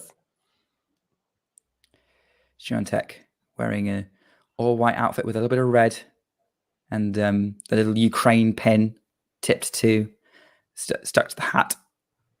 Second serve in play. Muchova loops up the forehand. Iga forehand long. 30-40. Break point again. I know we've seen some pretty cool shots from both players and some running forehands from Muchova that have taken the breath away, for example. And obviously the huge forehands from Iga and also good backhands from Iga at time. But I would say in this set in particular, it's been more the unforced errors that has caused some of these breaks of serve, let's say, rather than unbelievable winners. That's how it's felt like anyway. Yeah, I would agree with that. I mean, I don't know, depends on who from, because I've just checked the unforced errors. That's great serve from Swiatek. Backhand cross court to the backhand, slice from Muchova just over the net. Iga comes in behind it. Backhand on the attack, has to run back, but Muchova's way long, and it's deuce. Break point saved. Side relief from Swiatek. As currently stands, the unforced error count, and this is just this set. I haven't checked the match, but I think this set is probably the most relevant for the right here, right now. 10 unforced errors for Swiatek, 5 for Muchova. Okay. Maybe it's just certain points, maybe some of the big points where it's felt like that. Anyway, more importantly, Iga unreturnable. So it's game point for Iga, her first game point of this game. And from, what was it? What was the score? Was it 15-30 a minute ago? Did we have it? Oh, we had 30-40 as well, didn't we? 30, then 30-40. Yeah. Muchova's got something in her eye, maybe. It turns back. No, just scratching her eyebrow, not her eye. Itchy eyebrows are rotating on the tennis court or off. Gets ready to serve. First serve in play. It's two, and Muchova doesn't get it back over the net. It's Iga holds a tense game. Critical hold. 5-4. Muchova is now going to serve to stay in Roland Garros. Maybe Nostradamus' hat just returned briefly, because I suggested that the winner of that point at advantage Iga on the Karolina Muchova serve would go on to win the match. And now, with obviously a 5-4 advantage, Iga has regained the favourite mantle that has probably been slipped from her head in the last sort of half an hour or so, as Muchova was pretty much constantly ahead on the scoreboard. But now I think in terms of this set, Iga now is for the first time in front. So we'll see if Karolina can serve to stay in this match, and of course in the championship itself, if that is indeed a phrase. By the way, Sean, thank you very much for the super chat. We've also got quite a few members I see in the chat today, which is great, such as Sean, such as Ghosty, such as Elena. I know Jane, for example. I haven't seen her in the chat as yet, but I know that she's often lurking and listening rather than joining us in the live chat. So she's also a member. You can be cool. You can become a member too, and you'll get you'll get bonus footage. Whilst there, I posted a video for members only this week from Surbiton via Jamie. Amongst other things, there's an interview I know with Coco Gauff. We did a show on Christopher Jarry as well, and there'll be plenty more members only stuff to come. So you can become a member, and I think the membership thing is just in the explanation below the video. But listen, Nick, talk us through these crucial moments and this first point of this game. Yeah, well, look, John, let's see. I think this game's going to decide whether you were right about that last point or not, as a great return from Swiatek is now putting Muchova under a lot of pressure with the forehand. Comes in, goes up the line. Muchova's going to reach it, loops it up. Iga has to run back, but it's not. Muchova's long on the baseline. Love 15. That drop shot for Muchova. That drop shot about 5 minutes ago. What are those bells heralding in the background of John? It's 4 minutes to 6. I don't know why that's such a big hour. I'm going to close the window. It might be premature. I think it provides some nice background. Jane, you are lurking. It's good to know that you are here, as are so many of you, to join us for this incredibly exciting conclusion to this match. Here we go. First serve from Muchova is long. Not going to help the check at all. Not going to help the check at all there. Second serve. Muchova serves. Backhand from Swiatek into play. Backhand Muchova. Swiatek on the forehand on the attack. Muchova goes up the line. Long. Love 30. This is a tense game for Muchova. Very much that so. Forehand, but also a couple of short balls there as well. Is it me or are the Muchova unforced errors creeping in a little bit more? Those of you just joining, hit the like button and don't forget to subscribe to the channel if you are new. Yeah, got plenty more content like this. We're covering the men's final tomorrow. Keeping our... We're ramping up for Wimbledon coverage as well. Indeed. You do not want to miss talking tennis, and you don't want to miss this tennis right now as Muchova gets that first serve in play and Iga can't get it back over the net, 15-30. Karolina there muttering some things to herself, possibly along the lines of, why can't I get some more first serves in like that? Probably, yeah. I don't know if she's saying in English or Czech. I thought your Czech was a bit rusty, John. Well, she was muttering, and I'm just putting two and two together. I think it's pretty obvious, yeah. Yeah. Either way, here we go, 15-30. We've all said things like that in our playing days. In Czech or... whatever language you choose. First serve in play from Muchova. Iga gets it back in, though. And then Muchova goes wide on the forehand. And we have championship points for Iga Swiatek for a third Roland Garros title. But they are on the Karolina Muchova serve. And she's encouraging herself. She's encouraging herself. She's closing her eyes, geeing herself on. This is the biggest moment of the match. Talk us through it, Nick. You can cut the tension with a butter knife. Very specific on the type of knife. I'm just saying it's that vulnerable. A steak knife won't do. No, steak knife would be too much. Muchova, long, first serve.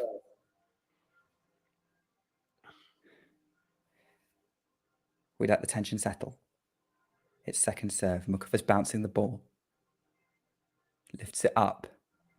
And she puts it in the net, and it's Iga Swiatek with her hands on her face. She's kneeling down as all the relief pours out of her. She's almost sobbing as she's on her knees on the Roland Garros clay. Well, not quite. She's on her haunches. And she's still crying. All of it's coming out. Iga Swiatek is a 3-time Roland Garros champion. She remains unbeaten in Grand Slam finals. What an effort from Karolina Muchova as they embrace. She comes to shake the umpire's hand. She's still crying. What a moment for this 22-year-old who is the best player in the world right now and thoroughly deserves it. And she's still on her haunches crying. And I can breathe. I think that must mean a 26-2 record now in Paris. Am I right there, Nick? In terms of, Korea, yes. 26-2. A lot of emotion there from Iga. And James, welcome aboard. I'll get your thoughts in a second. But a lot of emotion there from Iga at the conclusion. I don't know whether there's an added meaning, something else that's going on. But perhaps also, for me, my gut reaction was just that she was so close to losing it. Of course, with Karolina Muchova twice up a break in that that third set, including 4-3. And I'm just trying to remember how that 4-3 game went. I know the conclusion was very much that drop shot that didn't work out, but it went to at least deuce. So she was very close to holding serve, but was unable to do so. Jikra as well in the chat saying congrats to Iga. Nice try, Muchova. That's nice from him. I don't know if he's Polish or not, but perhaps from that name he is. But for those of you just tuning in, we're going to now dissect that final. James, give us your immediate thoughts. Well, I had to start by taking my hat off to Iga on that one there. You prepared for that, didn't you? Well, he wasn't wearing the hat throughout, and then he put it on at the last minute. And I thought, shall I bring him in with the hat on? Is that the idea, or do I need to wait him? Am I going to bring him in? He goes, oh, I didn't want to be with the hat on. But anyway, I guess that was all nicely set up. James, so tell us what you think. That was probably one of the best wins Iga's had in terms of the 4 Grand Slams she now has picked up. That match had suspense, it had drama, but it also had doubt, which I think was the key, key point of that match, was that this wasn't just going to be a coronation. The last 2 finals, the one last year in the Roland Garros and the US Open last year, in a way felt slightly like a coronation. The people she was playing, the way, the form that was coming into it. This time around, with all the trials and tribulations, the issues in Rome, certainly the build up around about the hardcourt swing, which wasn't like it was last year. There was doubt in this match. There was doubt in this tournament. It was no longer Iga versus the field. It was key members of that field versus Iga. And she's come out on top. She's shown her class. She's shown that competitive edge.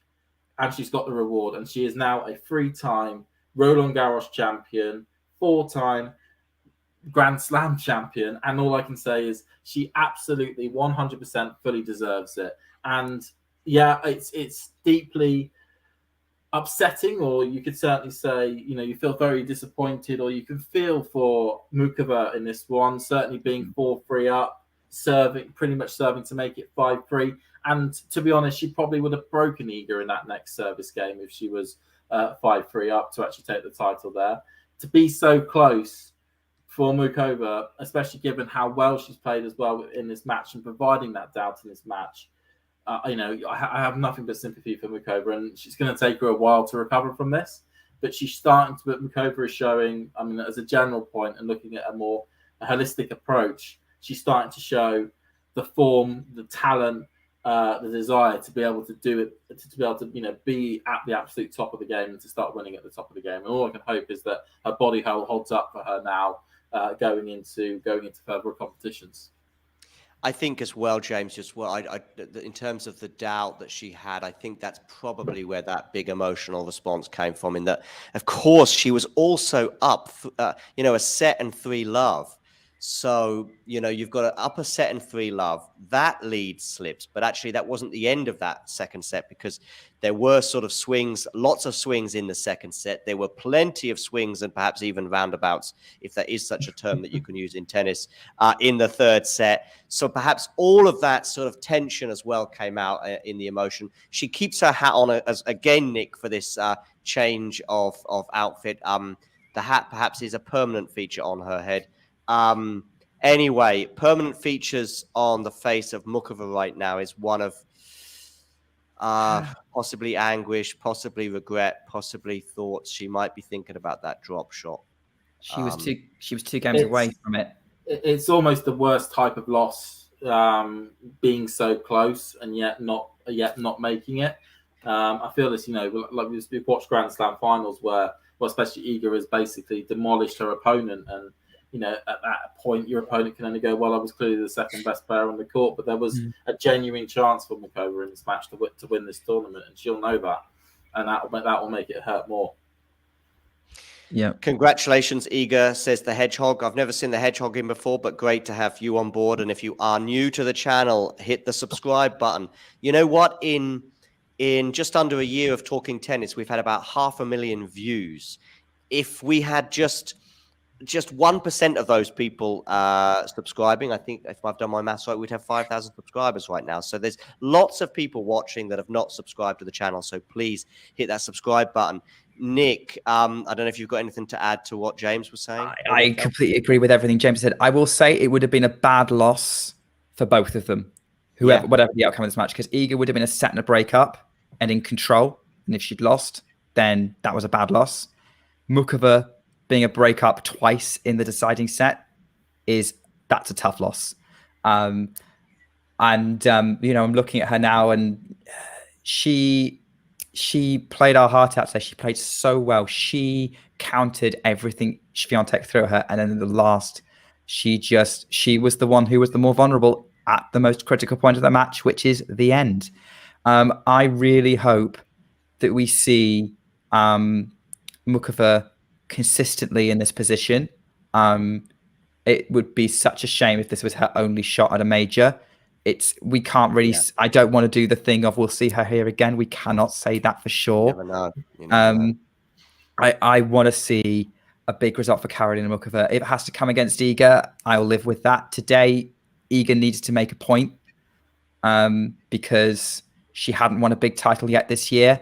And I think there would have been a lot of questions if she'd lost around her status as the world number one. She'd be a lot more vulnerable. But I think today she confirmed herself as the new queen of Paris in the shoes of Chris Evert, Steffi Graf, Justine Henin. And I think it's going to take a lot to bring her down from this position in future years. And I'm very excited to see what happens. Let's not forget, we've got Vanch as well joining us now. It's becoming a huge party here, although I think his camera's off right now. Oh, there we go, the camera's on. But listen, let's not forget, Vanch, that there's been quite a few. I'm glad that Nick mentioned as well some of the questions regarding Iga, because this year has been very different to last, in that from about February until June last year, it was just win after win after win for Iga. This year's been very different. We saw her being very emotional in a loss to Jessica Pegula in Australia before going into the Australian Open. She then has a pretty comprehensive defeat to Rybakina, I think it was, in Australia. Am I right with that one, Vanch? And then we've seen other defeats this year, including another one to Rybakina, I think, in Indian Wells. And then most recently, of course, we've had one or two injury issues as well. So it wasn't a serene process up until the French Open, and maybe that's also one of the reasons why this will be a bit sweeter when we saw that emotion. Vanch, tell me either some of your reactions to what I've just said, or the match that we've just seen. Yeah, I mean, I think that's part of why she got so emotional at the end, because it just means so much. I mean, this was her first really big title since winning the US Open. So Nick is kind of right in that, you know, she kind of needed this in order to make a point and just kind of prove to herself that, yeah, you know, I'm still the best in the world. You know, this is now my 63rd week consecutively as the world number one. And I've had to fend off many other rivals, including Sabalenka, Rybakina, Krejcikova a couple of times. You mentioned those couple of other losses as well. And she has struggled with that rib injury, for example, for a month. I mean, after Indian Wells, she didn't play in Miami. And then she also had the bit of injury concerns in Rome when she had to retire against Rybakina. So to come here, there were some question marks. And she still didn't drop a set, you know, getting to the final, but the last two matches, you know, she really had to fight tooth and nail for them, because stylistically, it's a pretty tough opponent, Muchova. I mean, kind of like Barty, you know, she really capitalized, I think, on an area of Iga's game that probably needs to become a little bit more secure if she wants to continue her dominance, and that's, you know, I guess just finishing points at the net and just being able to put away those volleys, like with not necessarily the swing volleys, but just the ones that are a bit lower, a bit trickier, that only players like Muchova, in fairness, can really do to her with the kind of all-court style that they possess. So I think it's a good lesson for her as well, because she really had to come back from a break twice in that third set, and she did a really good job of staying composed when, you know, it was really getting away from her. She was up 3-love in that second set, and, you know, all of a sudden Muchova's forehand became super aggressive, and she started reining in the margins quite a bit more and feeling like, okay, I've got the upper hand. And so it was up to Iga to make that adjustment. And I think she can be really proud of herself for that. And yeah, this is her third French Open in the last 4 that she's played. So it's pretty remarkable, only 22 years old.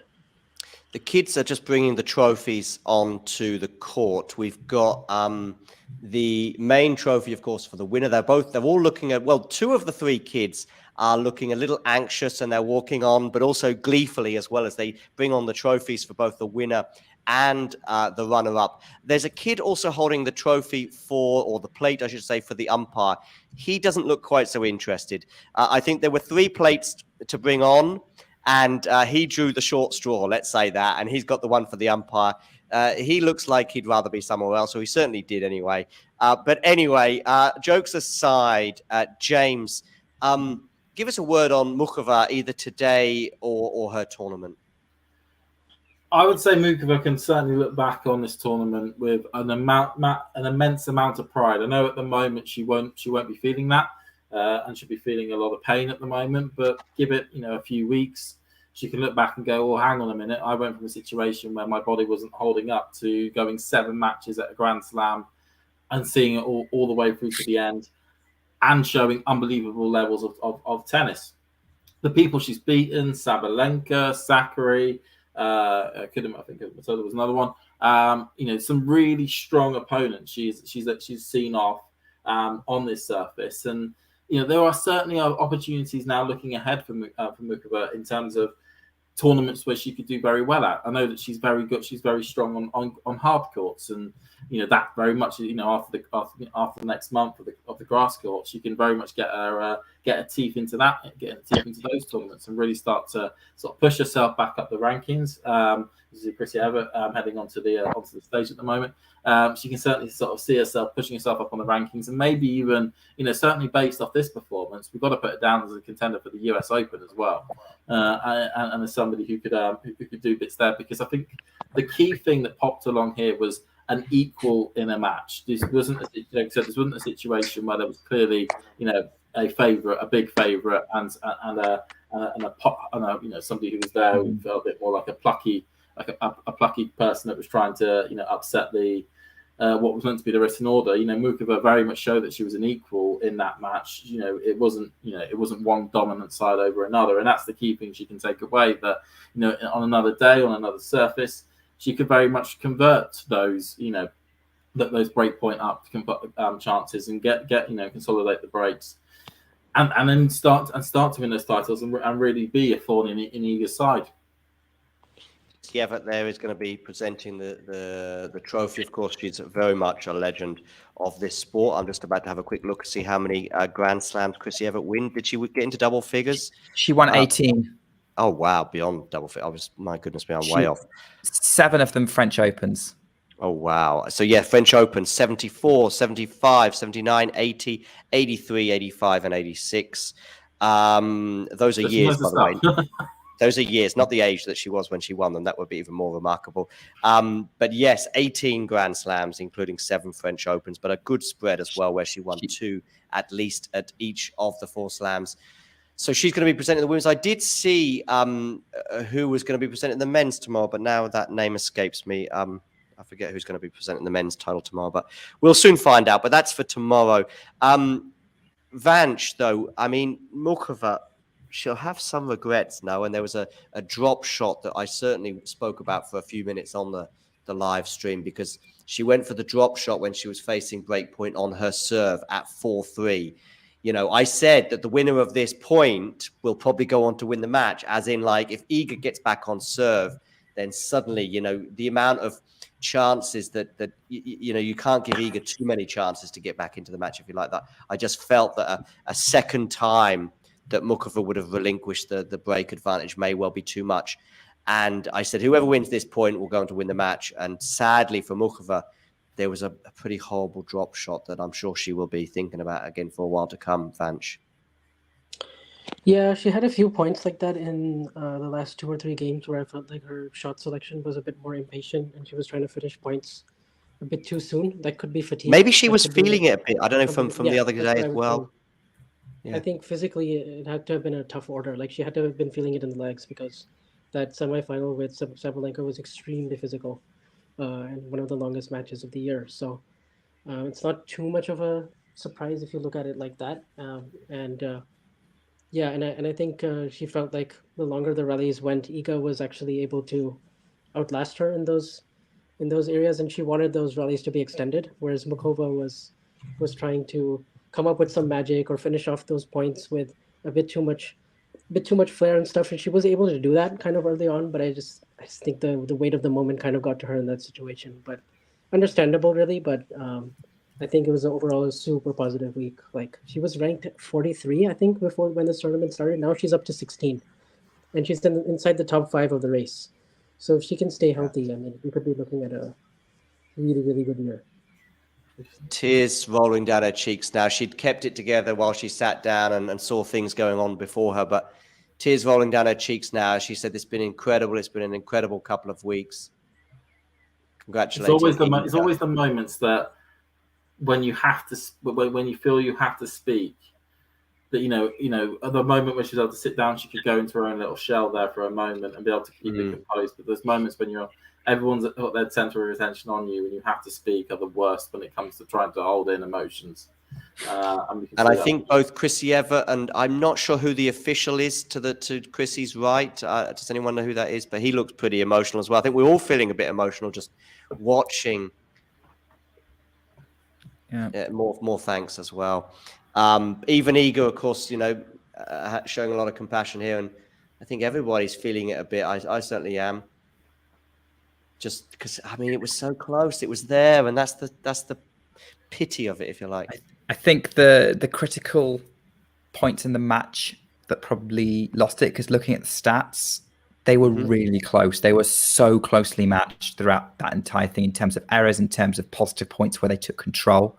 What cost Muchova was the slow start and the tight end. And that's where it counted. Slow start, went down a set very quickly to Iga.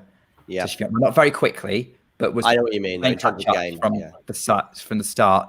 And then the end, where at the end it ended up being Swiatek, who was the better in the match closing moments and finishing the job. And I think it's a fine margin that made the difference today. And whilst we may not be comparing it in terms of like quality, in terms of like all out battle, that other three matches have come up during the stream, like the Australian Open final, the Madrid final, the Muchova Sabalenka semi-final, this is going to end up being in the top 10 matches of the year still. Yeah. Listen, last year, my end of year show regarding matches of the year was dominated really by men's matches. There were so many memorable men's matches in 2022 for me. This year's been the opposite. It's been just full of classics on the women's side. As you said, this will be it'll be up there. If this is not in my end of year show, then that means there's been an incredible year, which has already been incredible, but even going beyond that. And long may it continue. We've seen so many closely contested finals, so many dramatic moments, and so many moments of quality. Anyway, she's finally gathered it together. And listen, with these moments and these players, as Nick touched upon, and I think Vanch and James too, you hope that they'll be back. With some players, such as, say, Andy Murray, there was probably a bit more conviction that he would return and would eventually win a Grand Slam, but with everyone that he didn't get over the line with. With other players, I was there during the Jana Novotná story, if you like, of her getting to the 3 Wimbledon finals, and you just didn't know, and I'm really pleased that she did get over the line. Muchova, don't know. She's now going to be up there. Oh, Ons has just dropped the lid to the trophy. She should be pretty familiar with the makeup of that trophy. So I'm surprised that she forgot it had a lid, bearing in mind it's been on her mantelpiece for the best part of the last 3 years. Just take it off. Just take it off, Iga. Take it off. Yeah. That's an emphatic trophy celebration right there. Indeed. It wouldn't be an Iga trophy celebration without a little bit of jeopardy. She's so delightfully awkward. And clumsy, and yet for a tennis player, you'd think awkwardness and clumsiness is probably not characteristics you really want to be taking onto a tennis court. Well, she breaks off the shackles when she's playing, but they soon return amongst lifting up trophies. Vanch, do you have any conviction that Muchova will be back and lifting one of these big trophies one day? I think it's just about staying healthy, to be honest, because true. I think that would be my main caveat, because if she can stay healthy, there's no reason why she can't do really well at Wimbledon. She's made the quarterfinals there twice, and she has exactly the kind of game on grass that I think could take her to a title. So, and then now she's done pretty well in all the slams, really. So, and I think of her as a big match player in general. With all the big wins that she had, she's now 5-1 against top 3 players, which is really, really good for someone who's not ranked in that category because of injuries. So I do feel, and she's in the prime of her career. She's only 26. So she has a good, another 3 to 5 year spell if she can stay healthy. So I would say why not? Because there are going to be opportunities, but you just never know. Like with the landscape, the WTA could just kind of shift. But yeah, it's all about health, really. Yeah, it's actually a point I'd forgotten about in the aftermath of this as I watch Iga giving her speech. She's talking basically directly to Muchova, albeit holding a microphone at the same time. Various platitudes going in the way of the Czech, and obviously deservedly so. Amelie Mauresmo there applauding too. She looked quite emotional at the end as well. I know just how important teams are, she says, and I assume she means tennis coaching staff, not Microsoft Teams. So, yeah, anyway, her team give a good wave to the camera there, and they understandably look very, very happy. First win for her, of course, under her new sponsorship too. So I'll be pleased that she's justifying that. Can I count this as a win for Federer? James, your expression, I'm being ridiculous. I'm being ridiculous. And I know I'm being ridiculous. I'm not. I was only going to ask, Nick, are you wearing a fleece into this weather? Yes, because I've got a draft right next to me. Oh, okay. So it's boiling at the moment. It's pretty hot, yeah, in most places around Europe right now. Sorry, I know it was a side note. I do apologize. No, James, we love side notes. We've been living off side notes for 9 months. Most of our audience are here for the side notes. When we start talking about tennis, they switch off. Most of the audience seem to be here hoping I'm going to sing. Talking side notes. Vanch, give us a word on Iga's tournament and her performance in the final. So yeah, I mean, her tournament overall, it was tough to really judge based on the first 3 or 4 rounds, I would say, just because it was plain sailing really and then she had retirement against Sorenko in the 4th round. But really after that, the last 3 matches that she played, we can take quite a bit against Goff, who actually put up a pretty good fight in relative to the other 6 matches that they played, and the overcoming the adversity in the 2nd set against Beatrice Haddad-Maia. So I think that was a big confidence boost. And then she started this final off really well, like you would expect. Muchova was the one with the nerves and the early tension, and she sort of capitalized on that and went up 6-2-3 love. But then we saw her really kind of have to contend with an all-court aggressive opponent who had found her mojo back. So I think it was impressive to see her kind of weather the storm in the 3rd set when she was 2 breaks down. And Muchova, like you said, would certainly missed a few chances there to stretch her lead, particularly if she went up 5-3 instead of 4-all. That was a very, very key game. But the fact that Iga still managed to come through when in the past, she might have really, like, she's not used to sometimes dealing with this kind of adversity, and it not being that straightforward this time around makes this a lot sweeter, I think, for her, just knowing that she can win matches like this again, because she did start to turn that around a bit last year. But this year, when a few occasions haven't gone her way, she hasn't found herself back in a winning position so comfortably right away. So I think this in a way is probably the most fulfilling major that she's won, just because of that adversity. That point, by the way, that became a narrative that sort of gathered pace this year regarding Iga either winning or winning comfortably or losing badly, as we looked at the sort of 4, 5, 6 defeats that she incurred in the early part of the year. That did annoy Iga, by the way. I was in a press conference in Madrid when she got asked about that, and you could see that she was very annoyed about the question. She said something along the lines, "That's what you guys are talking about. It's not what interests me," or whatever. So she certainly changed that narrative today by winning, but not just today. She's actually won 2 or 3 really tight matches in the last few weeks. Because I remember at least another match where it was really close. Well, of course, she was really close with Sabalenka in the final, but that was at least the narrative was that she either wins easily or loses easily. It wasn't that she wasn't getting involved in super tight matches. Well, that Madrid final and the final today, and even to some extent the match with Rybakina in Rome, so shows that she's up for the fight, and she certainly was today, wasn't she, Nick? Yeah. I would say so. Yeah, she's flipped the narrative on its head. She can win it out tough.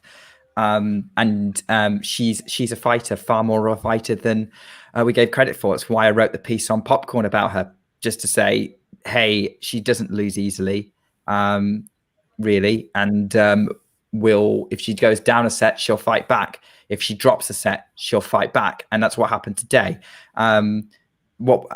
Because at the crunch point, she upped the aggression. She went to break down to Muchova. She struck back. She went down again. She struck back. And then she took over. That's what champions do. It's a great moment. Just trying to relate to the football acronym. This is almost like the, can you do it on a cold, rainy night in Stoke on a Tuesday? So you can do it in the flashiest matches on the earth, but can you do it when it's a real grit, determination, and you're coming up against somebody who is not giving anything back? For sure. Yes, exactly. And there are many cold, rainy nights in Stoke on a Tuesday night. I can confirm. I've got to shoot off now, but it's been lovely to join you for James. Thank you. No worries. Thanks for joining us. Yeah. Everyone enjoy the final tomorrow, and I'm not just talking about Andy Murray in the Surbiton final. Indeed. Thanks, James. Take care. How long have you two got? Have you got another 5 minutes, or am I pushing? Yeah. Okay, great. Yeah, that's good. Great. Let's do 5 minutes then. Tomorrow, men's final. Vanch, does Casper have any chance? Well, you always have a chance, but I just think he's going to be overmatched. If you look at their last 4 matches, and particularly even their 2 on clay that they've played each other in Rome, I think in 2020 and 2022, Casper has managed to play one pretty close set, and then kind of Djokovic ran away with it. So I kind of expect maybe more of the same tomorrow. I do expect him not to be as awed by the occasion as he was last year when he was facing Nadal. Someone who he looked up to in many ways, and also just the occasion and the moment really got to him, and he just wasn't able to muster any kind of a fight whatsoever. He seemed more happy to be there rather than playing an ultra competitive match and actually really believing from inside that he could win.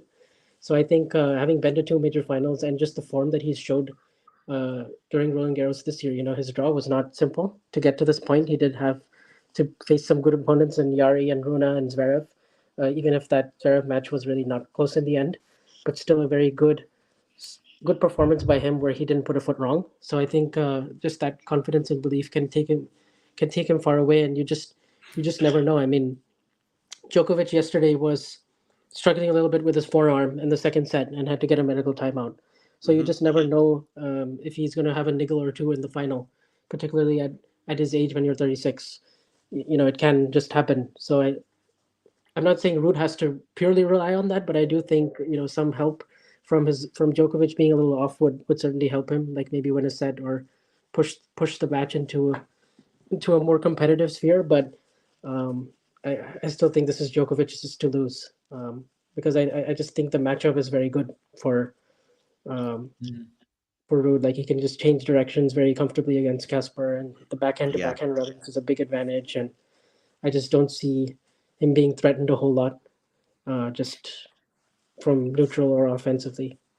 Very different surface, but and scenario and court speed. But even the Turin final last year, some of the points you just made was a bit like that. It was just like there was so many rallies, and I thought Casper's got to do something here, and he doesn't really have the weapons. His weapons, Novak can deal with them pretty comfortably.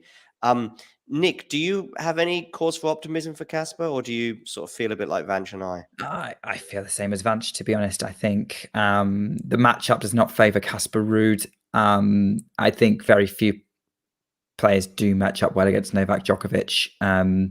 I think Ruud can make it a fight. He did in Turin. Maybe he might sneak a set, but I think, as Vanch said, that he has a clear weakness that Djokovic can exploit. If it is cold and rainy tomorrow, the rallies are going to be slower. He's not going to be able to hit through his forehand as much. He's probably not going to be that comfortable. I think that it's going to be an unfortunate third major final for Ruud, which, if that's the case, then I think Ruud will go down as being the man in Open era history to have the most Grand Slam finals without winning one. because Andy won it on his fourth, right? Did he win on his fourth? Yeah. And Yeah. So like he hasn't won one yet. Yeah, I got you. Yeah, completely. What could go wrong then for Novak tomorrow, Vanch? I guess that's kind of what we're sort of looking at if there is going to be a Casper Ruud victory.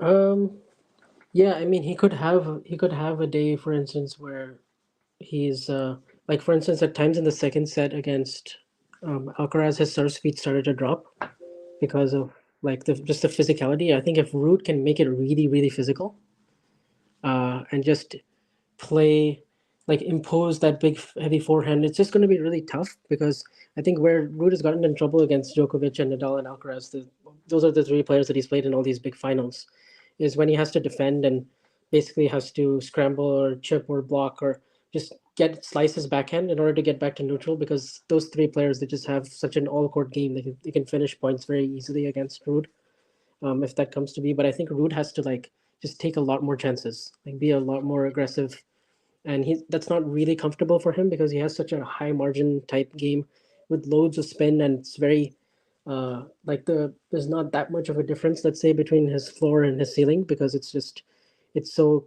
contained and it's very consistent and metronomically good. But I think he just has to take a few more risks and try to play a little bit out of his comfort zone, because otherwise it's going to be a kind of a similar type of story. Like if Djokovic is really feeling something physically, that's where I feel like it could be trouble, because Ruud is very, very good at capitalizing on using his fitness and physicality to win him matches.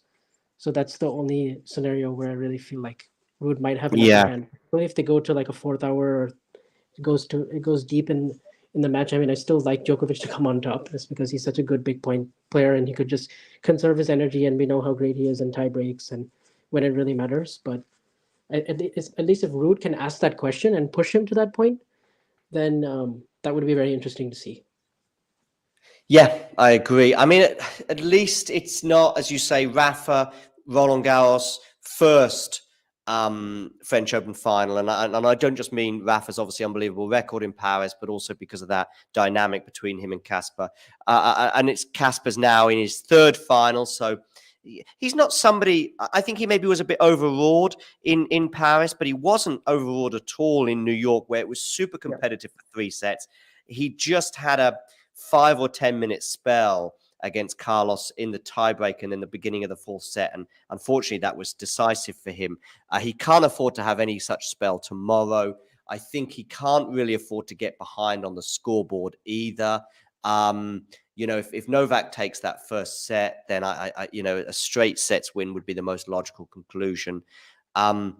And as far as Novak's concerned, well, I guess the thing is, as well, as I don't see a tactic. It's not like, even against Carlos, it's like, well, you can do what Jan-Lennard Struff did. You could do maybe what Marajan did. I don't really know what Casper can do to do something. It's not like he's got a huge serve that could, John Isner or Opelka. We could just, it could be John Isner in this final tomorrow, and we'll go, well, if Isner has a normal serving day and ekes out a tiebreak, I don't even see that route to success for Casper, because all of Casper's sort of strengths, his solidity, his ability to hang in rallies, his forehand, for example, these are all things that Novak can deal with pretty comfortably, I would say. I don't know if you have any other thoughts on that, Nick? I would agree completely. I think they're... that matchup is just not beneficial for him at the minute, and we'll have to see. I think let's not write it off. We almost wrote off this final today, and how wrong were we? So let's see what happens. Maybe he'll come out swinging at Novak and catch him out a little bit early doors, and then it's game on. But we'll have to see how it goes. I'm excited to see what happens. And as you touched on last night, Nick, during the commentary, Novak now, I always think for him it's the French Open, really, in terms of shots at the calendar slam, because then it becomes something, if he wins tomorrow, then it becomes a legitimate question, because, he's the best hardcourt player of all time, and we've got one of those to come. His record at Wimbledon just gets better with every year, and he'll go in as a hot favorite. He'll go in as a favorite for the last 2 slams of the year, I would have thought. or certainly in New York, probably joint favourites with Carlos, depending on where their form is at. So if it's all about the French. So it was the year when he had a shot at it in New York in 2021. It was all the narrative started from the minute he beat Rafa in the semis, if you like, and so that will gather pace tomorrow if he wins. There's a lot on the line for Djokovic tomorrow because he's going for 23 majors, 3 French Opens. It would be triple. At least 3 every slam. He'd be going for world. He's going to be world number 1 again if he wins tomorrow. Yeah, he's going to be back to number 1 if he wins tomorrow, and he'd be halfway to the calendar slam again. Yeah. And I think it would become a possibility. I still think that maybe Carlos will have something to say about that, especially in New York. But I think New York, you've got 3 guys in the mix for that, which is Djokovic, Alcaraz, and Medvedev. Yeah, if Medvedev is in the form that he has shown until Paris, and maybe Sinner as well, but that's a long way away yet. But Vanch, any final thoughts on Novak before we bring this to a close? No, I think it's just kind of amazing how he can just peak for these majors now, because I mean there wasn't that much that he really did after winning Australia and in Roland Garros, and I think we once again for the millionth time kind of at least I did. I think maybe Nick, I think you had actually you had him beating Alcaraz, but I think for yet again I kind of underestimated his big match paralysis, and I knew not to look too much into the form heading into the semis, but I certainly once again underestimated his ability to just be able to last physically. Like I think just the endurance and the physicality, it's not enough, has really declined in that department, and he's improved so many other areas that now we're looking at potentially, like if he wins Wimbledon, I was thinking about this actually just this morning. If he wins Wimbledon, he'll have won 12 majors after the age of 31. So he'll have won half his major tally after 2018. And it's like between 2008 and 2018 Wimbledon, he won 12. And now he's just going to win 12 in just that 5-year span. It's pretty insane. And when you consider that he missed 2 slams last year and that he was defaulted out of one of them, and there was no Wimbledon in 2020. And in the 2019 US Open, he had to retire with a shoulder issue against Wawrinka. So it's like he could have had even more. It's kind of insane. Indeed. Well, let's see, because we may be having a very different conversation in 24 hours, but I think all of us, at least among the 3 of us, all suspect that he will get 23 tomorrow. But I hope to see a competitive final. And as Nick touched upon, we all thought, I just looked at a stat before this match today between Iga and Karolina as well, that was like 86% win likelihood for Iga. And I guess that would be pretty similar for tomorrow regarding Novak. But if we see an amazing final, if we see anything close to today's women's final, that would just be amazing. Listen, Vanch and Nick, of course, Nick has been with us throughout this women's final and also for the debrief afterwards, but also Vanch for your little cameo at the end. Thank you very much for joining us. Yeah, thank you so much, John, for having me. It's always fun to recap these matches after it's done, especially the big stakes. And Nick as well, thank you for joining us. Thank you for having me on. I hope I did it justice. You sure did. And of course, we'll be seeing Nick again on Monday for the WTA Weekly show, which will be returning. We'll also have the ATP Weekly back on Monday as well, which will continue throughout the grass court season. And to the rest of you, make sure you hit the like button. Make sure you subscribe. You're going to get a reminder to do that as well in a second. And thank you, Talking Tennis World, for stopping by. I couldn't deliver that closure anywhere near as well as what Nick always does it. I sort of fumbled over my words, so I'm just going to stop talking. If you enjoyed this video, make sure you hit that like button. Don't forget to subscribe and click that notification bell so you don't miss out on all things tennis.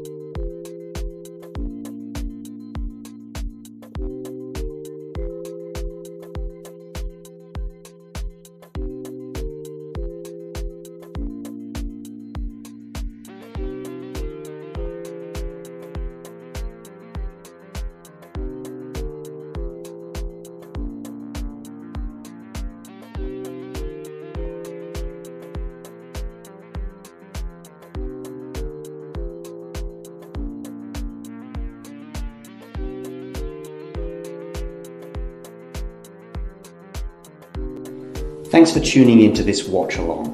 While there's a break in play, here's a reminder to hit the like button, subscribe and click that notification bell. Your support helps to keep the channel going. While we're here, you can now become a member to enjoy perks including badges for the live chat, but also bonus material such as interviews with top players from both ATP and WTA tours. The membership link is pinned in the live chat. You can also follow us on Twitter, Facebook and Instagram. So whether it be serves or volleys, forehands or backhands, serve bots or drop shots, we've got you covered, whether that be via our website, talking-tennis.com, where you can read features and interviews from our top writers. Or if you prefer us in audio form, you can subscribe to our podcast on Apple, Amazon or Spotify or wherever you get your podcasts from. Remember, we offer you wall-to-wall coverage via our regular watch-alongs, magazine shows such as Nick's WTA Weekly or Damien and Mario's ATP version. Plus, we deliver top content from people on the ground, actually at the tournaments, so you get even nearer to the action. So, what are you waiting for? Hit that subscribe button so you don't miss out on all things tennis.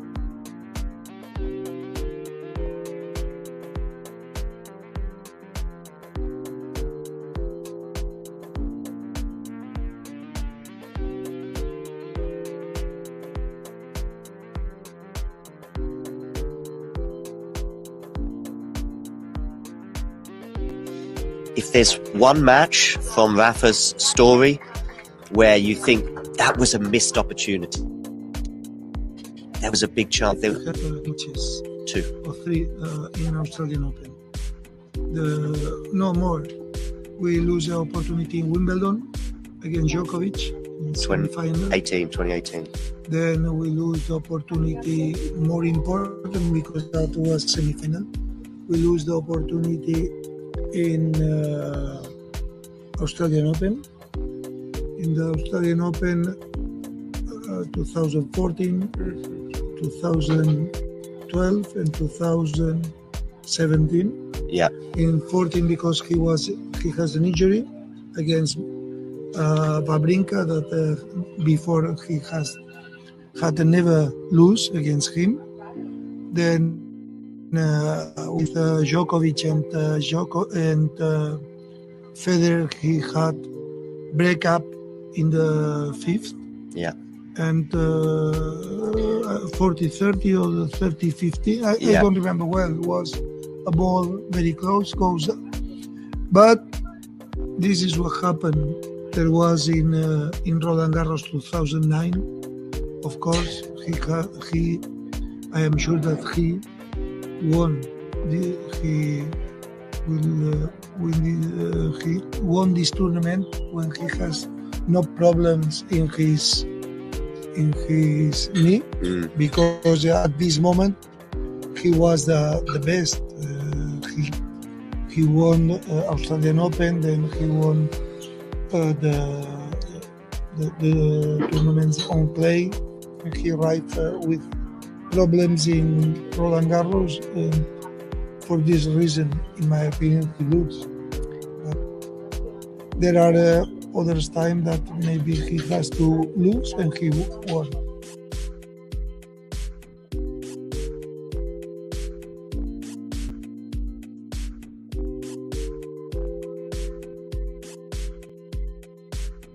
You've been to the French Open final. Your breakthrough, at least standout result at the beginning of your career, was on grass against Venus.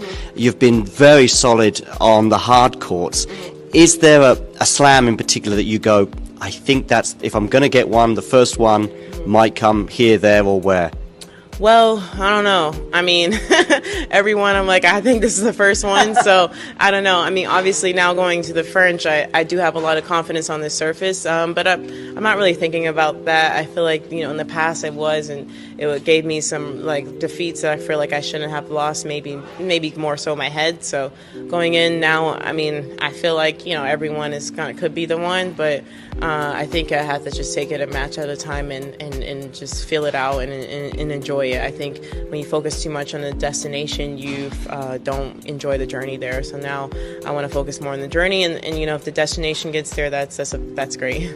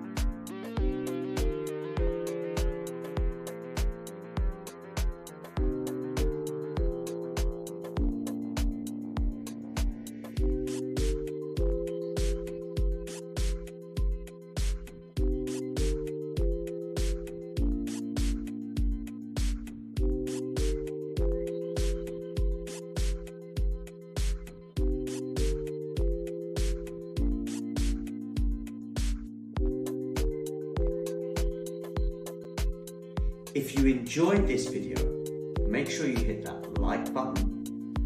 Don't forget to subscribe and click that notification bell so you don't miss out on all things tennis.